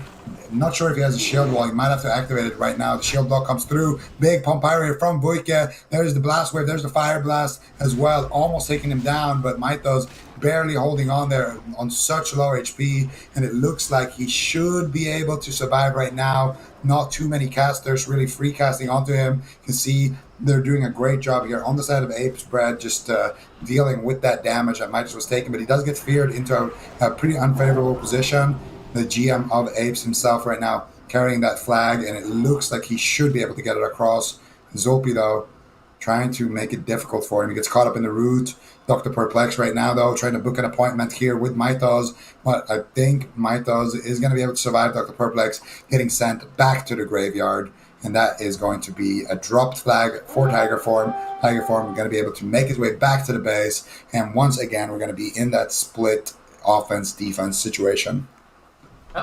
Mythos doing a great job holding that flag like a beacon of hope for his team to stay alive in the upper bracket, stay alive in this matchup. And, I mean, we'll see Apes Bread now building up a solid defense for their team. Valcor is going to be rotating offensively, as I think both rogues are going to be looking to set up their teams by locking down that flag carrier if they can. I'm curious to see if we do see a bit of a midfield skirmish. I would honestly not be surprised if we see Apes try to just engage here, like really slow down this offensive push that they can. 6 members of Apes Bread are outside the Horde tunnel, and it looks like they are going to be avoiding that midfield fight. Both these teams going to be making a push, and with the way their offense and defense is split, is numbers advantage go towards both teams in terms of offense, which means both these flag carriers are going to be pressured quite a bit here, Zico. Yeah, and that definitely looks like the case here. Let's see who can get the pressure first, who can get the first hit, who can put their team ahead. Right now, both teams are just grouping up here in the tunnel, buffing up, and Ape Spread sending a lot of members down there in that tunnel. You can see Mythos is down there, XN, Parla, Stentek, Monkey News, and Valcor. So that's a 6-man offense right now. And they have both of their warriors down here. Michael's actually going to be sticking around on the bottom end, potentially expecting a drop down here from Storm, and that's exactly what he should be expecting. But Storm is just staying up top, and I do think they can take the fight up top here, since Valcor as well as Mythos are both down there, so they're going to have a pretty even fight if they choose to try to pick it. Storm, though, just forced to kind of sit back right now and wait. I can't really participate too much in that fight, but a lot of damage coming out here from Tilted and Vuike on those mages. Parla going to be taking a big hit, and they're going to be jumping down now, looking to clean up that offense. And on the opposite end here, Tiger Form in a bit massive trouble here. Big connect here with that flash bomb. He's got Zolpi, he's got Midge, he's got Dr. Purpose all over him. The Sapper Charge coming out, Nature Swiftness coming out. Do they get the return? No, they get the pickup here. Gracious going to be picking that one up, but is he going to be able to hold on to it? That is the question. He blinks, uses his escape artist, he's using his Skull of Impending Doom, but he gets caught up in the fear. If Perplexity can reach him, that should be the cap return, the flag return, and potentially the cap. But Storm also dropping at, oh my goodness, Storm dropping on the flag capture spot, basically a yard outside there. So close to just closing out the game. Valcor, though, holds on to the flag right now for his team here, trying to potentially get it out of there, but he is in so much trouble. Just gonna vanish with the flag, pick it up again, looking to make some swift moves here, actually using the Healthstone, making a nice play here. Valcor, I cannot believe it. I think he's actually gonna get it.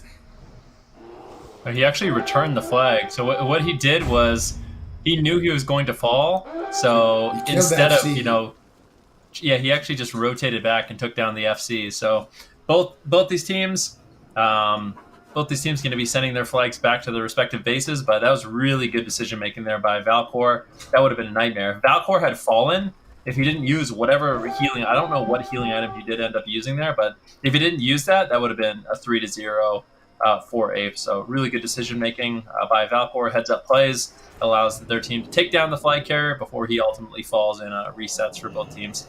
And that's the thing, man. All of these players on both teams are just capable of making, individual moves like that. Valcor with the vanish repick, with the sprint, with the pot, or Healthstone, I think it was, able to just make it to his own base, clean out the flag carrier as he goes down. And, if he gets, just one more heal there, that's it. That's going to be the game. Valcor's going to die. The flag's going to get returned. And before the enemy flag carrier dies, that's going to be a cap. So really, really nice job there by Valcor, keeping his team in the game. But I got to say, the pushes so far have just been looking a lot better for Apes compared to Apes Junior. Yeah, there's no question about it. But both these teams, you have to give so much credit to Ape Spread for actually hanging in there for this match. Tiger Form has the flag, gets absolutely obliterated. Storm, in the meantime, also just so low on health, gets taken down, and defense for both these teams is so solid. Must be incredibly frustrating for these Druids. Just haven't really been able to sneak out with that flag. But right now, Apes, they have the lead. Flag does get picked up by Zolpi as well, who's going to be looking to take that flag out of the base. Looks like he doesn't really have too much backup right now. He needs to get too tilted to Polythesia. Medj is there to help him just a little bit. Looks like Zolpi is getting some backup now. He did some heals still. He needs the spells. He needs heals. Polythesia throwing in the flash heals, and it looks like Zolpi ultimately will be able to hold on and hopefully get back to Storm. Valcor looking to intercept. You can see he's positioned himself between Zolpi and between Storm. Nice charge there coming in from Zolpi. And it looks like the flag will be dropped. Great positioning there. Storm picks it up, and this is looking like it could be a quick cap. I don't know. It looks like Parla is the only one that's going to be able to potentially pick up that flag. Really just biding his time as long as possible, but Apes is looking absolutely prime to make this a 3-0. Oh, Storm gets caught up in the hibernate right there. Or actually, what was that? Was that magic dust? Or was that NS hibernate? I don't see where Tiger Form is. I don't think that. Oh no, it was an Endless Hibernate from Tiger Form. Storm making his way up the tunnel. Parla does get the pick, and they need to kill Parla very, very quickly. There's so many members here. Dr. Perplex looking for the damage, uses the kidney shot into the free action potion, and now Parla are going to be reconvening with Slicey, but a nice palm pyro there by Buikia. But Slicey gets the repick. Hunters, though, not going to be a great class here to hold the flag, and he is going to die. The flag will get returned by Dr. Perplex, and that is going to be a 3-0 for Apes, and they are going to advance to the grand finals. Apes Bread going to be looking like toast, and of course going to be going down to that lower bracket. They could be looking like toast, looking like they're burnt. I don't know, something like that. But that does mean that, like you said, Apes No, Bread, isn't toast like finished? Yeah, toast can be like perfectly cooked. I mean, toast is great. There's nothing wrong with that. Like burnt toast. You said burnt toast. That would have been good. Anyways, we can talk about this. Till I'm blue in the face. We can take a look at the bracket right now and see where that sets us up. That does mean, of course, that Apes will be the first team to make it to the grand finals. Surprise! I mean, I think a lot of us did expect this. I mean, they've just been so dominant in this tournament so far. And of course, in the lower bracket, we have Stuck on Dadma. They're going to be going up against Wevy Gaming.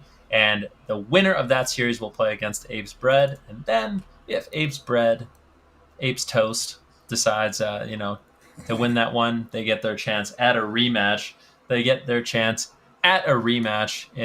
In the grand finals. Let me just ask you something, Zico. Which one of these three teams that's in the lower bracket do you think is going to be making it to the finals? Apes and Apes Toast. Apes Toast. Okay, that's what I think. I think Wevy. I think that's a pretty safe pick. Yep, I think so too. I think Wevy is going to be making that third place, and I just want to say, man, the last two games back to back, my predictions definitely been dripping. So I think it's been looking good so far, and now. Our next matchup is going to be Stuck on Dadma versus Webby Gaming. Who do you got fast, man? I just had to say, even the smallest drips eventually fill a bucket. So, so Webby Gaming, Stuck on Dadma. I got to think about this one for a little bit. All right, give me a moment to process. I'm just not as quick with you. Let me hear your prediction first. Wait, I'm getting a vision. I'm seeing my vision. I'm seeing a close game, actually, a closer game than I would like to admit.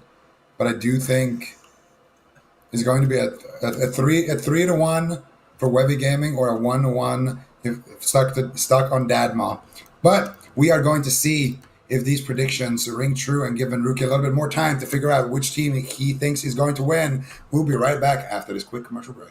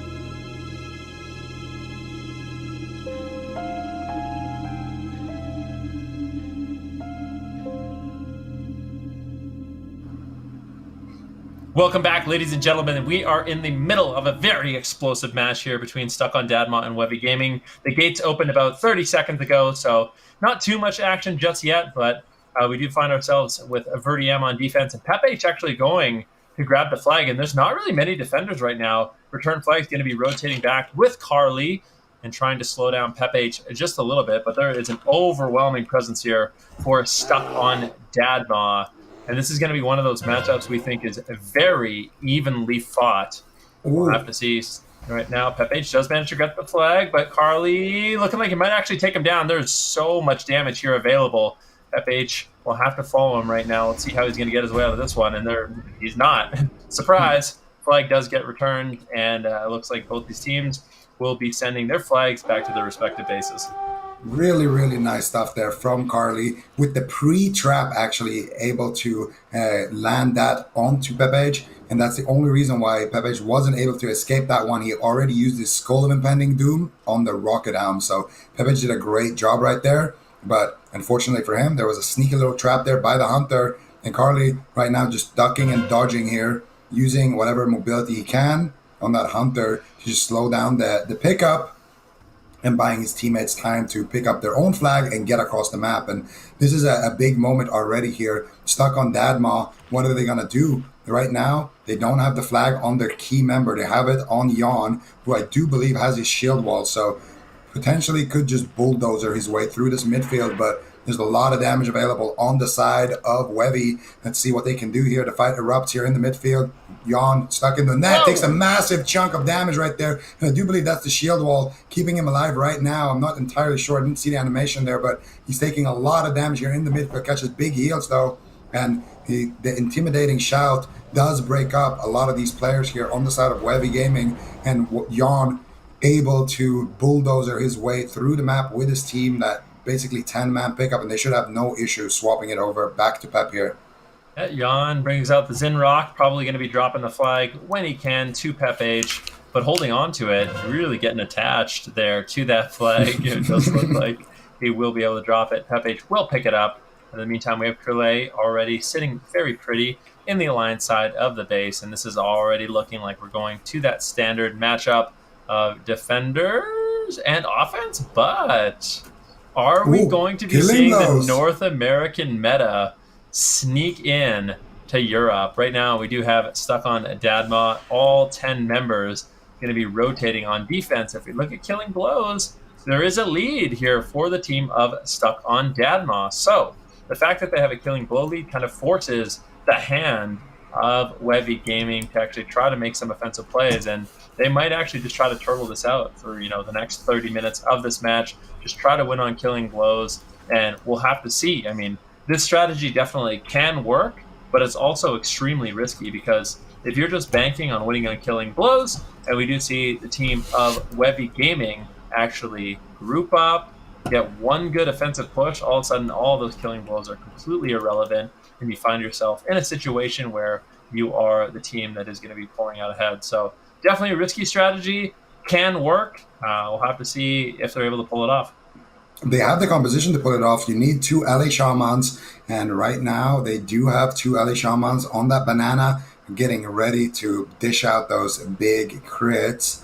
Do they have their mage with them though? They have their mage is a frost mage, so the reason why the fire mage is so good when you're doing this strategy is because of that flame throwing, which gives you extra range on your fire abilities.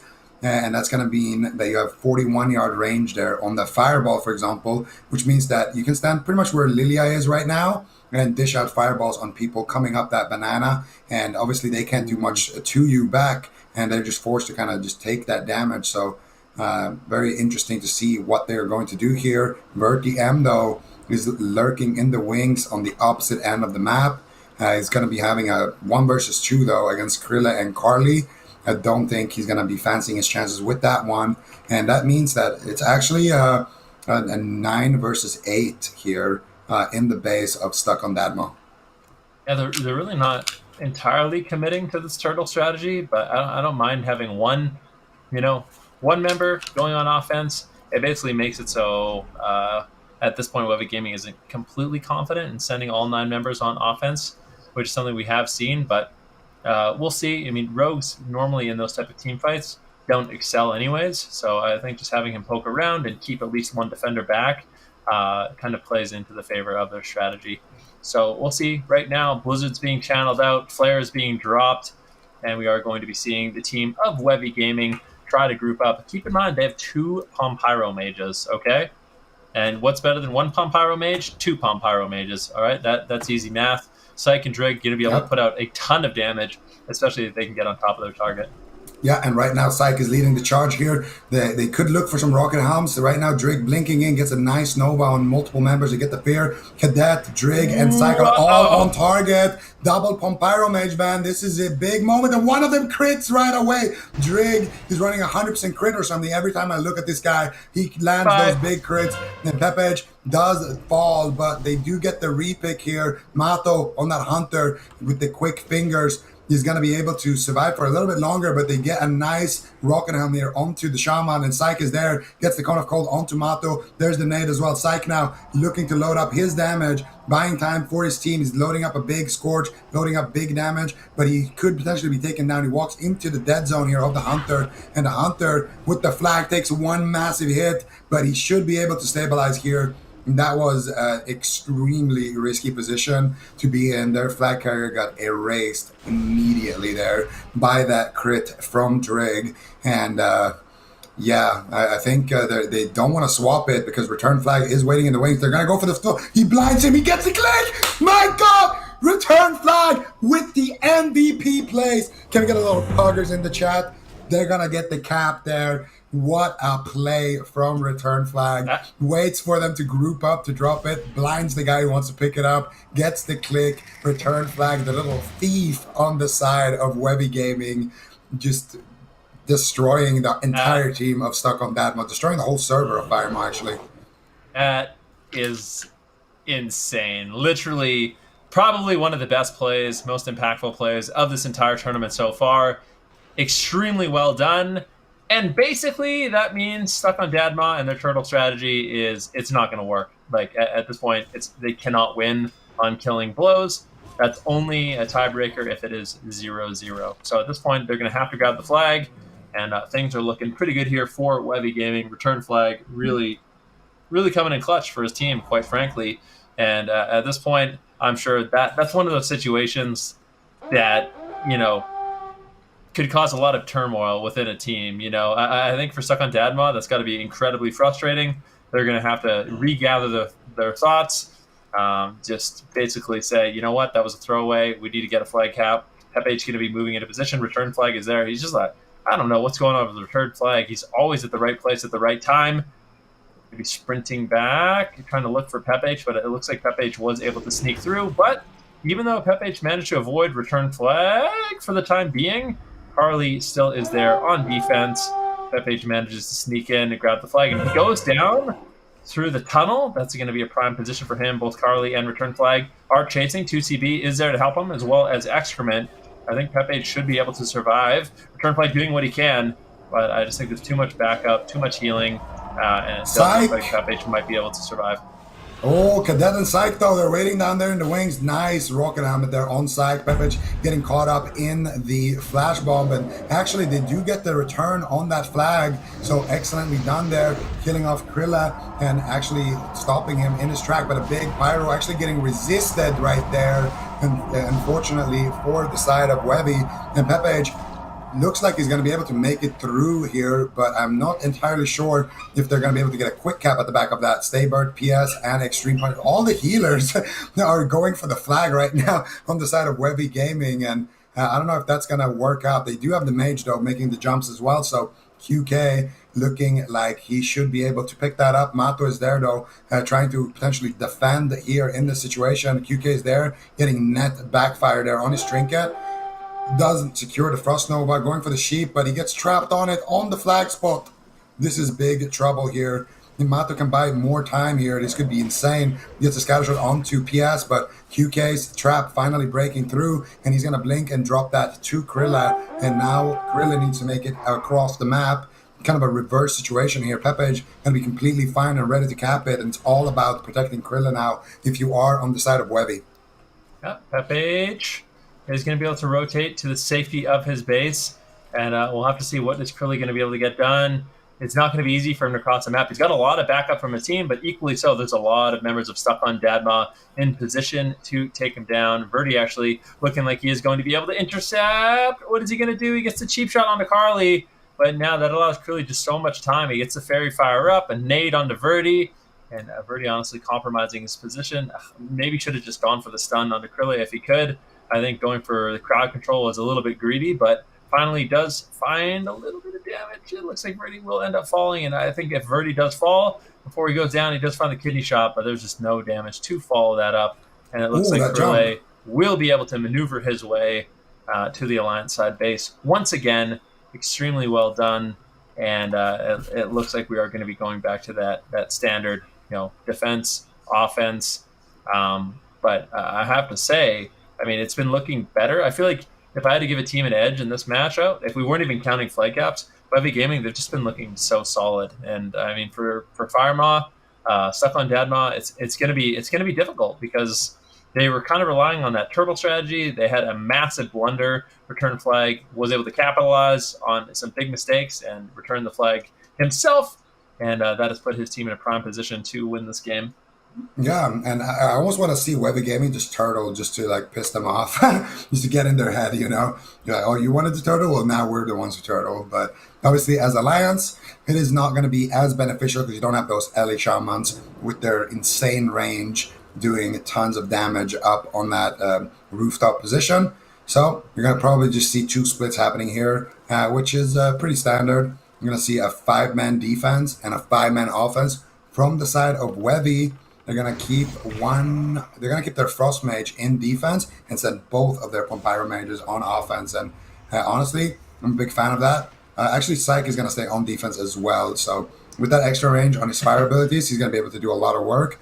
And Pepage, what is going on over here? He's taking big damage. Drig and Return Flag in a 2v2 situation. Pepage with the Nature Swiftness almost gets counterspelled on it. He gets a big heal, but it's still quite low here. Drig, he's looking for the Polymorph, looking for the Fire Blast. Can he find it though? If he gets an Impact Stun with this Fire Blast, it would allow his teammates to reach, but Cadet is there instead. Return Flag with the beautiful Rocket Helm, and now Drig in prime position. If he can get a single Fireball here, that would be the game potentially. Cheap Shot comes out, but he does get counterspelled there into a nade, and instead he should have just went for instant damage. He misses the Cone of Cold, but might still be able to take down Pepage. The flag gets dropped and gets returned to its base by Return Flag. Krilla, can he get there? That is the question. It does not look like it. There is a wall built up in the Alliance base by the Horde right now. Stuck on Dadma is not going to make it that easy for them. They actually managed to grab the flag, and now it's going to be up to Jan for YWN to grab that flag. And he's actually just going to be bunkering up. I mean, right now, even as 6, they're not looking to take that fight. They want to just wait for backup from their team, and they're just going to be hiding in the Alliance base, rotating up the banana. Not the most prime position, because this is something that can backfire. I mean, if Curly can cross the map, which he has, then all of a sudden we find ourselves in a situation where YWN has to actually get out of the base, and if he can't, it's going to be extremely difficult for the team of Stuck on Dadma to actually re-grab the flag before Curly can cap. So definitely a dangerous spot for them to be in, and they're going to have to wait for a little bit more backup before making a run for it. Yeah, let's see here. YWN caught up in a sheep here, and he's looking to make his way out. I don't think he has the shield wall. I'm pretty sure he used it in that first attempt when they bulldozed their way through the midfield. So big damage coming in here from Psyche this time around. Big Pyroblast Fireball combo, and YWN is running for his life. He wants to drop that flag to Pepage, but Return Flag is there. He's going to go for the 2-time play here. Skull of Impending Doom from YWN coming out. If they can reach YWN here, this could be Night. YQ is there. Can he get the Nova? He does not, but Drig is there as well. Drig gets counterspelled, but QK is there, looking to potentially get the pickup here. Gets Warstone, blocks out of it just to prevent the pickup, but he gets caught up in a Polymorph, and now into a freezing trap. Drig is there, ready to pick it up. YWN knows he cannot drop this flag right now, and he's just getting massive heals as his teammates are just, cleaning up around him, basically being a group of janitors. Spillafever with a massive Chain Lightning Earthshock, going to be sending QK back to the graveyard, but Cadet is still there, looking to dish out the damage. Now Cadet also going to fall here and Pepe should be able to get this flag here, no problem. Now, finally, they're going to drop it, and Pepe should return to his main position there, but that was, again, a lot of pressure from the side of Webby Gaming. Webby Gaming just showing dominance so far in the game. Yep, excellently done. Pepe in the Horde side tunnel, trying to get back into a very defensive position. It looks like we'll be able to do so. Krilly, in the meantime, also already in the base, feeling snug, but it feels like at this point there's just a slight edge in the matchup for the side of Webby Gaming, and we'll see what Stuck on Dadma is going to be able to do. They need to make a big offensive push early on in the match. If you're just tuning in, they tried to go for a turtle strategy, but there was just such a nice return flag from Return Flag, just sneaking in like a ninja, making the plays he needed to, and completely shutting down that turtle strategy. And unfortunately, there is going to be no NA meta adaptation in this one, and we are going to be going back to those flag caps. I mean, this is the thing right now. Webby Gaming, they're in a great spot, and the team is Stuck on Dadma. They really have to step it up here. They're trying to make an offensive push right now up the tunnel, but this fight is not exactly going in their favor. And I mean, they are taking some heavy blows here. Big casualties coming in. Return Flag wants to hold on a little bit longer, and all three members will fall. The offense is completely wiped out, and that's normally what we see. I mean, right now, the side of Webby Gaming, they're completely happy with just wiping that offense, getting a clean slate, and then trying to make an offensive push. There's no reason for them not to, especially the fact that they're up a flag cap right now. It's the safe play to make, and I think they're going to be looking to make that as often as they can. Yeah, and that's the thing. Usually when the flag has been in motion, going back and forth from one base to the other, and there's been a quick cap attempt, that positioning that is left on the map, if you are a team that, their flag is already in their side and they're making a push onto your team and your team hasn't even crossed the map yet and the enemy squad has, well, you have to kind of go and try to wipe them out and just try to reset the positioning so that when you make your push and they make their push, at least you're pushing at the same time. And, you're not going to be at a 20-second, 30-second disadvantage in terms of that pushing power. And now with that in mind, we are going to see the push from Webby Gaming here, making their way up the tunnel. And on the opposite side of the screen, we're going to take a look here, see what these guys are doing. They're also grouping up here in the tunnel. We got 1, 2, 3, 4, 5 members here. We got a Warlock and an Ellie Shaman. Very devastating card. Warlock and 2 Ellie Shaman. So if these guys can reach him, it would be big trouble. YWN's rocket boots backfiring right away on this push as they pull the trigger. Let's see what they can get done here with this many mages. I do want to see some polymorphs coming out, but already just an early rotation here. I guess they knew where Verti was. Krilla going to be able to just walk away and get back onto that tunnel roof positioning, have no problems there. And now if you take a look at Pepage, he's getting clotheslined here by Return Flag once again. Can Return Flag get something going, though? That is the question. He's looking for the mind control cap. He gets it, but it does get dispelled there. I do believe Drig is in position as well here onto Pepage. So if Drig can get anything going, Pepage could just die. Return Flag now making the jumps here. Pepage knows this, trying to get away, but Return Flag gets the sheep, but he falls down. No. Pepage is so happy about that. Now Pepage looking to make the next jumps here when Return Flag can kind of force him off of that roof position. Then Pepage, to make that jump that he just did, he actually activated walking. You see that? He's actually not crippled right now. He's just walking because you jump, a little bit less. Vertium is all over him. Krilly might be able to actually sneak away. He holds on at 10% health. It's getting back up from his team as well, but this is a good push from Stuck on Dadma.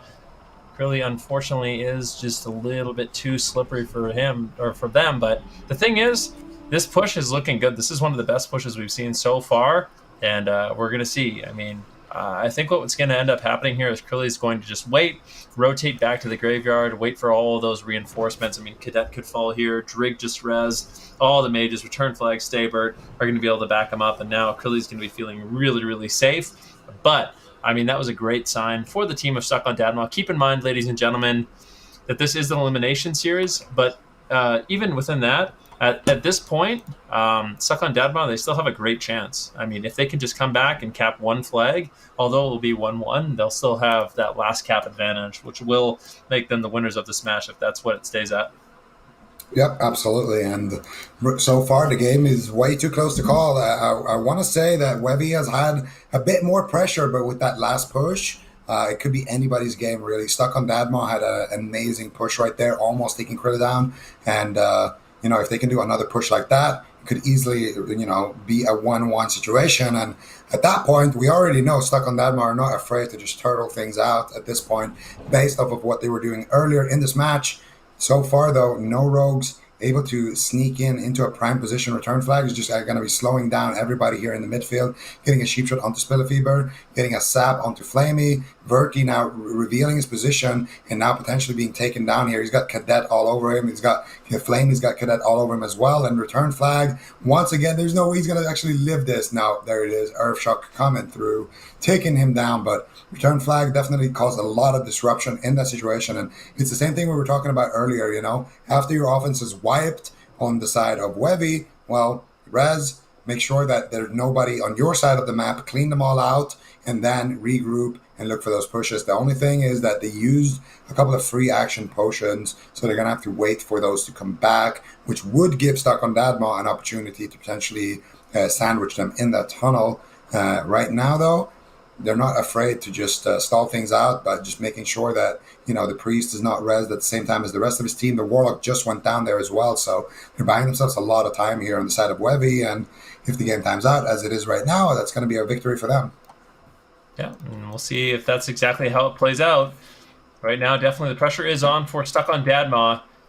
Unfortunately, they were sent back to the graveyard, and they're going to have to regather if they want to look to make an offensive push here. But it's like I said, for the Alliance side right now, they're in a prime position to just kind of take these midfield skirmishes if they need to. It looks like they're going to try to avoid it for now, as a few members do sneak by. But I wouldn't be surprised if they go for a pick because, as the time ticks down, that puts them in a more and more favorable position. But they're just going to be looking to really make an offensive play here, potentially push up the tunnel and really start pressuring Pep H the best they can. And we'll see Drig is actually going to grab the Berserking. And Berserking on a Palm Pyro Mage is absolutely horrifying. So we're going to need to see some spell reflections or some massive pre-heals coming in order to keep Pep H alive. Yeah, Drake has been just able to do so much work on that Pyro Mage. And I mean, when you look at his gear, he's got the Mage Blade, he's got the rank 10 stuff, he's got the Netherwind gloves, which gives crit, he's got the Robe of Volatile Power, which gives crit. So this guy is definitely rocking a lot of crit. I can't see his head, but I would hope that it's a mission there. And Drake is actually in stealth right now with that. I think that was a cloaking device, so he could potentially hard cast a fireball into a Pyro. He has a couple of seconds left. He's going for it, and Pepech could just get one dig right now. There it is, big damage. Can he connect it though? It doesn't look like it. Looks like he outranged him on the palm right there, or resisted. I'm not sure. Drake, I think, has it still active right now.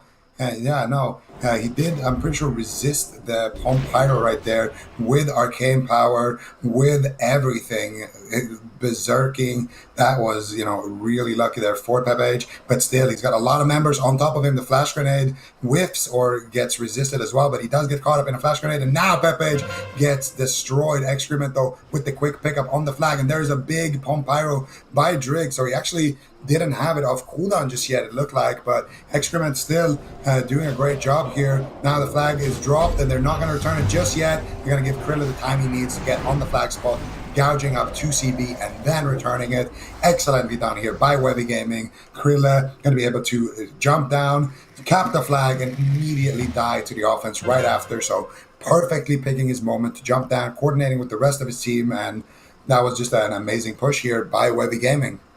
Yeah, no question about it whatsoever.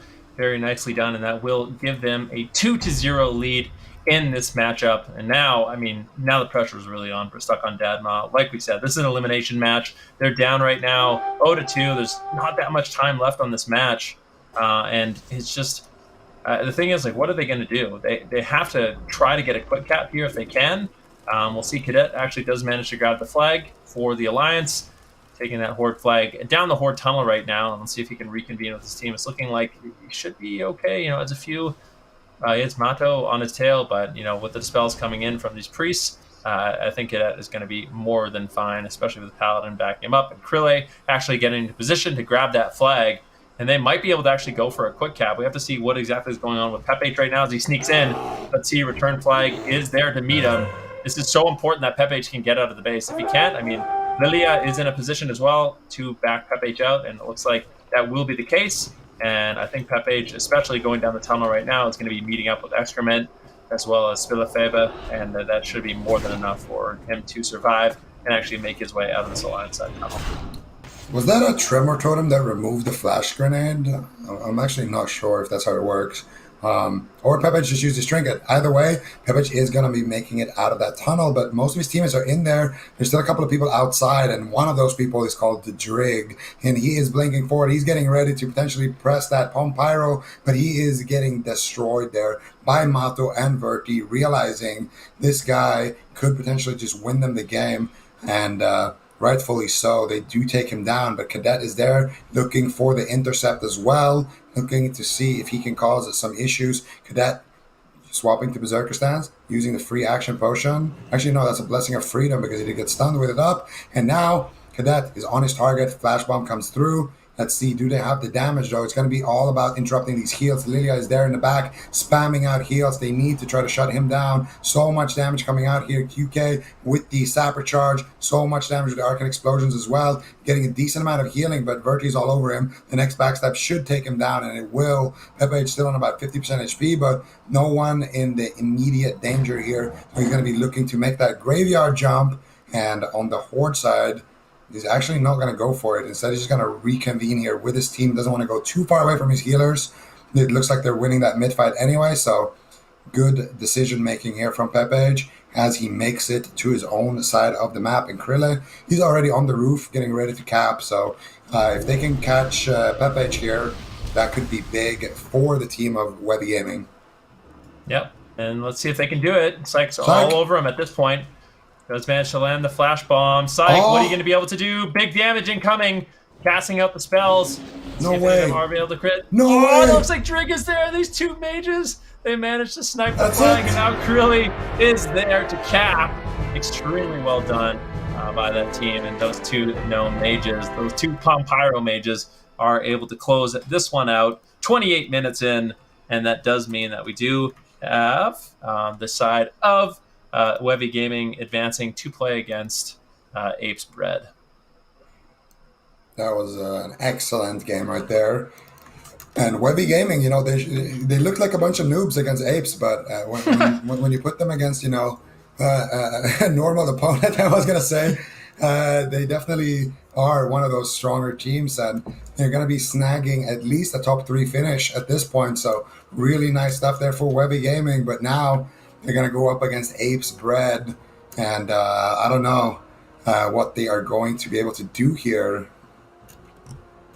It's going to be a tough matchup. It's looking like a potential for a rematch between Apes Bread and Apes here if Webby can't get something going here. I don't think that would surprise anyone, to be honest with you, at this point. I really don't think that would surprise anyone. So we'll see what Webby Gaming is going to be able to do. That was a great performance by them, but it just seems like Apes and Apes Bread have been a slice above the rest, a cut above the rest at this point. Especially Apes. I mean, they're the undisputed champs at this point. I mean, if they can win the grand finals, that would absolutely prove it. But I think most people are giving them the advantage in this one, and they're probably the favorites to win it all. But we shall see what Webby Gaming can do. They're going to be looking to make their way to the grand finals, but there's one opponent in their way. We'll see if Apes Bread is able to get that rematch. We'll have to find out what happens after a quick break.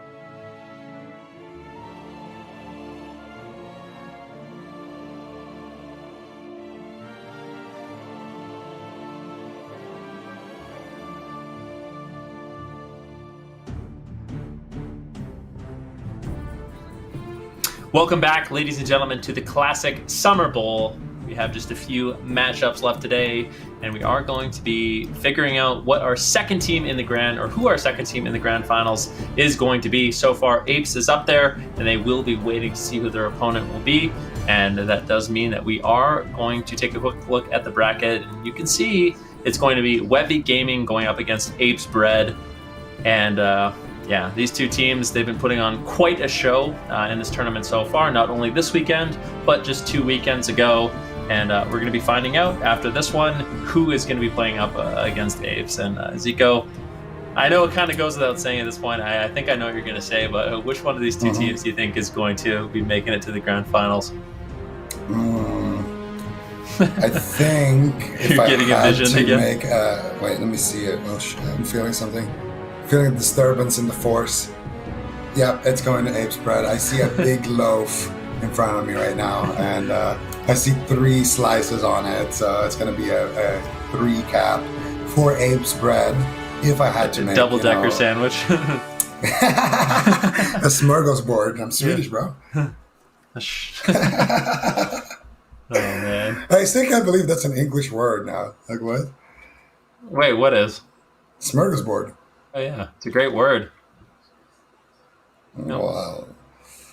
Okay, it's not an English word. Apparently, you guys steal it, but I'll still take it. I'll take it.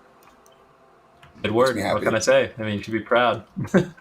Yeah, but can you give me a good like when do you actually do you guys use it when you talk about that specific thing? I feel like you use it as an expression, no?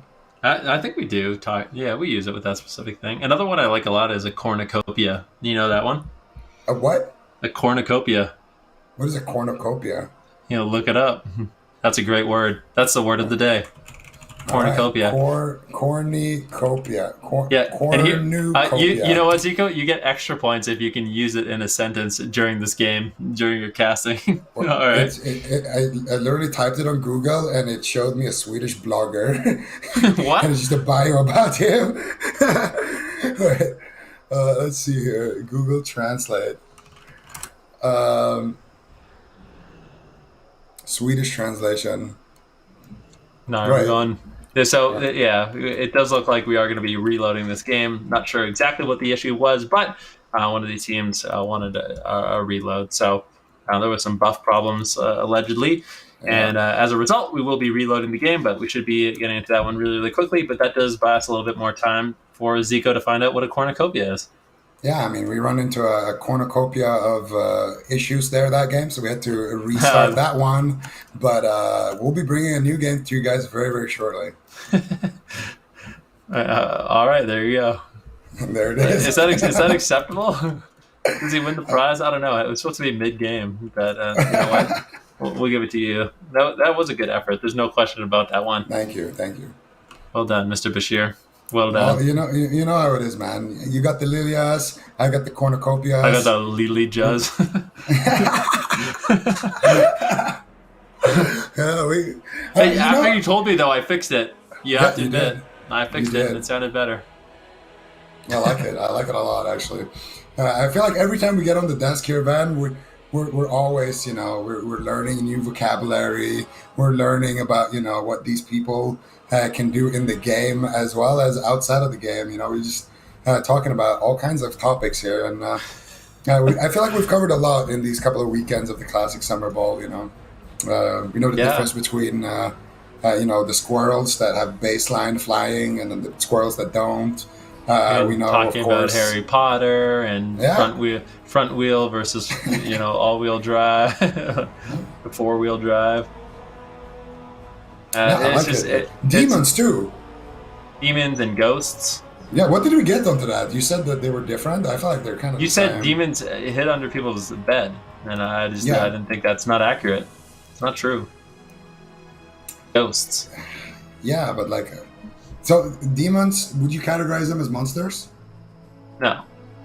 They're not. Okay, so what's a monster then? A monster is. Have you ever? What? Isn't there a movie Yeah, like about? Monsters Inc. Yeah, Monsters Inc. So normally they're like cute and cuddly, and Like teddy bears. no, they're not teddy bears. Okay, they're monsters. I don't know. Let's look at what a monster is. When I Monsters looked like at Monsters Frankenstein. Inc., I felt like Frankenstein is just a failed experiment. That's not like that's But like that's like. Hmm. I don't know. That's You know what? I'm that's a going to read different out. thing. Luckily, I'm on a computer and I have Google here, so we can. An imaginary creature that is typically large, ugly, and frightening. An imaginary creature that's typically large, ugly. Well, when I watched Monsters Inc., dude, I gotta give it to you, man. That blue bear-looking guy, he was kind of cute. He was. That It's circle not guy fair. as well, he was also cute. So like, I feel like either people shouldn't be afraid of monsters under their bed, or monsters and demons could be the same thing. In which case, my pun goes, it works. But another thing that works is this game. We are in game here finally, and the gates have opened. We got Webby Gaming versus Apes Bread, and we both here on the desk seem to favor, Apes Bread, and honestly. Another great question. Why didn't they name themselves Apes Banana Bread? Because then, like, they're apes and they like bananas, right? That is a good question. I mean, we're going to have to take it up with them after this. But I mean, one thing's for sure: Webby Gaming right now, they're going to be looking to toast Abe's Bread here today, and we'll see. I mean, for Abe's Bread, they've been looking super solid throughout this entire weekend, as well as just a few short weekends ago when we did see them in the qualifying stages of this tournament. No one has really been able to beat them except Apes. So we'll see if Webby Gaming is going to be able to, perform kind of a miracle here. Tiger Form going to be moving forward and return flag. Return flag. I don't know what's going on. This guy's got wall hack or something. He always finds these druids. Really, really good pathing there. I don't know if that was just good fortune, but it looks like Tiger Form is going to get absolutely swarmed. And Yep. there is no way he's getting out of that one. Tiger form gonna become wisp form on that druid, but he's gonna be making his way down to that base a little bit later. Return flag being one of the MVP rogues so far of the tournament, maybe he can become a practitioner at the Dr. Perplex clinic later on. We got Gracious right now going for the flag here, and if he can't get this flag out, it's going to be massive, massive problems here. Gracious does have the rocket boots. He does have the free action potion. Gets the blink. Return flag with the blind here onto Renz. Renz breaks out of that one, I think, with his Skull of Impending Doom. I'm not sure. Gracious, though, getting caught up in the blind himself. He gets knocked out of it. He catches a big heal here. Should have a blink very, very shortly here for the return flag, who I believe resisted a Cone of Cold right there. Gracious, with 0 mana left, should be in a position where he potentially could swap that flag, but he gets counterspelled onto Psych. He blinks, he drops down. Cadet is all over him with a free action potion. Where is the team? Tiger Form stuck in that flash grenade, and he is going to fall down, drop the flag. The flag does get returned to his base by Psych, and if you look at the other end, Krille as well has been dealt with, so no team able to pick up that first flag so far. Both teams very evenly matched here in the opening stage of the game. It does look like QK is able to grab the flag, and Valkor, in kind of a panic, is trying to meet him. Let's see how exactly this one plays out. Looks like QK might be able to escape. Looks like he's going to do it. He actually just walks out of the base. No confrontation whatsoever. And he's going to have to get back to his team when he can. XN coming back, Valcor as well. Monkey News, they're getting ready to pounce on to QK. But he's so close at this point to actually making it back to the rest of his team. We'll have to see. He needs a little bit more help. Just sitting up top. Counterspell on Monkey News, getting him in combat, denying the charge into a polymorph. Very nicely done. And now back with his team. QK should be completely fine. Really nicely done there. Actually, the flag gets dropped. And it looks like Krilly will be the one to pick it up. Levy Gaming doing an excellent job getting the flag into the hands of their flag carrier. And in the meantime, we can take a look at what's going on with Tiger Form and if he's going to be able to do the same. Yeah, Krilly's still not out of the woods just yet, though. Valkor's all over him. He's got Mitos on him as well. They're extremely low here, but I do think Krilly should be able to survive. And the longer they can prevent Tiger from picking up the flag, the better it is. Return flag now finally going to be able to do some damage here, but the flag does get picked up. Blink into a drop there. Nice handoff, but is Tiger Form going to be able to escape? That is the question. Very, very experienced on this druid. Let's see what he can do here. And he's looking like he could potentially get through. He's running down that graveyard there, and Drig is there waiting for him, though, with that Pompyro. What is he going to do? He does pop that Reflector in anticipation of that Pompyro coming through. Tiger Form, though, getting dropped a little bit lower, and here could the Imp CS Pompyro come through. Drig in range. Where's the Imp CS? He doesn't go for it, doesn't have it maybe, or maybe he doesn't know how much damage he actually is capable of. Either way, I think a bit of a misplay there from Drig. If he had that counterspell and he had that Pompyro, he could have easily closed it out and had potentially gotten a cap there for his team. But Tiger Form lives to fight another day there. Nice nature swiftness as well from him, and realizing that if you're on 50% HP against the Pompyro Mage, you are at 0% HP against the Pompyro Mage. So Tiger Form going to be able to pick up the movement speed boots, head up back on the rooftop position. Krilly's already in that same position on the other side of the map, so we can expect the pushes to come through. Yeah, I mean, there's no question about it. Valcor actually sneaking up into the Alliance side base right now. Let's see if he can make it through. Let's see what he's going to do. Might just try to find himself in a position. If he can't sneak through and there's a flare down, which likely there is, he's going to have to position himself in a way where he's basically going to look to cut off Krilly if he does jump down, which is something really standard from this rogue so far. We do see a bit of a midfield brawl, bit of a midfield skirmish. Return flag looking like he could ultimately fall. Stabert actually completely out of mana. The healers from Wevy Gaming right now, their mana is not looking good in this fight. I don't know how much longer they can sustain this damage, and it looks like Return Flag will, as a result, end up falling. Parla, at the same time, getting extremely low, but the Blessing of Protection comes in, and it looks like Parla will be able to hold on.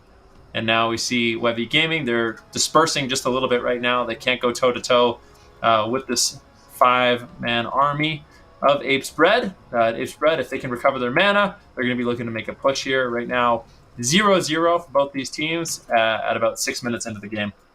Yeah, and if we look a little bit at killing blows, I would say it is in favor of Wevy Gaming, actually. So if Wevy Gaming wants to, they could potentially just set up a big defense, but I don't think that's the kind of line of play they want to go for. Instead, I think they want to just potentially shut down any attack happening onto their side and then look to group up here. We're going to see if they are able to do just that. Return Flag and Cadet looking to group up here with their team in the tunnel. And you can see all of the members of the Apes defense are already in prime position here. Let's see how many are they sending onto offense, though. You're going to see Mitos in defense with Tiger Form, Gracious, Rens, and Slices. They're going to have a 5-man defense. Valcor as well in kind of a weird spot here, actually, on that rogue. I'm not sure. Okay, he just res, so he's moving to get into position on that offense. Return Flag already in position to cut off Tiger Form when he jumps down. And we're going to see what they end up doing here. I think the push should happen from Apes Red at any moment now. The longer they wait, the more better it's going to be for Wevy Gaming, because they're still waiting for Valcor here, and it looks like they are about to push the trigger here. And let's see what they can get done here, Van. Cadet's leading the charge. Cadet going to be going in. Let's see what he can do. And that is going to be the Skull of Impending Doom moving forward, trying to avoid crowd control, and immediately, no questions asked whatsoever, Ape Spread, they're just going to be jumping down. They're going to be rotating. Tiger Form does not want to mess around with that fight. They only have actually 5 defenders right now, but still reluctant. Return Flag trying to get in a position where he can cut off Tiger Form. Look at him. He's just waiting. he knows that it's likely Tiger Form is going to be jumping to the roof, and if he can cut him off, that's going to be very good for his team. Return flags. I should What's have he blinded doing? him. He goes for the gouge, not able to find the blind, unfortunately. He will He get caught splits to the the sheep. polymorph, and now Tiger Form is looking like he's just going to be able to run away. Gracious Peeling, throwing in those snares, and like you said, a druid's best friend is a mage. There's just so much mobility on the druid, and if a mage is just snaring everyone, it makes it really, really easy as a druid to kite and get away. And Tiger Form does not mess around whatsoever. Basically took 0 damage during that push. Beautifully done there by Ape Spread. Cadet is looking for the charge here onto Tiger Form. Tiger Form, what are you going to do? You get nice sheep there onto Cadet. And I do think that Cadet is a little overextended right now. He's going to be stuck in crowd control for quite some time. But Drig is making his way up there.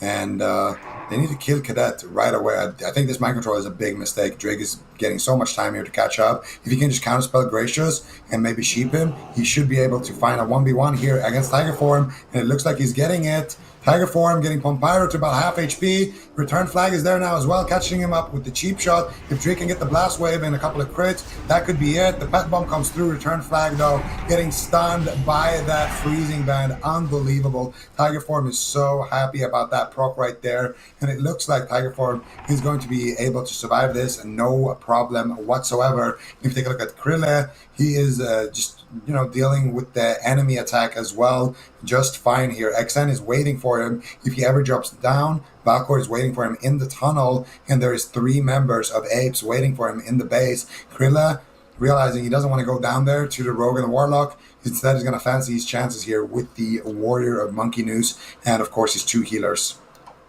Yep, and it looks like Tiger Form is completely fine now. That offensive push, it was good. It obviously forced Tiger Form to run quite a bit, but ultimately not resulting in a kill. And that means that the offense from Webby Gaming is going to have to regroup and recalibrate. Cadet still just charging forward. He gets caught into a Hammer of Justice and looks like he will ultimately fall. Psych is there, going for some big damage as well. Really just positioning really far away from this fight. Doesn't want to mess around, just allowing his team to soak up most of the damage and cause pressure onto Ape Spread. And it looks like Ape Spread offense will eventually fall. But look at Valkor. This is really, really important. The Valkor has managed to sneak in. And I like this a lot. It's a heads-up play. Now he's intercepted, or he snuck in. Infiltrated. He infiltrated. Thank you. Not intercepted. Infiltrated. Thank you very much. I appreciate that very much, bro. He's in a good spot. He's in a great spot now where he can set up his team for an offensive push, especially if we see the team of Webby Gaming rotate back to the top side of the Alliance base. Valkor, this is one of those plays where it can take a little bit to truly pay off, but it can be something that does win you the game. Yeah, but Valkor needs to be extremely careful here with this pathing. And on the side of Webby, they need to be careful. They need to be open to the possibility that Valkor has snuck in. Look at Krille. He's scouting every single corner on that Druid in bear form. Knows that there could be a rogue here lurking in the wings. He's going to be spamming out those demo roars. Valkor, though, vanishing here. And he's going to just walk on top of Krille. And the reason why he vanished like that is because Vanish gives you improved stealth, so you're not going to be able to get spotted. And this is actually super five-head by Valkor. Walking to a potential spot where Krille has already been, that means that Krille is going to have like kind of a false sense of security here as he's just running around. I think he thinks Valkor is not here, so this is going to be really good. If Valkor can stay here for a little bit longer, he's going to be able to immediately crowd control Krille from stealth, and that's going to allow, people like Xan, people like, Monkey News and Mythos to connect and really deal some damage here. So Valkor is going to be in prime position, but he cannot be discovered here. He can't, definitely not, but you might be waiting alone for quite some time. As you can see, the team of Webby Gaming is going to be looking to wipe the offense. And now there's only 3 members. Not very threatening 3 members as well. I mean, there's Valkor, but it looks like Centec's going to fall. Parla also moving forward, extending himself quite a bit. And I think this is rough. And Krille, oh no, Valkor! How is he going to get his way out of this one? These mages are just spamming Arcane Explosion. He gets found! Complete disaster. And that's the thing. I mean, as a rogue in that spot, it is very, very difficult to maintain, being in stealth and not get found. And as a result, Valkor is going to have to jump down, and he will not be able to get in that prime position. So really nicely done there by Webby Gaming. Yeah, very nice. Sniffing out the rogue, knowing that he could be lurking there in the wings. Valkor is just going to go back now and try to wipe the enemy attack since his own teammates just died and he got the tech dead. They're going to just go ahead and pick this mid fight, slow down the enemy assault as well. Just kind of go for a reset here on the map. And this game, I got to say, I was expecting Ape Spread to kind of just run away with this one.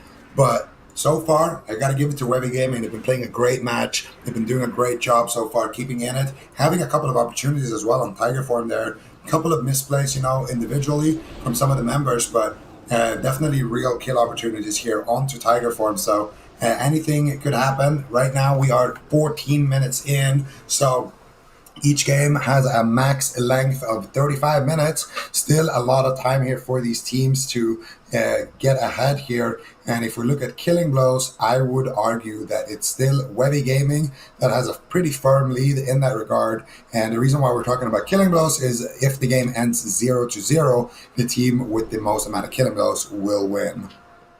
Yeah, I mean, it is something that's really important to consider. Not a lot of games in Europe have come down to that, but I mean, what's also really important to consider about that is if you're the team that's behind on killing blows, all of a sudden you have to make, some risky plays if you want to stay in the match.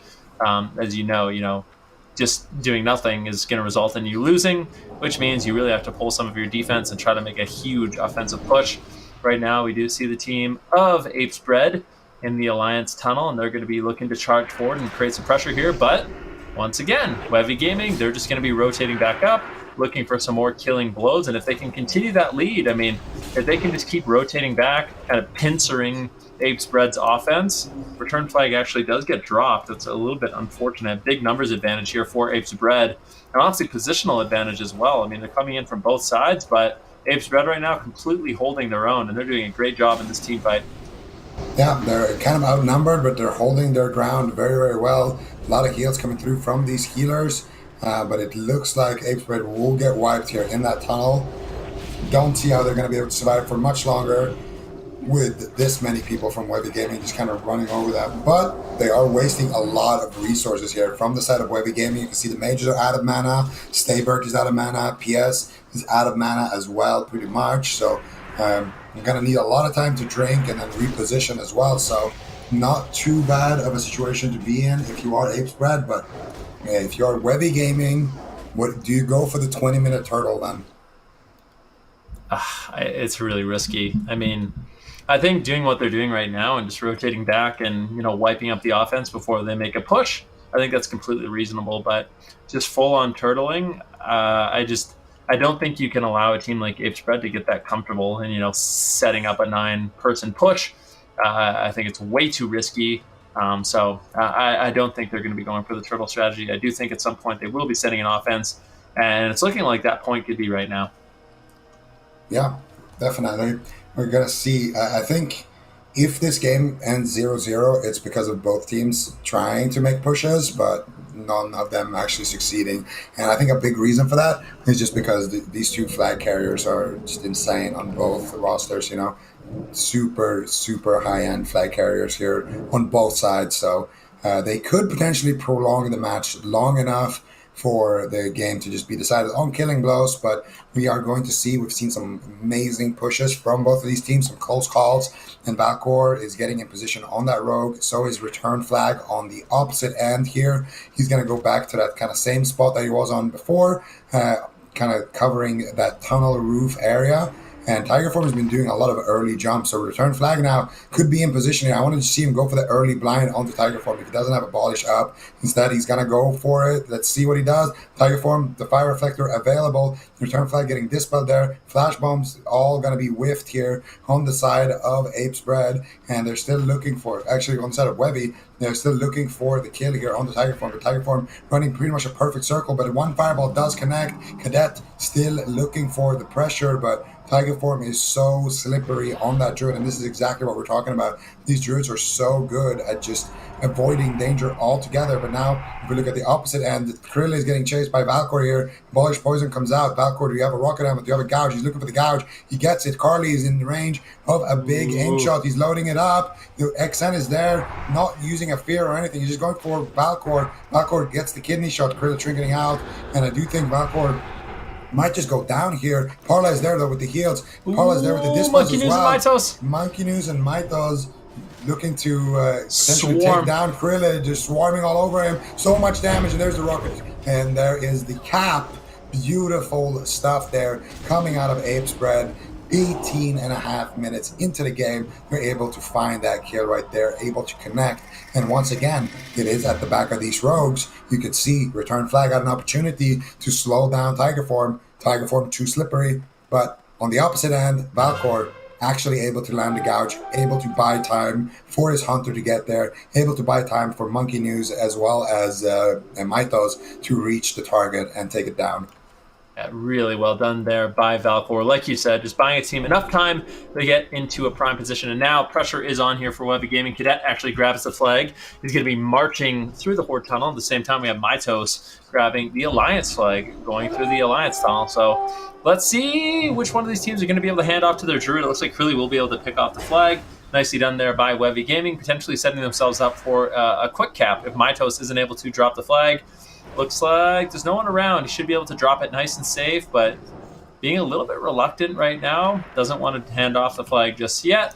And it seems like Apes, they're always wanting to make the safe play. They never want to, give up a flag by dropping the flag a little bit too early. And I think Mythos, especially if he's got a shield wall available, is going to be even more durable than we'd see Tiger Form be. So I don't think it's a risky gamble whatsoever.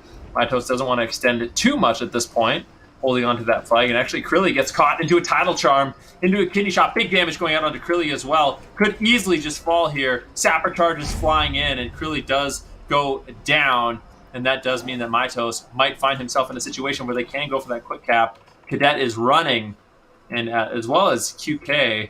But there is defense. Look at Slicey. Look at XN. They're actually perfectly in position to defend this flag. And this could be the second flag cap of the game here for Ape's Bread if Webby Gaming isn't careful.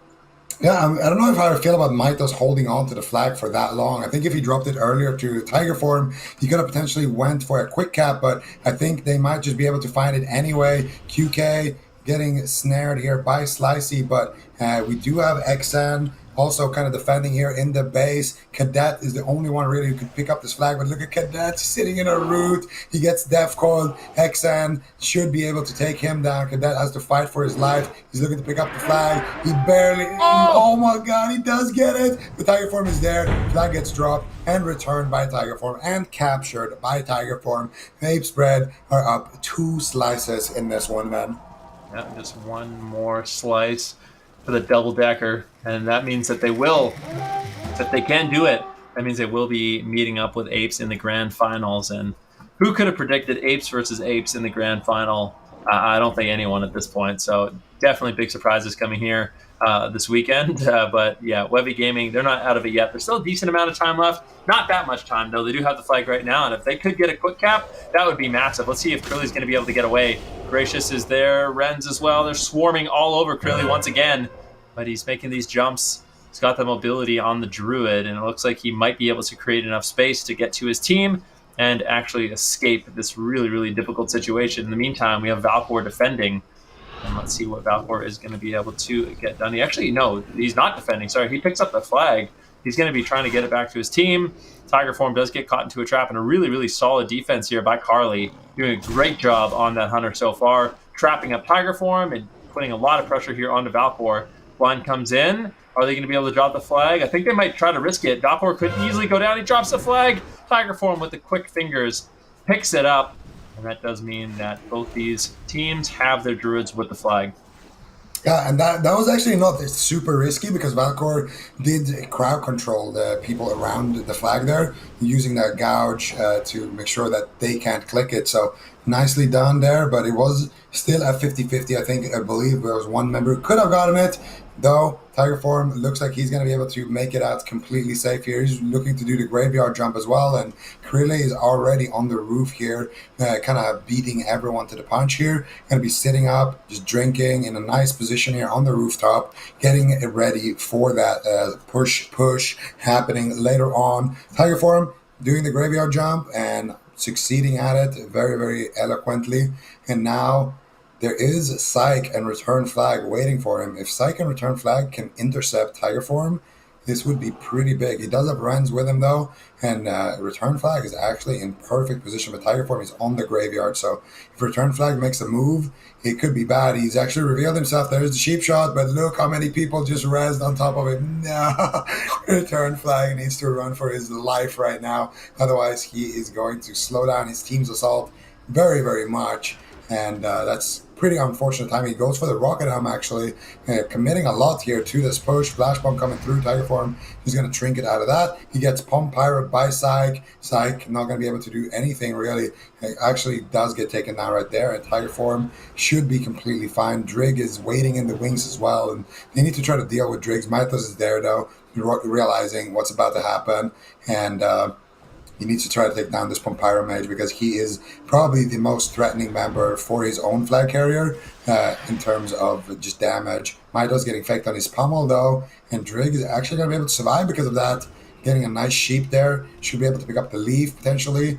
And no, Parla is actually going to steal that away from him.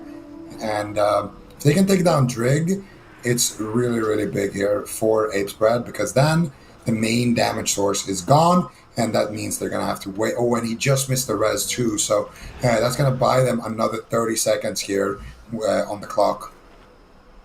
Yeah, Monkey News looking like he will fall as well, overstaying his welcome in the Alliance side base.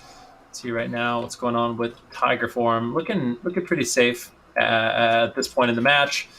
Snug in the Horde side base. And at the same time, we have Krille basically, snug in the Alliance side of the base. So both these teams are going to be looking to set up an offense. But that does mean, for Ape Spread, they got to be feeling really happy with this situation. Their defense is looking solid. They are making offensive pushes and really pressuring Levy Gaming, but they're up 2 flag caps, and there's only 10 minutes left in the match, which means Levy Gaming, they're going to have to score 2 flags in the next 10 minutes if they want to, come out ahead in this one.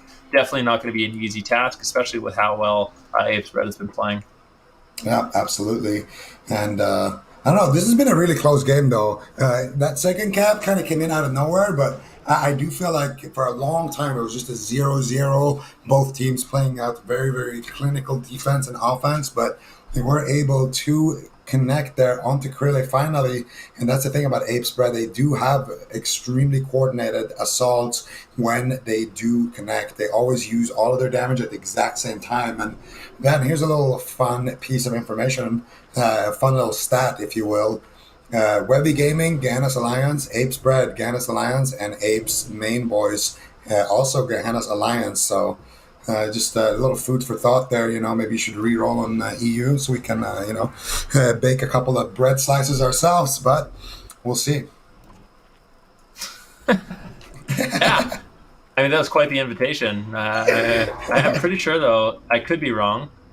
Actually, we already discussed this. Never mind. Yeah. I just want to call you out. No, it's okay. It's okay. You can call me out on that one.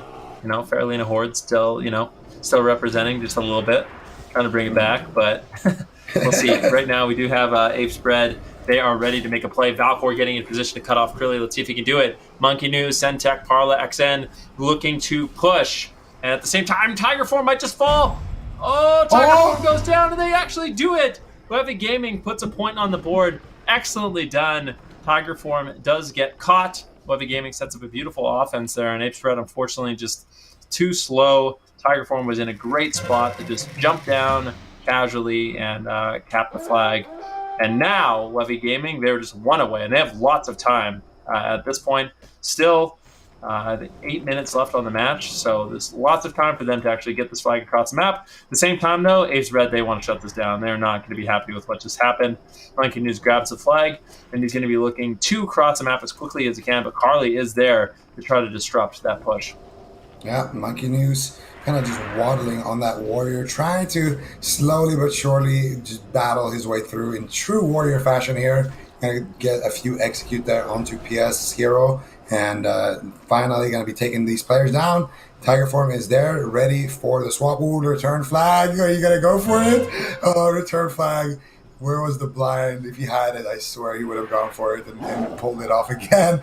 This guy has been having all kinds of tricks up his sleeve. One of the most funny players to watch so far, I gotta say, on that rogue. And we got a game on our hands. We got another 9 minutes left in this game. All Webby Gaming needs to do is score another cap and then just hold out for the remainder of the game. Krilla right now, though, in a lot of trouble here in midfield. Valkor's all over him. Skull Impending Doom doing a lot of work here, but Krilla with the Nature Swiftness and with the teammate support there should be completely fine here. Valkor's still chasing him, but Krilla is going to go for the risky graveyard jump here. Oh, he's in trouble.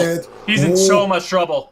There's the coil. Krilla gets caught into the death coil. XN's there with the sapper charge. 2 sapper charges land. Big heal onto Krilla, but they are still just unrelenting. Ape's Bread wants to take him down. It was such a close call, but the heals coming in from Webby Gaming were just too much.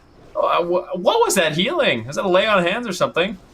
No, that was a priest, a greater heal. But the thing is, he didn't have Mortal Strike, and that's the beauty of, in general, like classic WoW, BC WoW, Wrath WoW. The Mortal Strike effect is 50%. So if you have it on you, well, you're gonna feel it, and if you don't have it on you, you're also going to feel it, because those heals in Classic will top a player from 0 to full HP, whereas if there's a Mortal Strike, then you're going to have to just spam out heals because there's so much consistent damage as well falling through.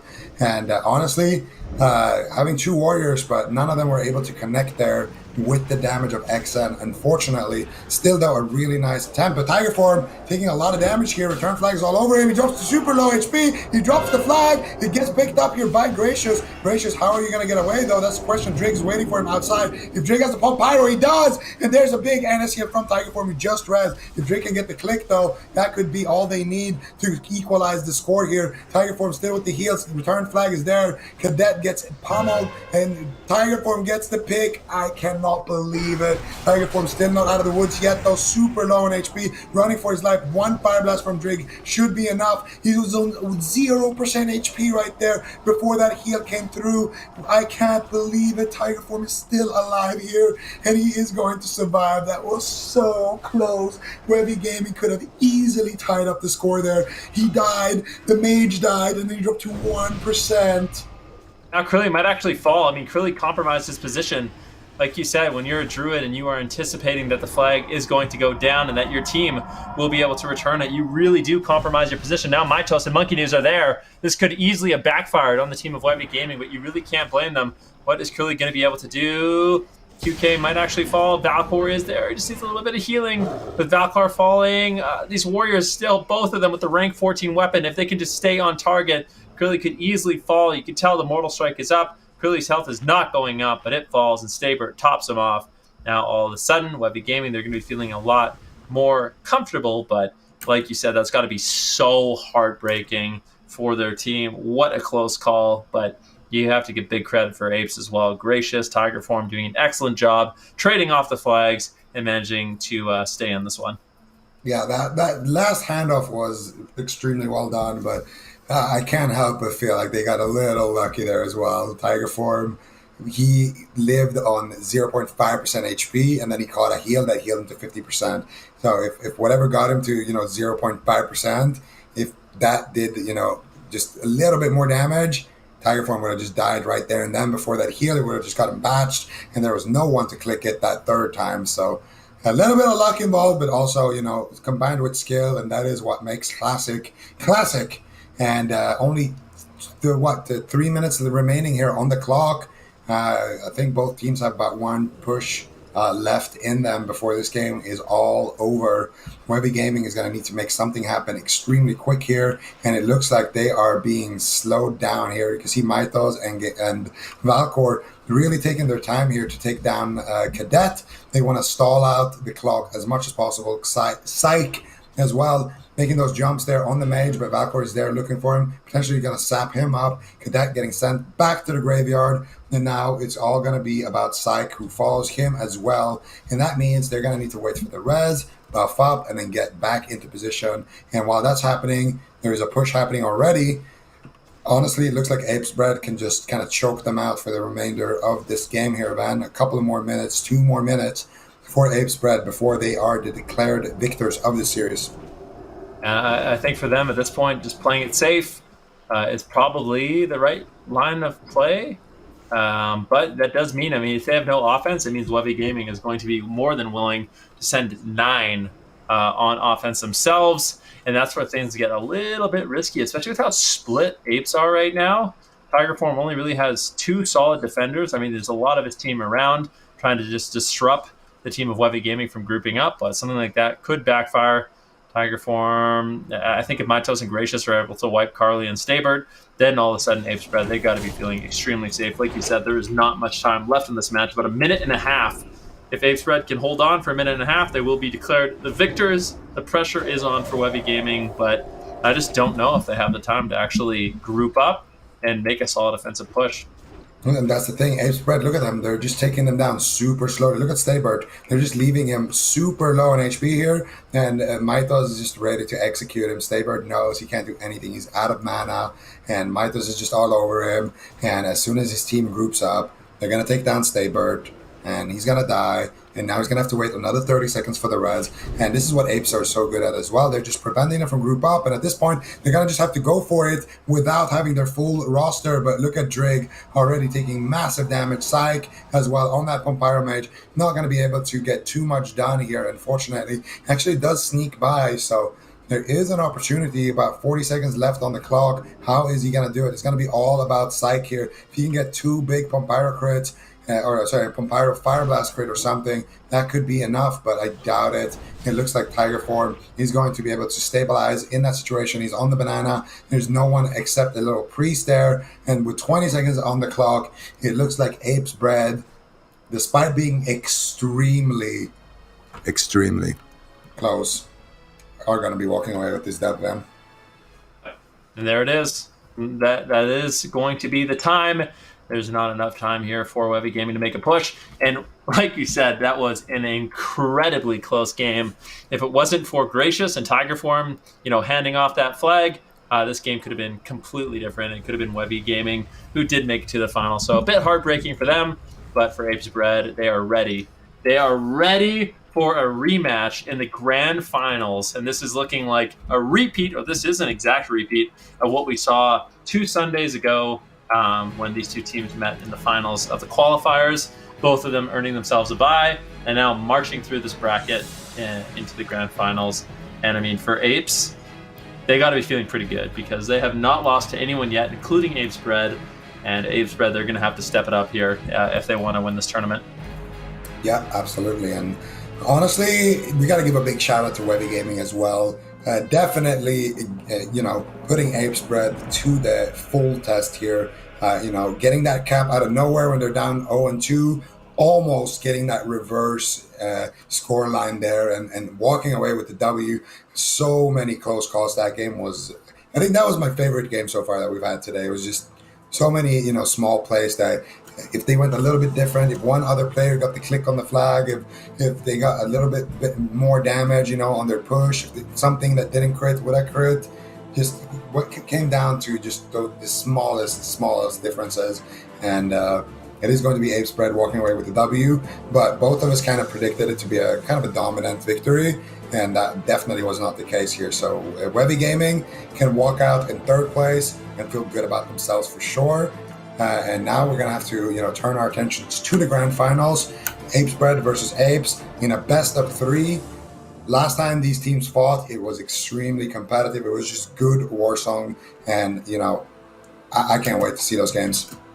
Yeah, we got a lot of Warsong action left. This is, of course, like Zico said, the grand finals where everything is on the line. And because of that, it is going to be a best of 3. So the remainder, or the series we've seen so far, are just a single best of 1, but this one is a best of 3. The last time these 2 teams met for a best of 3, it was Apes that came out with a 2-0 victory. But before we get into the grand finals, we're going to let these 2 teams rest up, reset their cooldowns, and we'll be back after a quick break.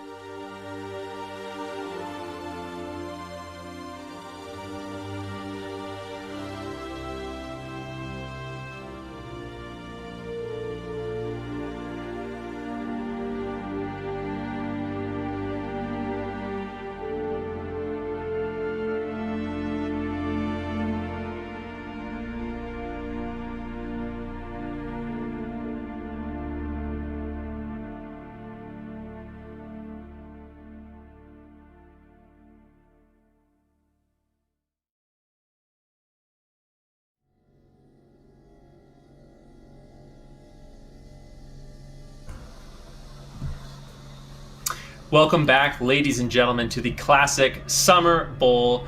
Two Titan teams remain in the grand finals, a best of three, Warsong Gulch. It is going to be Apes going up against Apes Bread. And I think the clear favorite at this point is going to be Apes, but that does not mean their ready counterpart doesn't have a chance in this one. I mean, they're one of the only teams that were able to even score a single flag cap against Apes. And I think they're going to be looking for a little bit of revenge here. Yep, definitely. And I don't know if they're going to be able to get it. The Apes have been looking super dominant so far in this tournament. Has been, I guess Apes Bread has been the team that's came closest to beating them. But no matter what happens here next, I got to say, you got to feel good if you're in Apes. Both of your teams made it to the grand finals of both events. Huge bragging rights. And if you're playing on Guyana's, and especially if you're playing Alliance on Guyana's, you got to be feeling extremely good as well, knowing that you guys are the top dogs in Europe. Yeah, I mean, there really is no question about it at this point. I think it's almost undisputed. These two teams, absolutely dominant. And, I mean, I would expect Apes to come out of this one, but I think this is going to be a close series. I think this is going to be a really, really good one. We'll have to see. Both these rogues, Valcor and Dr. Perplex, exceptional defenders. I mean, we could literally talk about every single player in this matchup and how good they are at their class and what they're able to bring to the table for their team. We're going to be looking for little outplays. It's like you said, that last matchup we saw, it was one of those games that really came down to little things, like even just picking up the flag before your opponents when it dropped. Just so many little outplays throughout the match. I think this is one of those matchups where if we do see enough of those little outplays go in favor of Apes Bread, they might be able to pull out an upset. Yeah, and we're going to see if they're going to be able to do just that. Game has started, and Dr. Perplexity is in the midfield. And this is something he likes to do. He likes to go in, take the speed buff, look for a potential sap, and then head back to his base. He has those timings of the enemy flag carriers down so well. He can already see, these players moving across, looking for the sap. It is a bit risky, though. Storm almost running into Tiger Form right there, almost spotting each other. I do believe Dr. Perplex is going to realize that he needs to fall back very, very shortly here, back to his base. Or Tiger Form might actually beat him to the punch. Little risky staying out this long. Tiger Form, I think he's going to go for the graveyard jump here potentially. Should have no problems getting back there. And once again, Dr. Perplex, I actually think he's making a rare mistake here. He's going to go after the mage, and he's actually shown himself here in the midfield. So Tiger Form is going to know that there's no rogue in the base, and actually Gracious is doing a great job so far, keeping Dr. Perplex as well in crowd control. But the Hunter and the rogue are just going after this mage. That's all they care about, is just making sure that this mage is very, very miserable. And Tiger Form should have ran on the graveyard, I do believe, but he's going straight into the clutches of Dr. Perplex here. And on the flip side, Storm making a beautiful play here, escaping Valcor. Valcor caught up in a rock and arm, nicely backed up here by his teammates there on the side of Storm. And now we're going to see what Tiger Form can do. He's actually swapping his route down to the tunnel where Dr. Perplex is waiting, saps him, but he does get the Mortal Coil, and he reflects the Death Coil right there. He reflects the Death Coil, and he skulls the sap. Tiger Form making MVP plays, but he's still in the middle of the team. Polythesia is there, though, spamming out the Dispels. Tiger Form gets the Nature Swiftness. Where is his team, though? That is the big question. Still just making his way through, and I do think he's going to die here. And honestly, Tiger Form played insane there. Imagine. But unfortunately, his team just already were wiped, so couldn't be able to do too much about it. And Storm looking like he's about to get a quick cap here as a result of everything here. Unbelievable. I mean, I just want you all to imagine what it would be like to be a flag carrier that sneaks in, grabs a flag, makes it out of the base, Skull of Impending Doom, the sap, Shadow Reflector, the Death Coil, and still just die anyways. I mean, that is definitely sad. In front of his own tunnel. Yeah, you have to give a lot of credit to Tiger Form there, but the team of Apes, they're just so solid, always in the right place at the right time. Storm's just going to cruise into the flag cap, and that will be a 1-0 lead just 2 minutes into the game for the team of Apes. Yeah, absolutely excellent stuff here from the team of apes. And now we are going to see them look to regroup here. Can I get a quick cap though? Tilted is already in pretty good position here to move forward. Let's see what he can get done here. Moving up the ramp. Valkor is there, who's going to be defending against him. And Tilted on that mount should have no issues right now getting into the base. Exxon just res though. Unfortunately for him, I do believe there's a coil here. Tilted actually moving back a little bit, realizing that he needs to wait in Storm, and he is getting sandwiched by a Hunter and by a Warlock. Tilted going to be in a massive trouble here. Does connect the Nova into the grenade, and now he's going to run back here and just try to survive that situation right there. Instead, maybe go through the tunnel, and Tigerform does get the pick on the flag, so looks good for him so far. Can he make it out alive though, Ben? I mean, that really is a question. Doesn't look like he's going to be able to. The damage is just completely overwhelming. He gets a little bit of a heal. It was a potion or something, but the flag does get dropped. And Tiger Form is just going to give it up. Goes down anyways. Unfortunately, wasn't able to get the handoff over onto Gracious. Apes knew exactly what they wanted to do. And now, as a result, both flags will be put back to their respective bases. And we'll have to see if Storm is going to be able to actually pick up this flag. He charges forward, gets Valkor out of stealth. Trap does land, but unfortunately breaks. And now Storm with the flag might be able to sneak his way out of this one. Good peels here. Good heals from Chloe O'Brien from Tilted. But the flash bomb does land onto Storm. Does break. Death Coil comes in. I don't know if Storm's going to be able to break out of this one. This is just, it's an overwhelming defense here from the team of Apes Bread. And Storm likely going to fall. Flag gets returned, but Tilted in a prime position. He knew that was very likely he was going to go down. Valkor there with the blind, though. XN as well. They are not making it easy for Apes to get this flag. Oh, it clicks, but the Valkor gets the return there as Tilted is trying to ice block out of the blind and potentially secure the flag. And Tilted now, once again, going to go for the flag, but Parla is there. Parla, though, is just a priest. Might get a fear on him. Tilted realizing he needs to avoid that fear. He does dodge it. Valkor's still there. Zolpi's still there. All of them. He drops the flag to Zolpi. Nicely done there by Tilted, but he does get erased. Zolpi should have his shield wall here. He's not going to be the fastest player, though, on the map with that warrior, but Storm is down there in the tunnel. Should be able to give him that flag. And on the opposite end here, you can see Mythos making his way, kind of death-balling the flag with a bunch of Apes members here, making it down the tunnel. Catches a nice blessing of freedom here. Dr. Perplex is all over him, looking to potentially disrupt the swap here. Mythos now activating his shield wall right there, and that means he's going to be able to hold on to the flag for a little bit longer. Tiger Form still not going to be taking too much damage here. Just looking to potentially get that pass from Mythos, but now they're going to go for it. He drops it. Tiger Form does pick it up, and both flags looks like they've made it to their Druid Storm. Looks like he's going to be able to cross the midfield as well here. Nice nature swiftness heal, and he should be able to kite out the remainder of the Apes Bread members. And now we turn our attention back to Tiger Form here, who is already in the tunnel completely safe. So looks like both druids are going to be able to make it to their own tunnels and potentially up to the roof, and we should be able to see those 5v5 situations happening very soon. Potentially. I mean, Tiger Form right now is getting cut off by Tilted, and Zolpi is there as well. I mean, there's an opportunity. Tilted and Zolpi can just outright take Tiger Form down if he's not careful. So Tiger Form, we'll see how he does decide to maneuver. Free action potion does come in. He's on the run, trying to get back to the graveyard. Does manage to find a little bit of help there by Valkor, by XN, and I think at this point, Tiger Form's going to be feeling like he has enough backup to ultimately survive. Actually, it's going to be jumping down and trying to rotate, but that does mean UHDX is there to get some damage out, looking for a potential fear. Let's see if he's able to find it. Flash bomb does land, and now Tiger Form, he's out in crowd control.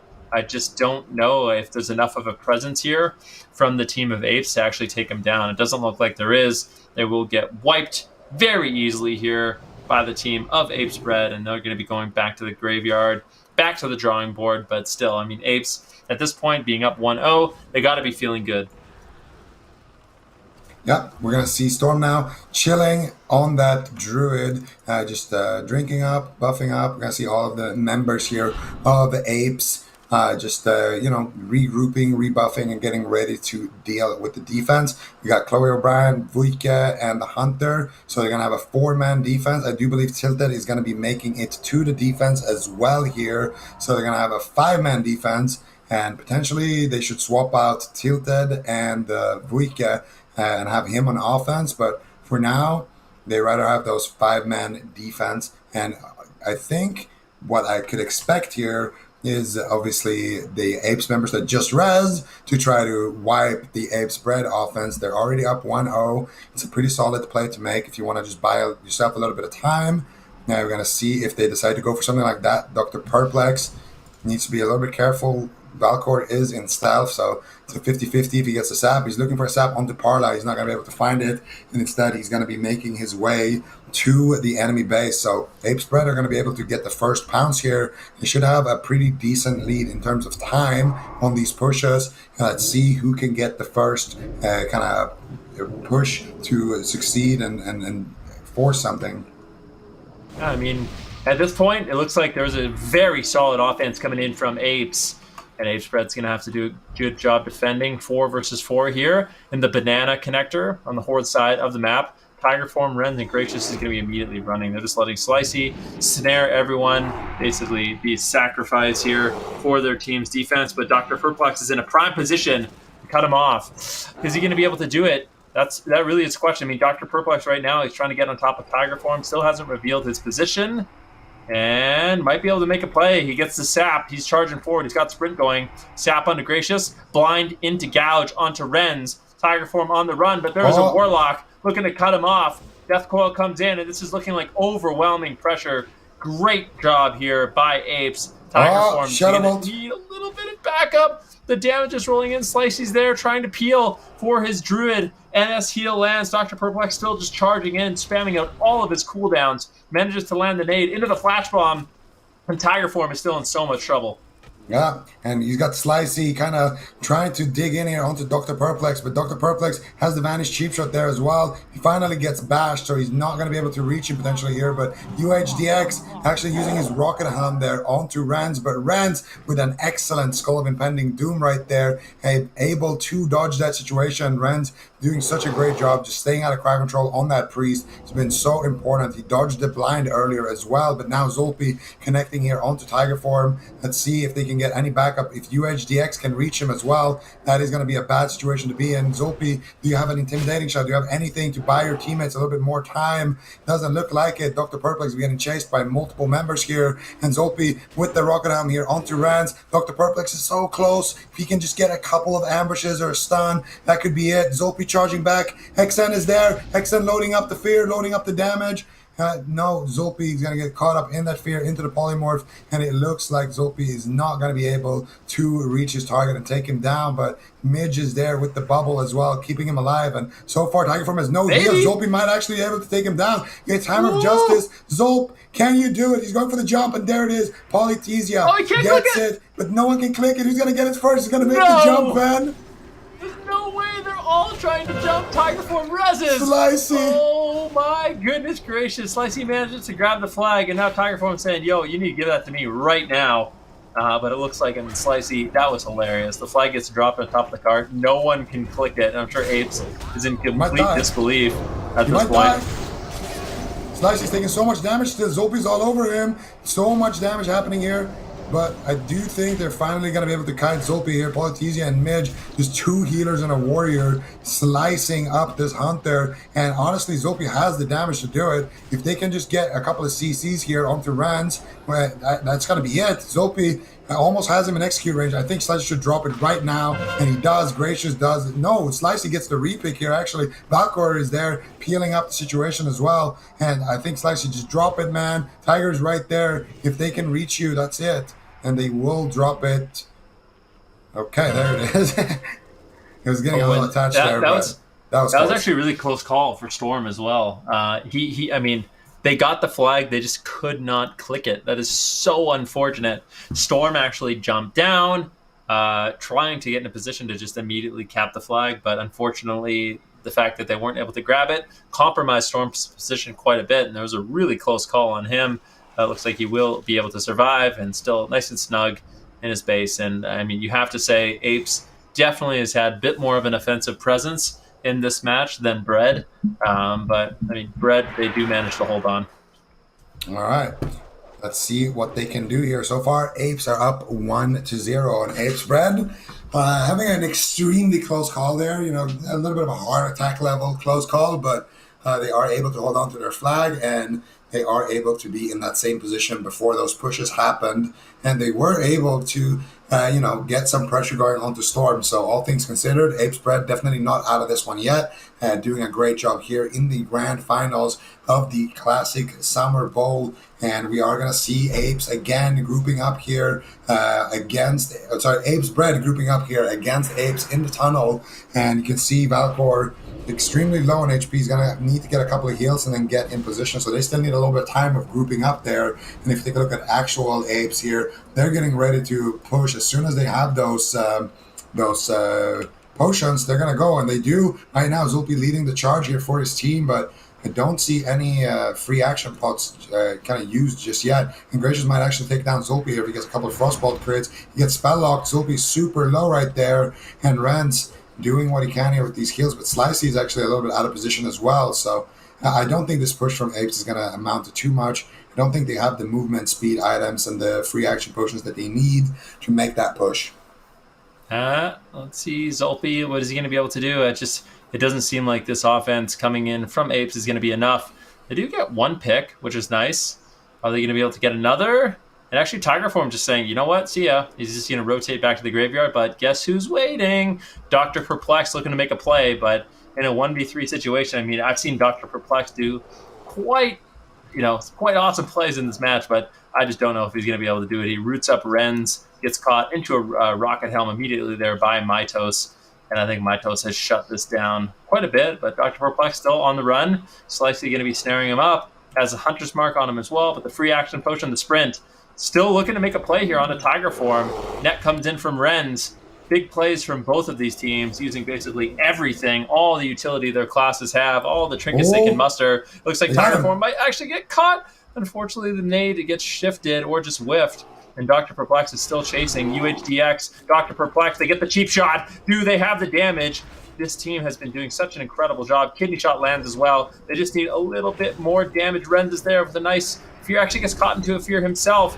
Tiger Form gets the backup from Gracious from Mytos. But the damage is just overwhelming, and unrelenting pressure causes the second cap. I mean, I don't know about you, but I thought there was a few times where Tiger Form had just gotten out of the woods. It looked like he was going to be safe, but they just continue to charge, and the positioning is just so strong. I mean, UHDX, I love what he does. They funnel Tiger Form outside of the base to the graveyard, and then they always have UHDX who's just waiting in the tunnel. So there's basically nowhere he can go without being caught by a rogue, without being caught by a warlock. And unfortunately there, he was caught by both. Yeah, and that's exactly, you took the words right out of my mouth. UHDX every time just cuts him off as he's about to enter the tunnel, gets a fat coil on him, and that's going to allow, Dr. Perplex to do what he does as well. And I think that was all Dr. Perplex there, to be honest. Once they did catch him, he had such a nice read, he had such a nice stun lock, and also UHDX with the blanket counterspell onto Rance into the full fear, just having complete control, crowd controlling one member and doing damage to the flag carrier there. So really, really good stuff there from Dr. Perplex and UHDX, and they're going to net themselves a nice 2-0 lead as a result of that. Apes Bread looking toast, Ben. Yeah, they're definitely looking toast in this first game, that's for sure. And right now we do have the flag in the hands of Zulpi. Let's see if Zulpi's going to be able to cross the map in terms of defense. I mean, we'll see what Tiger Form's going to be able to do. Is Tiger Form going to be able to sneak in and get the flag? That's the question. Australia is there to play defense. Tiger Form does manage to grab it, and let's see if he can make it out. Rocket Helm onto Chloe O'Brien, and it looks like there's no more defense really in a good position to take down Tiger Form. I think it's likely we see Apes try to rotate, try to cut him off, but we'll have to see if they're going to be able to do it. Yeah, Dr. Perplex on his mount, still hunting this tiger here. Let's see if he can get to him. I doubt it, I want to say. He's got him dismounted already, and Tiger Form is basically already across the map. So this is a great situation for Apes Bread, actually, because Storm, he's still, struggling a little bit to reconnect with Zulpi. And Zulpi, where is he right now? He is actually going to be in a pretty good spot with that flag. So he's going to be able to get back onto the roof. Storm is still taking a little bit of damage, though, in that tunnel. If they can take Storm down here, Monkey News is doing what he can. If he can kill him, then that's going to be big. But I do think Monkey News is actually the one in trouble here, as Tilted looks to load up a big Shatter combo, big Cone of Cold, and they're just going to wait for the res and then kill Monkey News. Now, Monkey News not going to be able to res for another 30 seconds. As a result of that, and Storm is going to have the flag on his own roof. He's out of mana. He's going to sit down and drink. Defense from Apes looking solid, and that's going to buy them some time here to group up once again. Dr. Perplex already moving ahead of time to get in that intercept position. Yeah, and I mean, at this point, there's going to be a big offensive push here. If they can manage to do it, at this point, it doesn't look like they're going to meet in the midfield. It's very rare we see these two teams actually go into a skirmish. It's just they're both very confident in their defense and very confident in their offense as well. So Apes Bread, I would say, is in a maybe not a better position, as Dr. Perplex has already he set himself up. I mean, look where he is right now. He's basically just waiting in the tunnel, and when his teams get there, he's going to be getting into that position where he can cut off the flag carrier. He can try to cut off Tiger Form, and he's been doing a really good job. I mean, Dr. Perplex, potentially the MVP rogue of this tournament. I would say Valkor, let's see what he's going to be able to get done. He's already in position as well at the Alliance side graveyard, and he's going to be waiting. I'd say the one key difference I see in these teams' offensive pushes is UHDX. His positioning is just so good, where he's able to rotate back through the tunnel and always cut off the flag carriers. Seems very standard for them to make that play, and it seems to be very effective as well. Yeah, and that's the main thing. I think Dr. Perplex's ability to chase the flag carrier against multiple people here. You can see one sap, one gouge, and now he's putting pressure onto Tiger Form. He's going to try to funnel him onto UHDX, and that duo of UHDX and Dr. Perplex, that's what makes it so good. He's so fast here with the Vanish, making sure that he doesn't get slowed. He gets re-snared here, and he's going to use his escape artist, gets the gouge here, dodges the fear, but Gracious should be able to finally reach Dr. Perplex. He re-stuffs and saps him. Zolp actually breaking that sap, and that's going to make it so Dr. Perplex potentially is going to land into crowd control here. Finally, Gracious should be having no issues landing this poly here. Finally, but that is only because Zolpi actually broke that sap that landed at the same time as he charged. Ooh, Tiger Form! But Tiger Form is getting connected on anyway. Jumping down here on the balcony, but Zolpi's all over him. He gets blinded. Zolpi's going to be sitting through that one, and Tiger Form barely is going to be able to survive that situation. But Dr. Perplex waiting in the wings here once again with his Hunter. Yeah, Polythesia trying to get there, just spelling Tiger Form, removing all those precious buffs, the Fortitude, Mark of the Wild, and Dr. Perplex once again is there, and the damage is just too much. Right place at the right time. Let's see if Storm's going to be able to actually grab the flag. Unfortunately, not able to. Too much of a presence inside the Alliance side base, and it is Mytos who does manage to pick up the flag, and he's going to be looking to wipe this defense of Apes so far. Mytos now marching down the Alliance side tunnel, but looks a little bit reluctant to do so. There's going to be a lot of members of Apes in a prime position to actually take him down, but I mean, correct me if I'm wrong, I think Mytos still has a shield wall available, which is going to be massive for them to cross the map.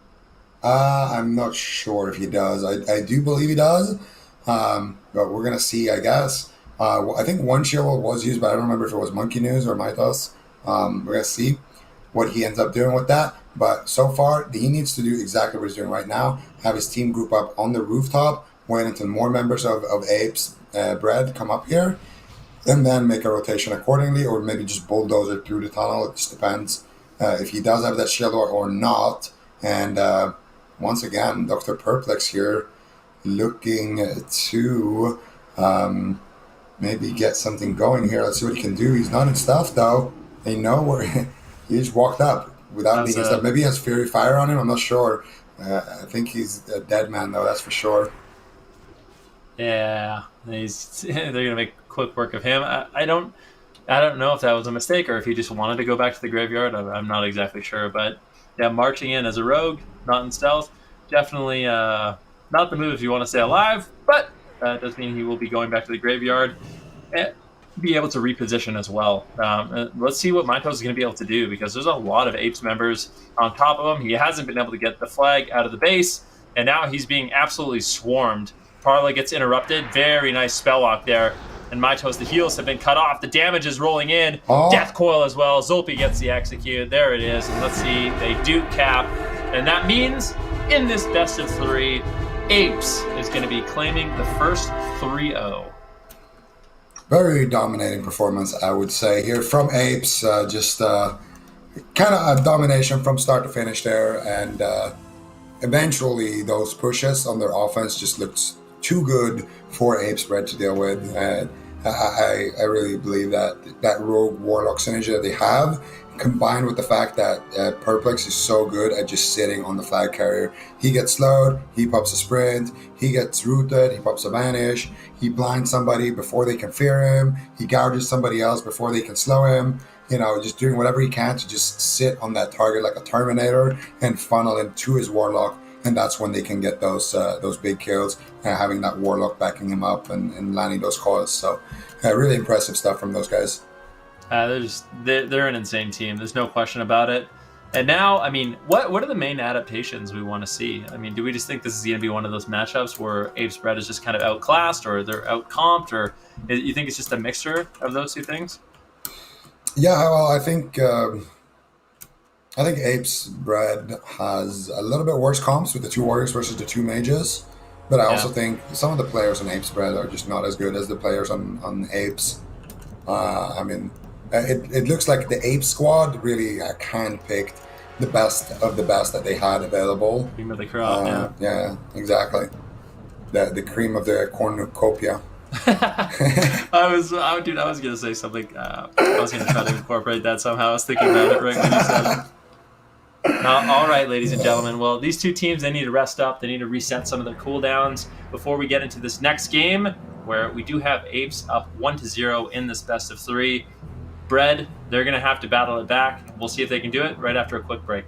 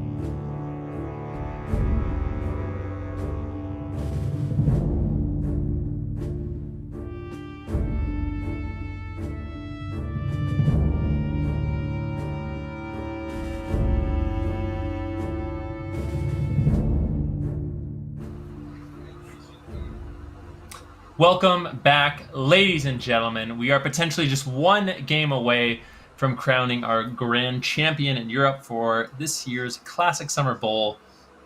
It's been all about Warsong the last few weekends, and I think one thing is pretty clear in Europe. Apes, they are absolutely insane at Warsong Gulch. Apes Bread, definitely representing their guild quite nicely here. Gehennis in EU as well. That alliance side, absolutely dominant. Like Zico was so quick to point out.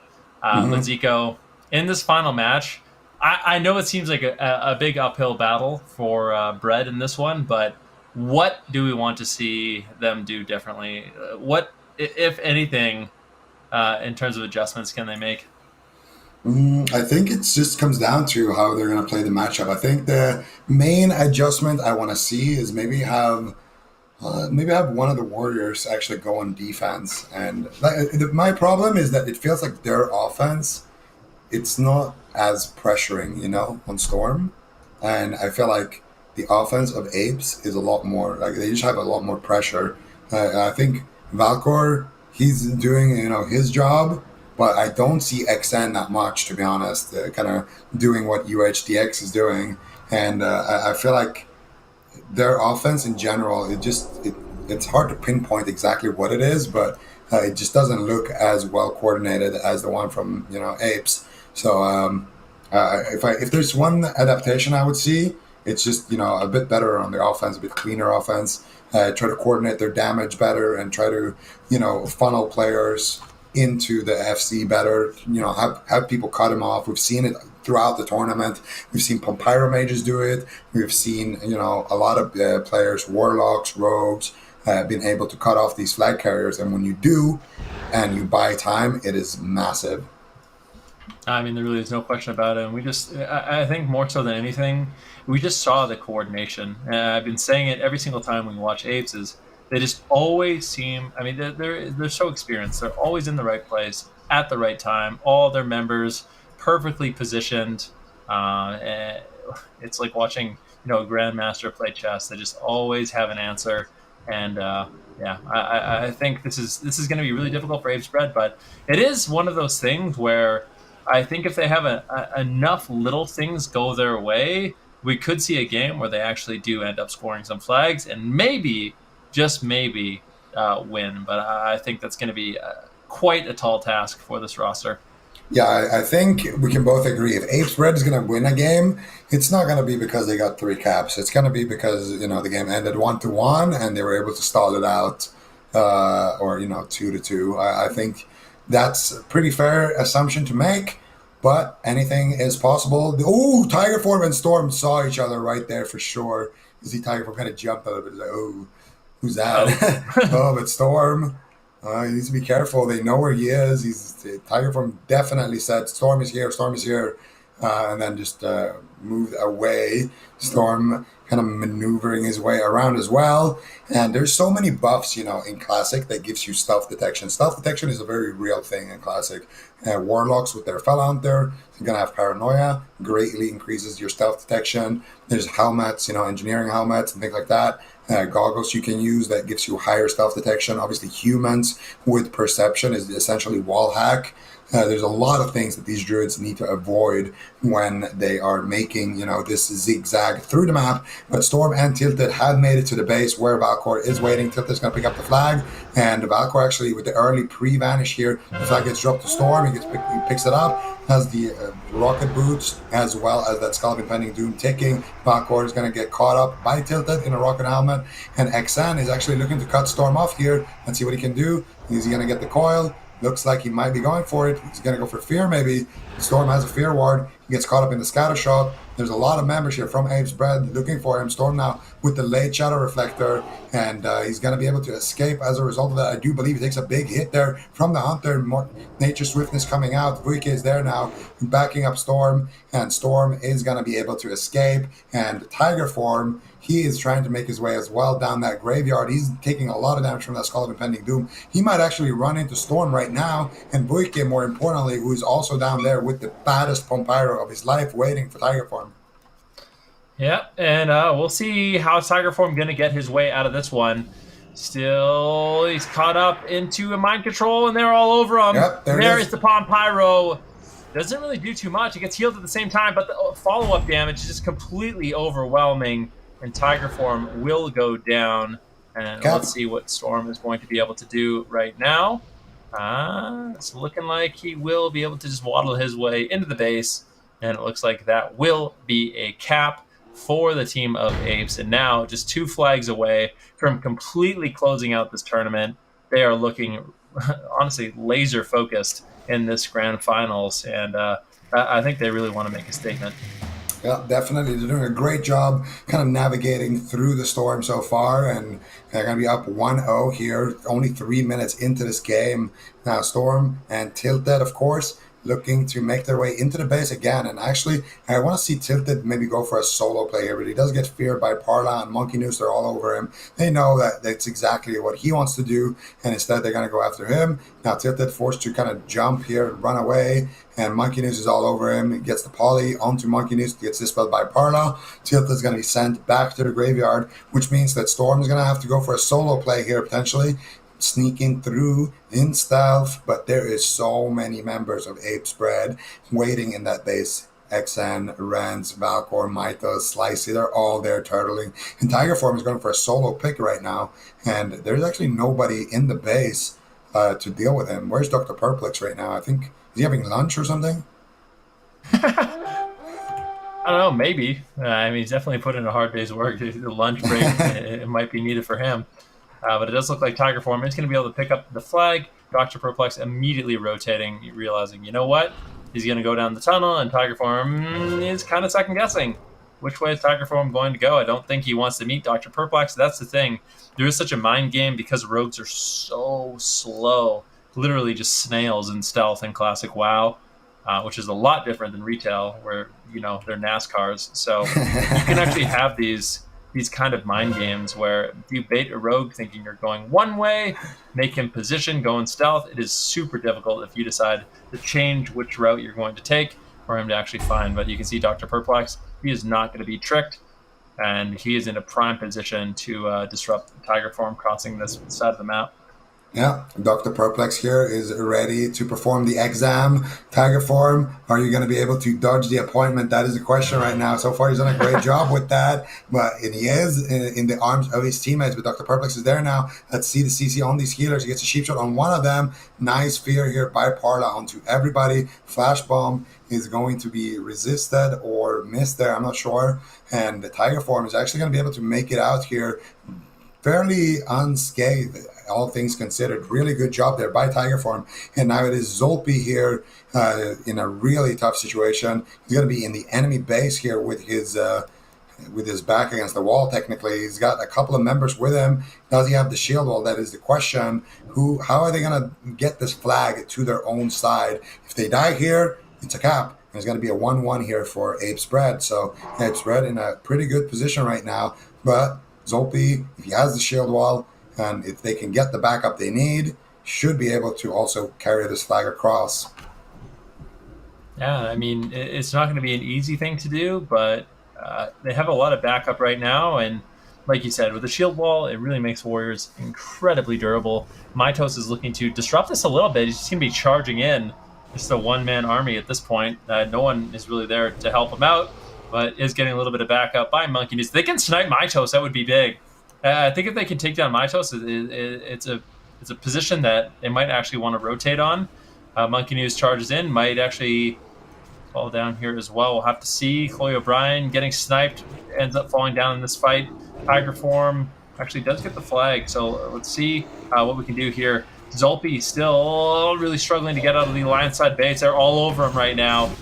Damage could be completely overwhelming. We're looking to see if he's actually going to use that shield. He goes into Berserker stance for a moment, really not respecting the damage incoming from the side of Ape Spread. Now into a full kidney shot, but just big heals. Stormed in position, just bombing out the regrowths, using Abolish Poison, throwing in all the heals they need to in order to keep Zolpi alive. And it looks like during this fight, Zolpi, I mean, there was not too many threats. He didn't really even get low at any point. And Apes is just looking super solid to actually get the flag out of the base. And it looks like they should be able to hand off to Storm at some point. Yeah, I don't even know if they want to hand it off to Storm right now because Storm is kind of out of mana, so he's not going to be able to actually spam shift with it. But there's not that many players ahead of Zolpi, so maybe they will go for it. I do think Zolpi still has a shield wall, so I would actually argue that he should keep carrying it if he has that shield wall. I want to see him keep on with that. Storm has a little bit of mana, so maybe they can perform the swap here. And he does get a blessing of wisdom as well, so his mana is going to be ticking up a little bit. The most scariest thing about druids is if you don't have enough mana to kind of shift into bear form and shift out and back in. You need to have at least half or something, so you can afford to power shift a little bit to avoid those slows and to tank some of that damage. But Zolpi carrying the flag pretty much all the way across. Going to allow Storm to be in the safest position possible. And Tiger Form is caught up in a flash grenade on his own graveyard here. Do they have the damage? Vuike is there. Does he have a Pump Pyro? He's casting up a fat fireball here, it looks like.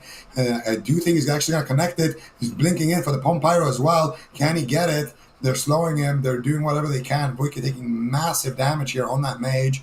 And it looks like he might fall. And there it is. He is going to fall. Zolpi is there as well, looking to dig out the damage. But Tiger Form, being in bear form, is going to be taking 0 damage from the likes of Zolpi. It's all going to be those magic damage dealers, the warlocks, the mages, shamans. Those are the big threat for Tiger Form. At this point, he can just sit in bear form and just tank it out until they all wipe. And then potentially we're going to see both teams kind of group up on their rooftop positions and send in their offense. The doctor.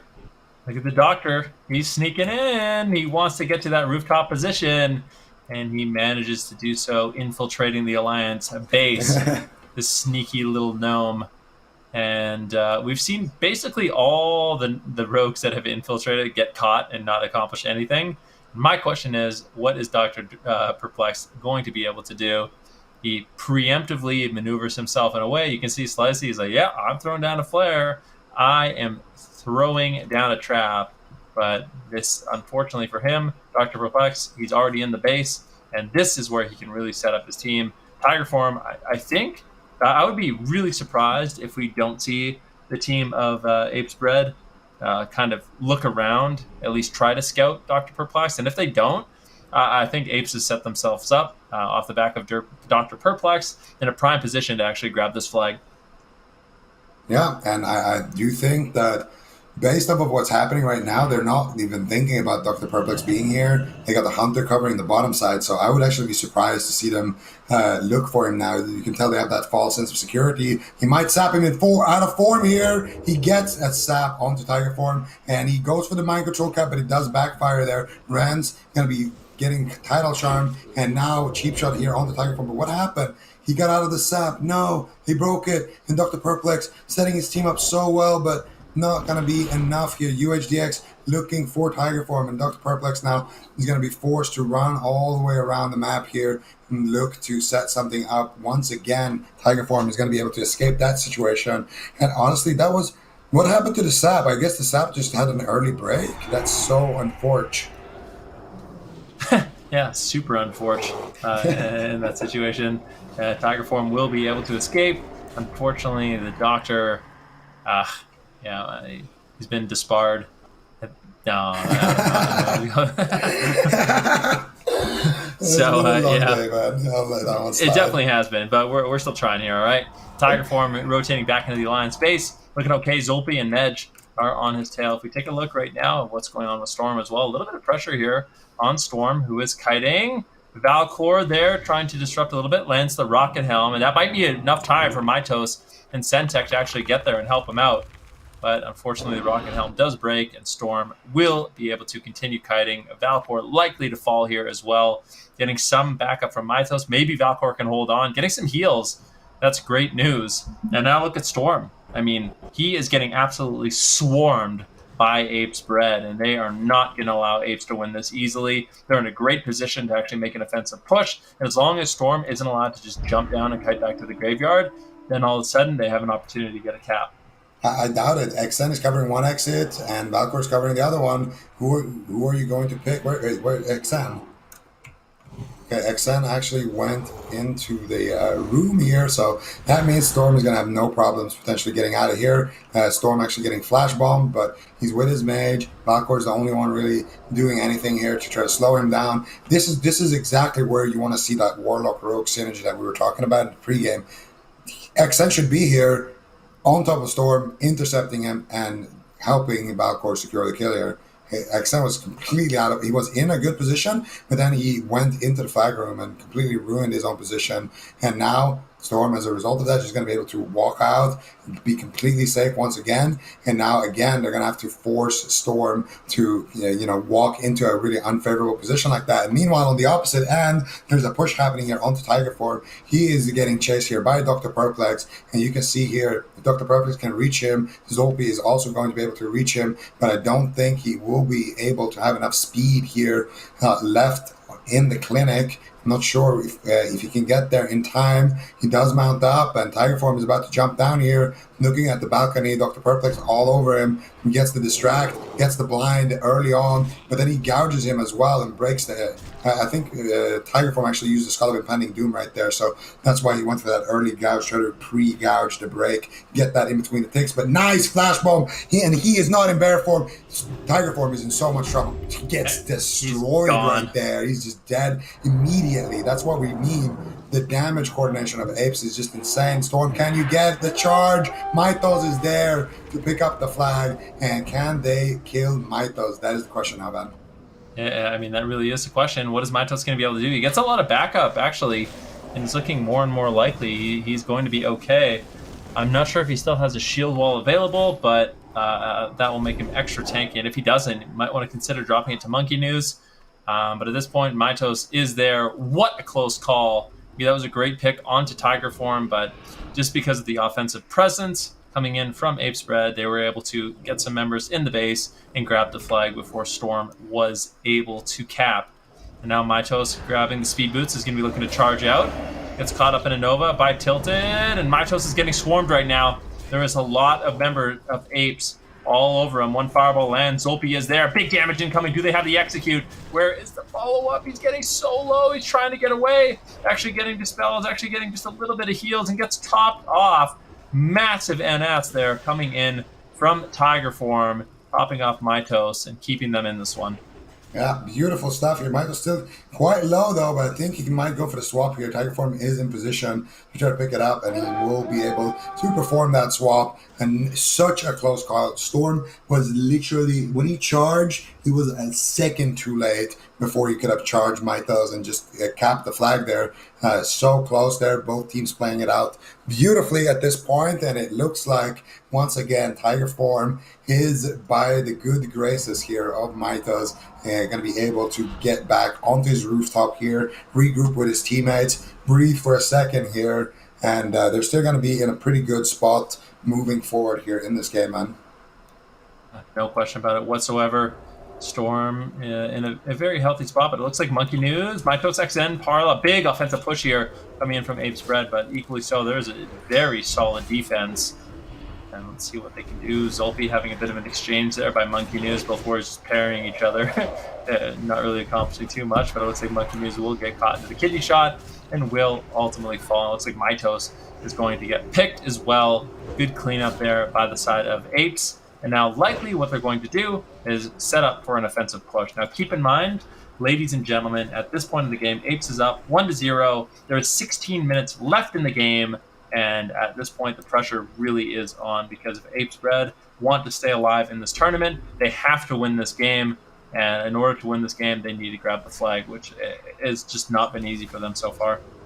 Yeah, and I don't know if they're going to be able to do it, but I think this is the game. If Apespread is going to win a game, this would be the game. I mean, let's be honest. If they don't win this game, they don't have any more games left to try to win. It would be the game. You're right about that. This is definitely one shot, one opportunity to seize everything they ever wanted. One moment.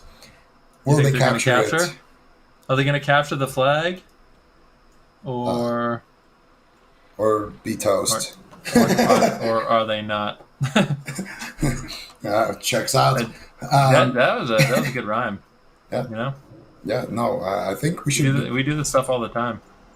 Oh, that rhymed again. I know. You don't have to That's point it out. that's insane, dude. We're gonna write a song later, man. But for now, it's all about these tigers here, and we're not gonna be making any songs like Joe Exotic, but Zolpi might. He's looking for it right now. Let's see what he can do here. Leading the charge for his team once again. Dr. Perplex in position. UHDX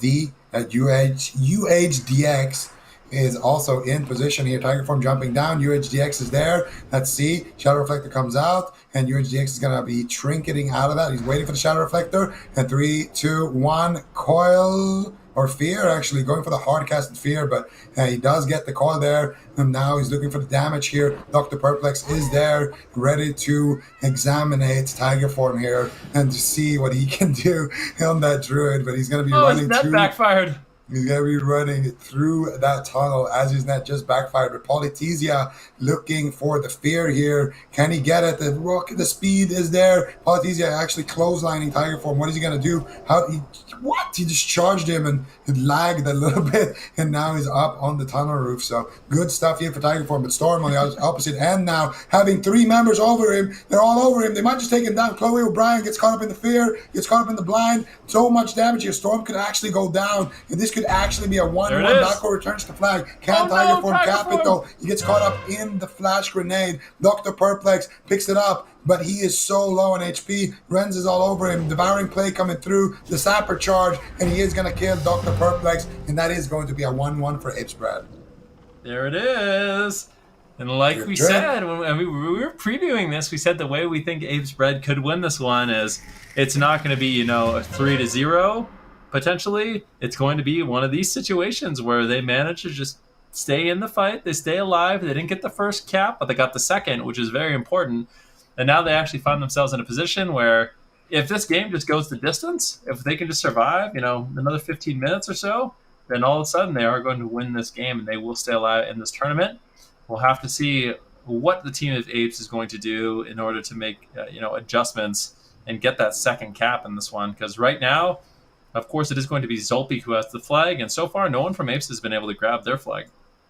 Yeah, and actually, pretty good situation here for Apes. If they can get this flag across, Zolpi right now is already making it, through the midfield. Tiger Form is by himself that far ahead. He's going to need his teammates to come and back him up, but he needs to drop this flag ASAP to Storm so that they can move it across faster, not give so much time for Apes Bread to group up. And then Zolpi now, I want to see him just go in, YOLO, charge, stop everyone, slow everyone, piercing howl, hamstring, fear, just annoy everybody who comes close. Renz right now is a little bit too close for comfort. Tiger Form, what are you going to do here? Looks like he is going to be caught up in the tunnel. Dr. Perplexity here looking to examine another kitty cat here, sending him to the spirit realm. And Storm could potentially get the speed cap here. Nice crowd control there onto the final member, Valcor, who was in position to get that cap. And just like that,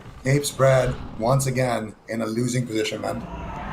Clap, clap, snap. Snap, snap, clap.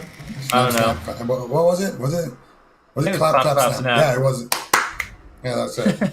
Clap, clap, snap. Bada bing, bada boom. That is going to be the second cap there for the team of Apes. And now they once again put themselves in the lead. They just couldn't stomach the thought that they weren't winning this game, so they had to clean that up real quickly. And now we'll have to see. Tilted, looking like he wants to get in a position to actually grab the flag, but Valcor is waiting and defending. Not going to make it easy. We'll see what he's going to be able to get done. Tilted grabs the flag and runs down the tunnel. Valcor repositioning, actually mounting up and looking to cut off Tilted if he's going to be able to. Let's see if he can. Slow falling down. Tilted gets scattered, and now Tilted has been kind of cut off from the rest of his team, getting cleaned up, dispelled, no frost armor. Valcor just absolutely one-beaks him, and Storm unfortunately not able to grab the flag, and that's what happens. That is one of the most devastating things as a mage is when you are getting, first of all, vipered. That didn't happen, but getting spam dispelled, no ice barrier, no ice armor, you just turn into paper, and Valcor is able to capitalize on that. Yeah, Valcor definitely able to slice up some paper to go with that bread, and both flags are going to be completely reset in this situation. But Dr. Perplex, you got some people visiting your clinic right now. You might want to head back there. It looks like he is not going to be doing too You're much with late for that. some appointments. Looks like some clients here waiting for him in the tunnel, and he's in the perfect situation here to cut him off. Tiger form. How is he going to be able to respond to this? Perplex realizing there is a free action potion here on Tiger form, so he can't do too much. Instead, he's going to wait for Polythesia to get in position here. Dr. Perplex with the sap, with the blind, and Polythesia now spamming out the dispels here, trying to get that free action potion removed. UHDX is there with a beautiful death coil, I would imagine. Cheap shot comes through, death coil on the trinket. There's the sapper charges, so much damage. Dr. Perplex, he just needs to examine him a little bit longer, and that could potentially be the final cap of the game, but no, he will fall. Tiger form, the bat NS heal. He's going to be able to survive. Zolpi is all over him, but Zolpi is... What? What is that damage? That was warlock damage. Zolpi gets the execute. Pompyro coming through right there, and they do get the flag return. Storm now looking to potentially sneak that flag out of the base on the opposite side.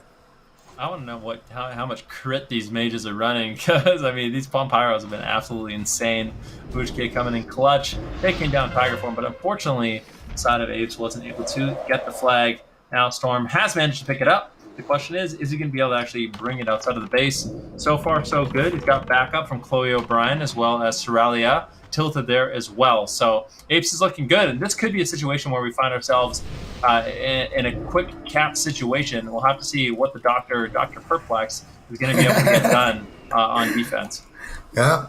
A storm crossing the map is just what the Doctor ordered right now, and if he can slow these people down in his own tunnel right now, the Doctor actually have a little pet here right next to him, and let's see what he can get done with that pet. He does get feared, so not the friendliest pet right there, but Gracious now going to be able to pick up the flag as a result of that. The Doctor is completely out of office right now, and I don't see him getting back to his examination anytime soon, as Gracious is moving down the ramp here, and he should be okay. Gets a nice polymorph there onto Polythesia, uses that Skull Impending Doom. Flag gets dropped to Tiger form, and now it's all about Tiger form. Can he escape? Nice flash bomb here by Polythesia, spamming out those dispels onto Tiger form. He's going to keep him completely squeaky clean here, and now big damage coming through from UHDX.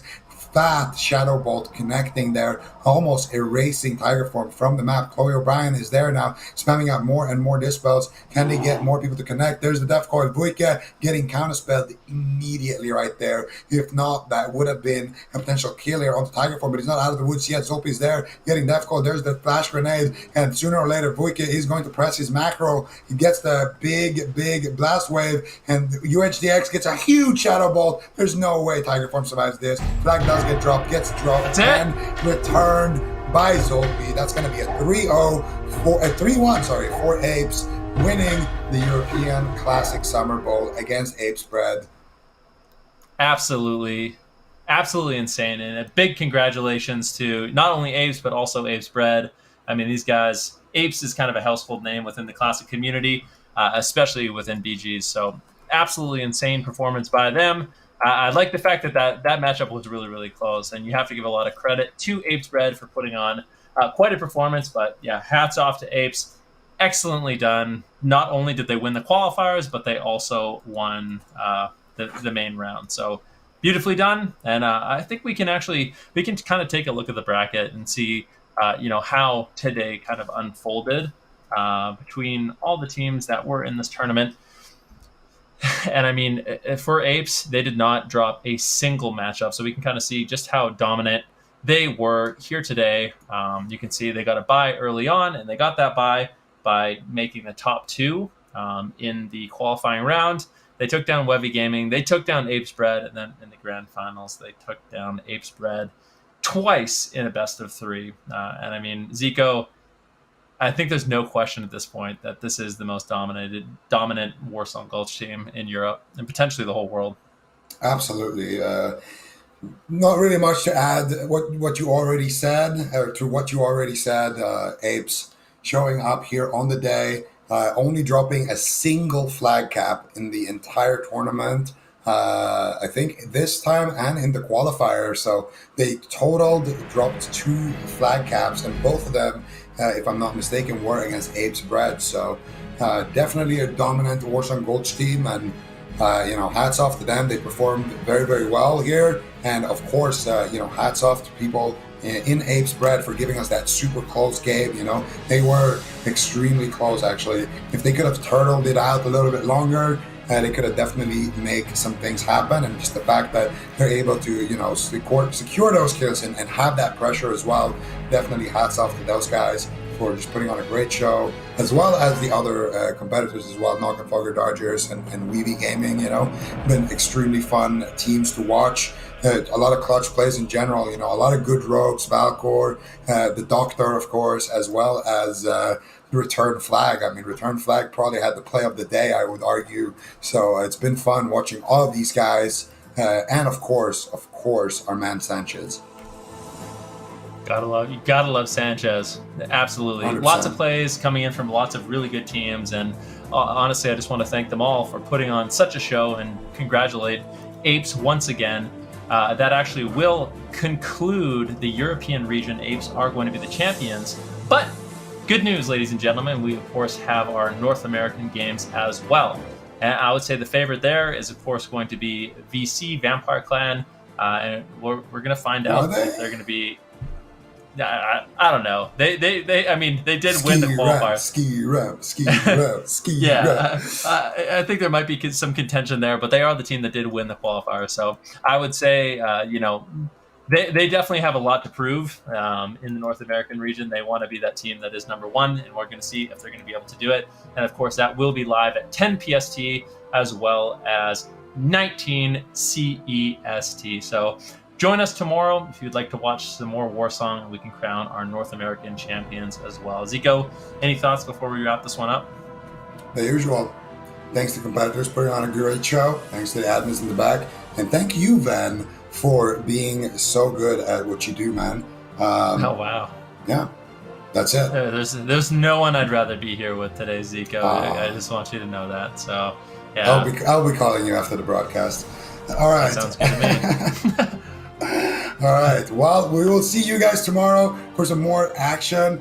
Don't miss it. Tomorrow is going to be all about North America. We're going to be crowning our champion there, and I'm super excited about it. Thank you guys so much for tuning in, and we'll see you guys very, very soon tomorrow.